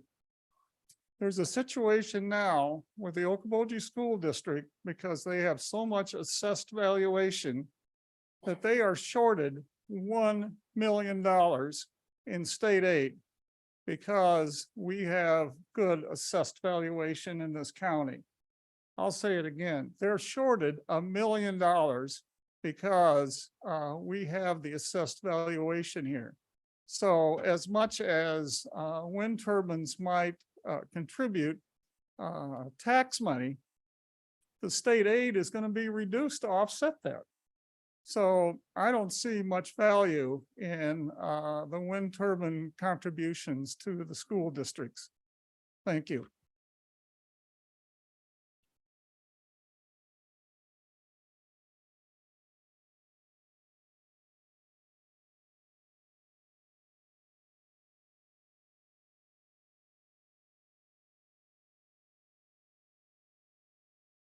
Hi, I'm Barb Clayton, 13265 253rd Avenue in Spirit Lake. First of all, I want to thank all of you. This has been a very, very long, grueling assignment, and I'm sure you were all told that it's an easy job. So thank you. Thank you for giving your time, and thank you for volunteering. I just want to make Phil mentioned the school, and I was handing out a school's report, the financial report.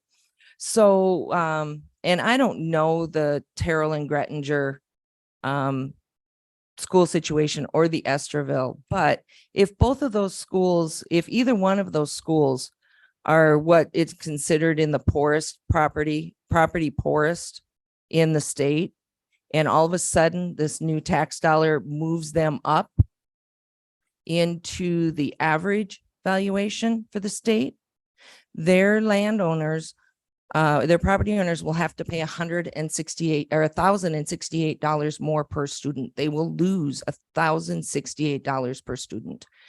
This is very difficult to understand. We have legislators that do not understand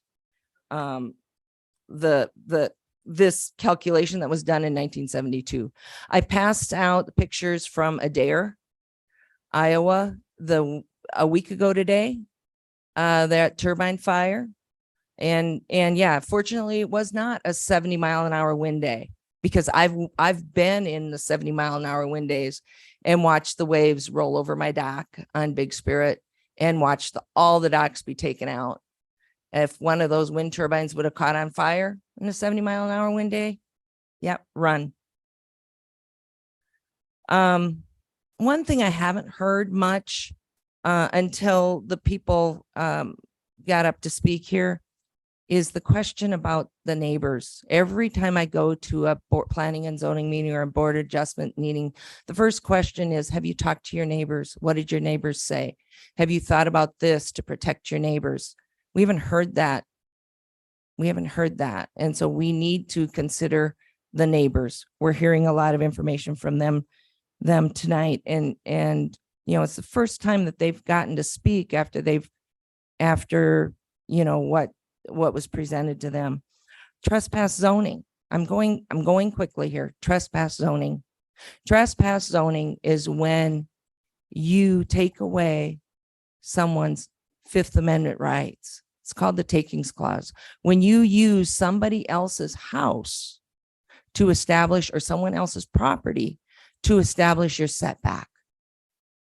Okay, so we're using 1,200 feet from the neighbor's dwelling. We're not using 1,200 feet from their property line, which I think is far, far too short anyway.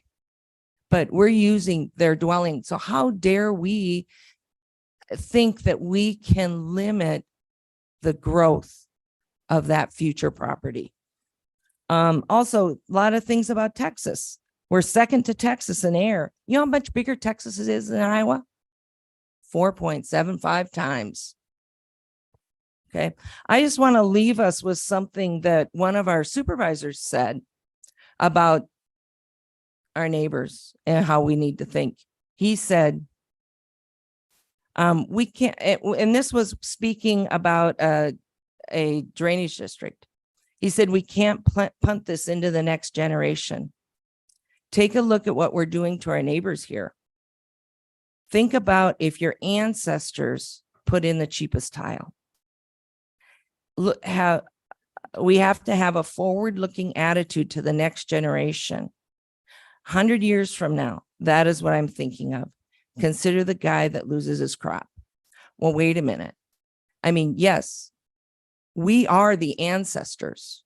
We have to think about what we are leaving behind for this next generation. Are we going to leave them a forest of skeletons on the prairie? Or are we going to leave them the gem and the jewel that the Iowa Great Lakes is and will be in the future? I also gave you an engineering report from the Woodbury County engineer. He suggests over a 2,000-foot setback for these 591-foot towers. They use trespass zoning. I ask that you don't. We go from property line. Thank you.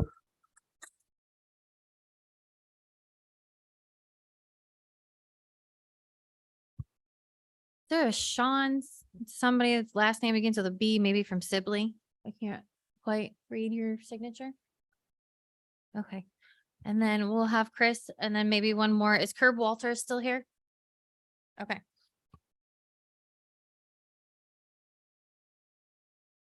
Hi, I'm Chris Van Cleek and I live in rural Milford, 2326 270th Avenue. In May, a small group of our rural residents got together to talk about this project. And one neighbor heard about it, talked to another neighbor, talked to another neighbor. You know, I laugh at Facebook because of all the information you see. And, you know, we've been accused of being fat 70-year-old men that live at the lake and that we just don't want to look at wind turbines. That's not the truth. When we started talking about this as neighbors, we were concerned about our neighbors. And did anyone know about this project? And we discovered that no, unless they'd signed a lease, they didn't know about it.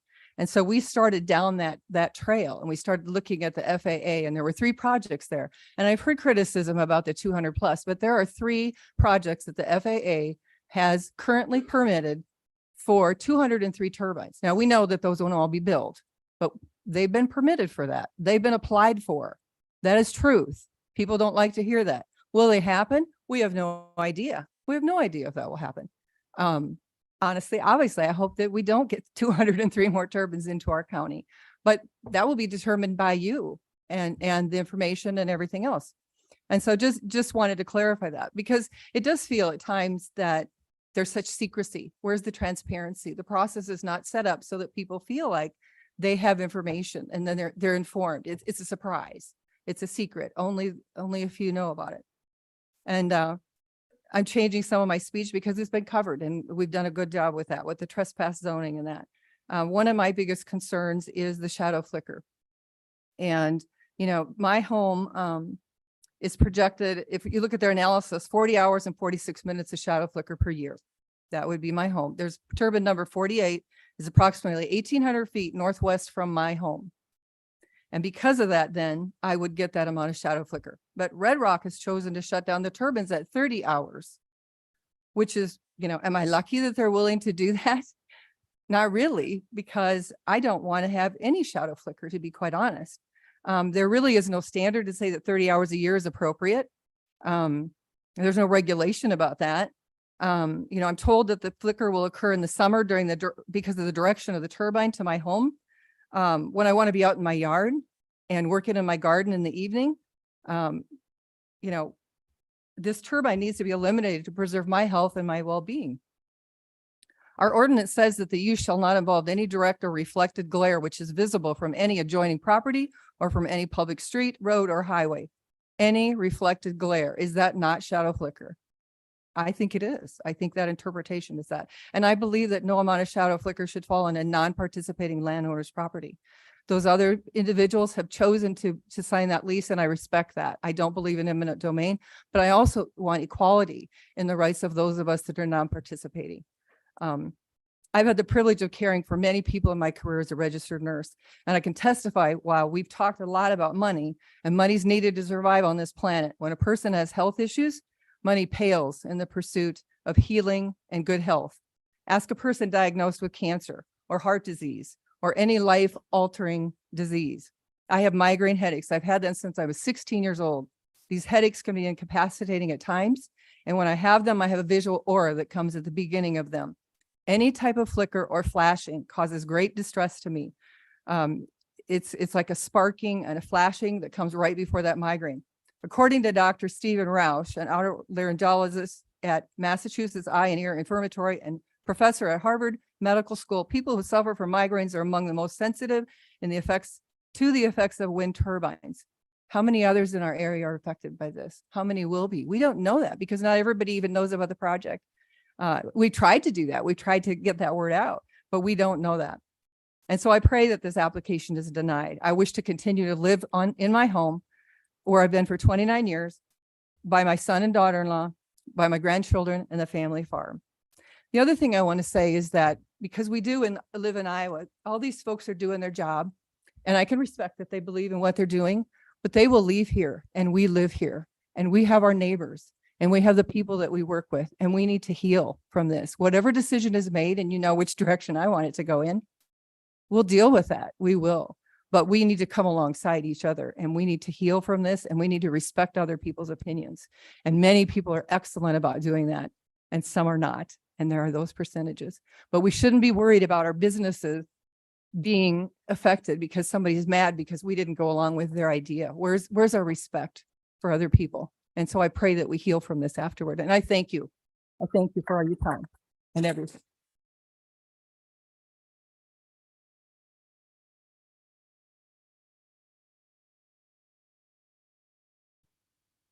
No, there's more left for you.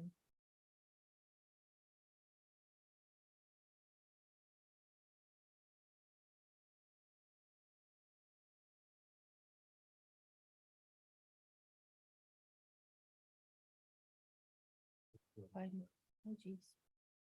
Okay. After Curb Walters will be Matthew Hykins. He's still here. And then Cindy Smith, Aaron Jansen. Okay, I'm Curb Walters from Melford. I'm a retired realtor. Looking back 20 years ago, most of the county residents thought of then the new wind energy towers in western Dickinson County as innovative and as a novelty.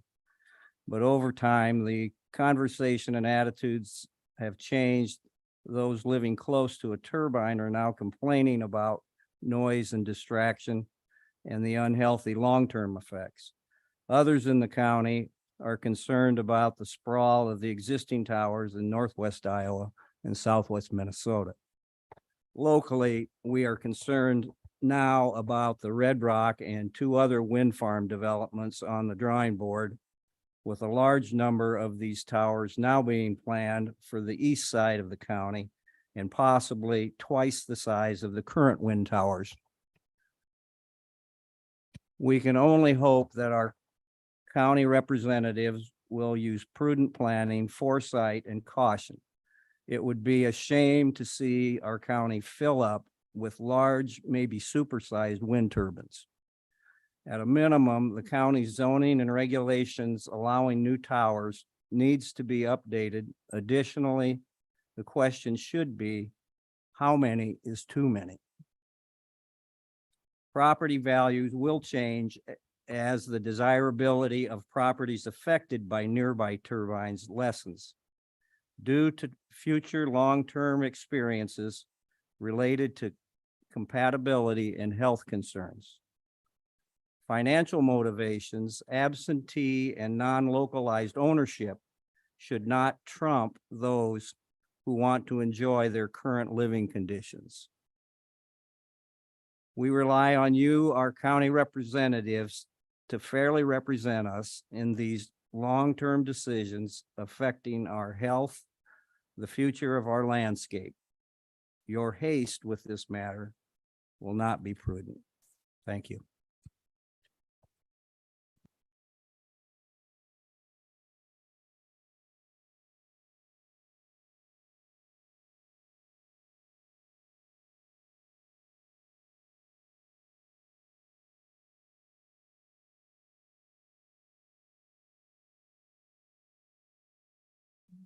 George Broxma from Osceola County. I'm a neighbor. I am not a conflict of interest. I'm here to help. And to help, that means love of constitutional law. My dad had the same name. He took an oath when he served his country in the front lines in the Pacific for 6 years as a medical soldier. And he was trained not to come home, but he came home. I took over the farm operation. My dad told me I had to milk cows. And I said, I'm on my way to Arizona. I started working for a company making helicopter blades. In a couple of years, he called me. He says, I need you to come home and farm. You don't have to milk. I said, okay. So I took the experience of putting on a big dryer, and I didn't want no pigs. I didn't want livestock. I wanted land. So I bought land, and I wanted to have my own windmill. So I'm the first guy in Iowa to start the wind. It's here. I'm him. This is the history. In 1984, I met with Iowa Electric, and I wanted to be off grid and put up a 4 kilowatt. You know what they told me? You got to have a megawatt contract. And I started listening to them. I'm gullible. Pretty soon it grew, and I had to buy into it. And I'm in Cedar Rapids, and I'm cutting deals with these guys. I'm thinking they're all older guys when I call them on the phone. They're young. It took nothing for me to get started. They said, how are we going to do it? I said, well, I'm paying 12 cents a kilowatt. If I can produce electricity, would you give me 6 cents? That's half. Oh, no problem. So I started producing electricity, and they made fun of me. I climbed a Windmatic, which I bought out of Tehachapi, California, on an auction, 5 of them. And we put these turbines up. Immediately, they started taxing me, Osceola County. And I didn't even have them running. So in all my experience of all this time, of all this stuff, I'm a we the people. I'm a people. I'm the real deal. We fight for it. All you in here are people. You're not citizens. You got to get that out of your head, because I've experienced all this with windmills, and I've been in court cases, and I've been in all kinds of litigation. I've had them put liens on my property, my folks' property. You know what? We had it paid for. But if we didn't, the bank would have foreclosed, and we would have lost it all. So what I did, I designed 1 acre. So we're talking about 1 acre on that quarter. That had to do with the windmill. And we put a name on that 1 acre. Well, this went on, and we never took one grant, not one thing. All of a sudden, here's Terry Branstad. Here's 8 hybrid patrolmen on my yard. So now it grows and grows and grows. So I sell out because they said I wasn't smart enough to take grants, and I wasn't going to take a grant. So now I started teaching and learning constitutional law. So what I'm telling you, you guys got an oath? Have you served an oath, a verbal oath, being on this committee? No answer, that means no. The Board of Supervisors have, and it's verbal. It's just verbal. They have a certification of election, not a signed oath of the Constitution. So we're really under bar law. This is all about foreign interest. You don't even know what you're going to get into. And you're going to be having court cases. These people are going to have more court cases because people are going to come in here and they're going to do claims.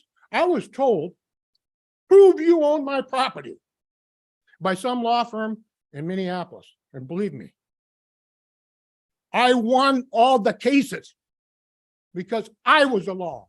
The people are the law here. So you go back and rethink, go to the supervisors and you tell them you want an oath to tell us the law, because this is unconstitutional. This is unconstitutional board. Thank you.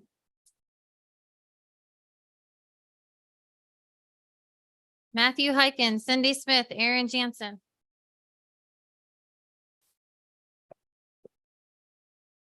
Matthew Hykins, 2624 270th Street. So the turbines are set back 1 mile from Terrell, but only 1,200 feet from other homes in the rural community. That's less than 1/4 of the distance. So the turbines can be built over 4 times as close to a rural home as from a home, say in Terrell. If a 1 mile setback is appropriate for a small town, then a rural home should have no less. I'm going to read a portion of the county zoning ordinance. The current zoning ordinance expresses a greater setback may be required to minimize shadow flicker, nuisance noise, and other possible effects to humans living in these dwellings. All of this is to be addressed as part of the application by the owner and developer. Fair and equal setbacks should be for all, no matter where they choose to call home. And I know there's been a few comments tonight for those interested in farmland prices. And I can say, as someone who's interested in farmland, that I'd be less inclined to either purchase or rent land that contains wind turbines. I also have one follow-up question directed at Megan. We received 4 letters in the mail allowing us to submit 4 responses to the zoning office, and 2 of the letters were not read. And I want to know why 2 of the letters that we were allowed to submit were not read tonight.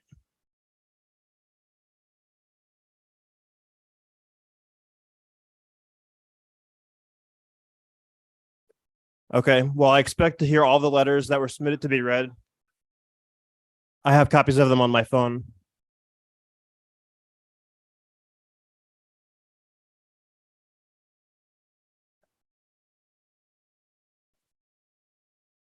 Yep. Okay.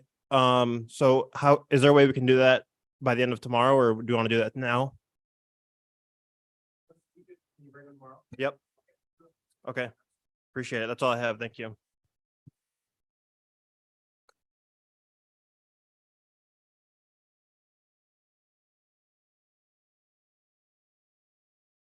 Hello, I'm Cindy Smith. I live at 2588 235th Street out of Milford. I've heard a lot of numerous comments now about the rights of the participating landowners, that their right to have these turbines on their land. And I've heard a lot about all the time and money that's been put into this project. And my question is did this project start last April?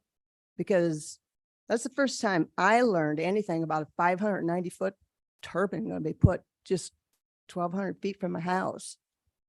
300 feet is is my property. So that makes it like 950 some feet. I heard this all from a neighbor. I mean, the 300 feet being used, I had no knowledge of this. Nobody ever informed me of any of this stuff. To this day, I still don't have any idea what the actual distance is from my place, because nobody's ever come to me and talked to me about it, asked me. I just feel that this 300 acres, or the 300 feet of my property being used in this setback is my property. I own the 5.4 acres that I live on. I've paid the taxes on it for the last 17 years. The adjoining property owner has not. I just feel that it is my right, it's my land, it's my decision whether that 300 feet be used in that setback distance. I just don't think that's right. I think that needs to be changed. Thank you for listening to me.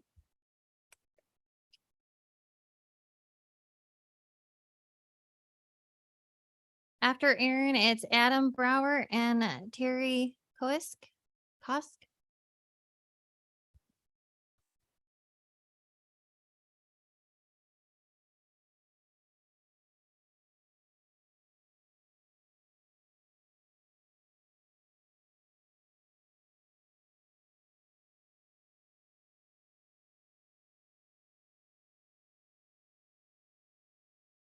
Give me a second, sorry. Let me get up there. All right. Good evening, soon to be good morning. My name is Aaron Jansen. I am the owner of Swiss Acres Weddings and Events. I am a small business owner and entrepreneurship is a passion of mine. I was born and raised in Emmitsburg, Iowa. Growing up, my family didn't have a lot of money and my parents were divorced by the time I was in second grade. There were days we didn't have enough money to eat on occasion, either our heater home or the electric because we couldn't afford to pay the bill. This is not a woe is me speech. This is just my life. This is how I grew up with it. As I got older, I knew I wanted to better myself and eventually my family. Athletics were an outlet, and through them, I earned a scholarship to wrestle at the University of Iowa, where I was part of three Big Ten and national championship teams. It is this drive and determination that Swiss Acres was founded on. Everything I own has been earned, never given. So you may understand the frustration that was felt when I and many others were blindsided as Invenergy gave their presentation on the Board of Supervisors in late April, which was the first public update on the project since they took it over in 2018. By the end of 2023, I will have invested nearly $1.5 million into my venue. Swiss Acres hosts on average of 30 weddings a year, with customers coming from Sioux Falls, Sioux City, Omaha, Des Moines, Minneapolis, and various other areas in Iowa, South Dakota, North Dakota. This translates anywhere from 6,000 to 7,000 guests annually. Conservatively speaking, our visitors contribute anywhere from $600,000 to $700,000 a year towards Airbnb hotels and Airbnb rentals. And I apologize, I can't look. I'm not able to look in your eye. I usually look into people's eyes, but I'm trying to read too. And so anyway, 125 to 150, and all these are conservative estimates. $125 to $150,000 in catering every year, 60 to 80K in alcohol sales, and various other miscellaneous services like photography, drones, stuff like that. I'm not able to reasonably estimate. If our venue is no longer solvent because of the project, what happens to our business? Who's financially liable for the loss of my income? What happened to these other small businesses who call Dickinson County home? I had intentions of expanding the Red Reception Barn, which is the barn closest to the road. However, this has been put on hold now because of the project. The reason, well, recently I showed the venue to a Milford couple I knew personally. Towards the end of the showing, they did have questions about the wind project and if it was actually going through. I couldn't give them a yes or no answer, but I did point to the turbine location that was marked in the field just south of my property. They had a couple more questions and left, and they eventually ended up going with a different venue, which happens, no big deal. But since I did know the guy, I was just curious. We've known each other. I mean, he grew up in Emmitsburg too. And we had an hour conversation, and his fiance is a photographer, and she said that they didn't book our business specifically because of the wind turbine project. Right now we're booking at $6,000. And, that's just one example. And back in August, I was one of the two individuals, the other one being Chris Van Cleek, who lived in the project area, that were asked to be on the subcommittee that planning and zoning put together. I told the group this exact story, although I hadn't confirmed yet why the couple didn't book with us. Jim Bloom's immediate response was, tell them the project won't be operational for 2 years. Imagine that. I have to tell my customers, well, they're not going to be that these turbines won't be operational for 2 years. So after 2026, after 25, I can no longer book a wedding. So what happens in 2 years when it is operational? Does this sound like a response from a reasonable person who has a major saying in updating our ordinances? Jim happens to be on planning and zoning. I know this may seem like a far-fetched idea, but those in favor of the project, but remember, this project is one that represents the minority of the county, which would be less than 2% to be exact. As a member of the aforementioned subcommittee, I dove into the research. I then expanded my search and knew how important setbacks were to protect my family, my neighbors, and my property. Not soon after I began my research, I realized how inadequate Dickinson County's setbacks were. And the thing I gave you guys has in the red outlined area is the counties I included in 24 counties. And it just gives basically when the ordinances were enacted, their setbacks.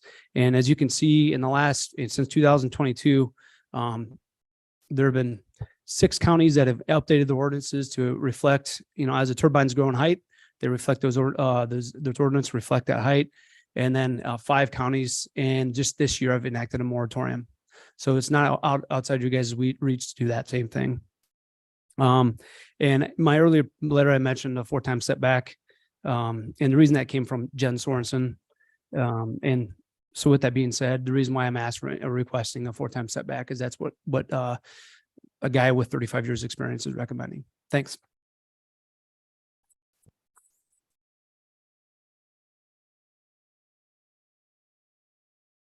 Adam or Terry?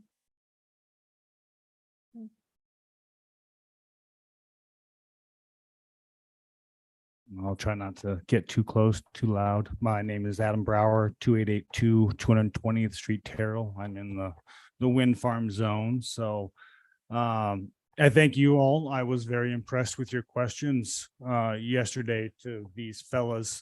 They were kind of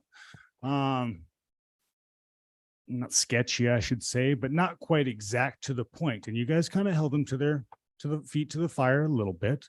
But there's a few questions I wish you would have asked.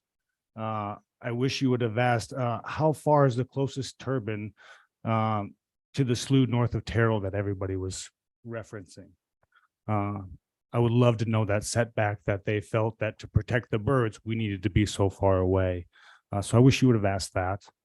I wish you would have asked how close is the closest turbine from a non-participating landowner, which does affect if they're going to build on their own land. That was never asked either. The closest I think we got to was 1850. They said, I believe. I may be mistaken. Too many numbers last night, and I'm too tired tonight.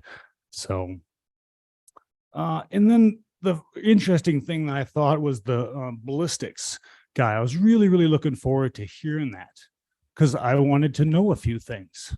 I wanted to know how far a 10-pound chunk on a 600-foot tower can fly. They know that. Don't tell me there's not a model. They know exactly. It's a physics. One of these smart gentlemen here could probably figure it out on a scratch piece of paper real quick. They didn't do that. How far can a piece of blade fly when there's a runaway event? They know that too. We could do 10 pounds, 20 pounds, 30 pounds, 100 pounds. How far does it fly? They didn't answer that.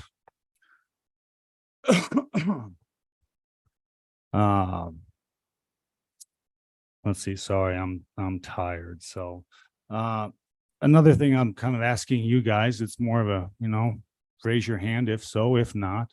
Does anybody travel to go their high school kids' football games, basketball games, wrestling matches? Do any of you have kids where you travel? I mean, if you drive east, nobody's ever driven east and been like, wow, I wish I lived in all these blinking red lights. Oh, this would be awesome. Said no one ever. No one has ever said that. So don't tell me it won't affect my property value, because me and my wife wouldn't have bought in this big blinking sea of crap. We wouldn't have. We would have chose to go somewhere else. There's a reason we chose not to live in the city, in the town. We don't want to have our neighbors right on top of us.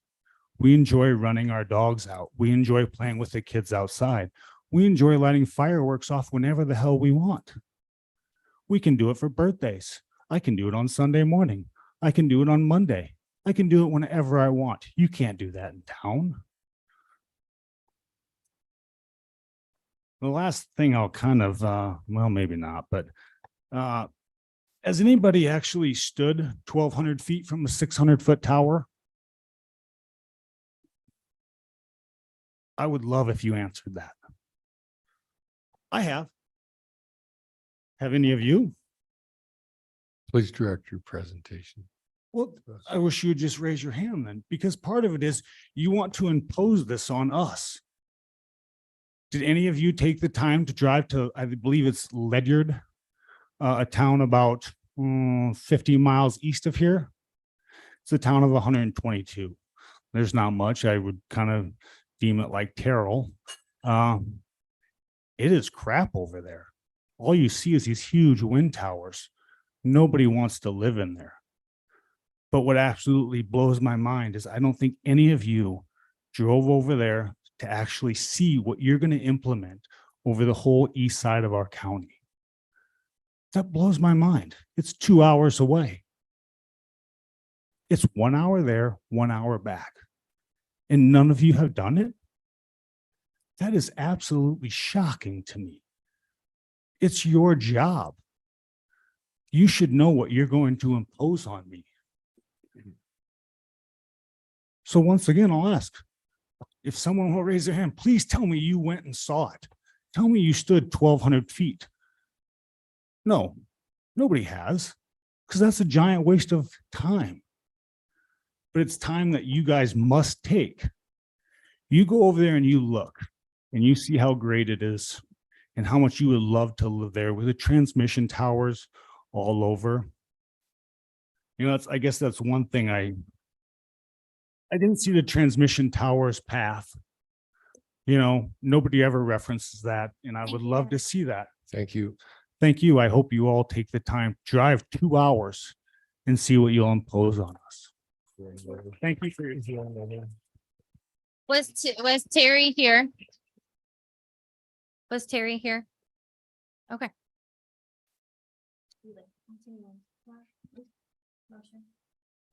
Okay, at this point, we can get a couple. Sure.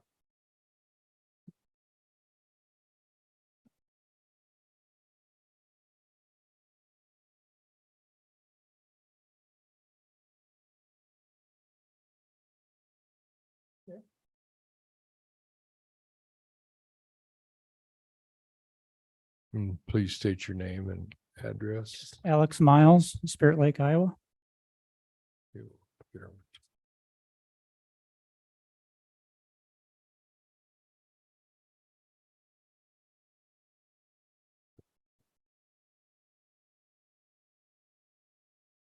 First off, I just wanted to, since the wind company didn't really show some simulated views from different spots, I just wanted to do one simulated view from the south end of Spring Run. You can see that on the, well, on the first page there, and the marker on the top picture that says Southeast Spring Run, the little red marker, that's where that simulated view is from. Unfortunately, I didn't have time to go out and take a picture, but the 3D simulation was created with ArcGIS Pro, which is a $7,000 a year professional software that fortunately they offer it for personal use for $100 a year. So I didn't have to shell out 7,000, but I put in the correct height for the turbines there, and that's what the view would look like from the southeast end of Spring Run. I keep hearing that we're just trying to protect the lakes. I think that's a little bit of a misnomer. We're trying to protect the lakes area, which is also including the surrounding area and the prairies and the wetlands. Then the second thing I just wanted to mention was the map here that I handed out as well. There's been a few people that have said, no, there's not 200 plus turbines. They're correct if you're only looking at the Red Rock project. But there's also the purple triangles there on the top right. That is the Superior Wind project that was submitted for and had an FAA determination in 2021 for another 107 turbines. 53 are outside of Dickinson County and 54 are inside of Dickinson County. There's also the Three Waters Wind project that was also submitted to the FAA and had a determination of no danger, however they say that. 71 for another 71 turbines, 20 of which are in Dickinson County. So this isn't just about Dickinson County to me, but if you look at those three projects combined, it's 267 turbines, including the 107 from the Superior Wind Project, 89 from the Red Rock Project, and 71 from the Three Waters Wind Project, all of which will be visible from our county. So we've been very conservative with saying 200 plus turbines. If you allow the Red Rock project to go forward, then as you can see, the Superior project, the Superior Wind project, they're going to take that as a green light and probably try to go forward here as well. I mean, we're talking about the entire eastern end of our county being swamped with these things. It's too much. It's going to ruin the beauty of our area. And that's all I got. Thank you.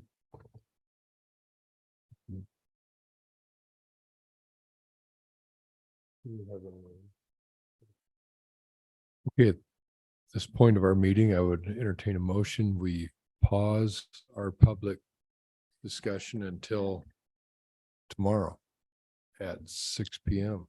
I know we've been long these 2 days, and during one of our breaks, we had an older gentleman, him and his wife had to leave because they just needed to go home. So if you've got folks that you know that signed up that had to leave, I know Chris mentioned somebody they left and whatever. We're gonna start with them right out of the chute tomorrow. So other than maybe a few letters Mr. Heikes wants us to read, we'll go back to the podium and let everybody have their opportunity if they wish. Okay, thanks. Okay, I'll to pause it. I make a motion to pause the meeting until 6 p.m. tomorrow evening. Okay, is there a second to that? Okay, it's been made and seconded to pause our meeting until 6 p.m. tomorrow. All those in favor say aye. Aye. Opposed? We will pause our meeting till tomorrow at 6 p.m.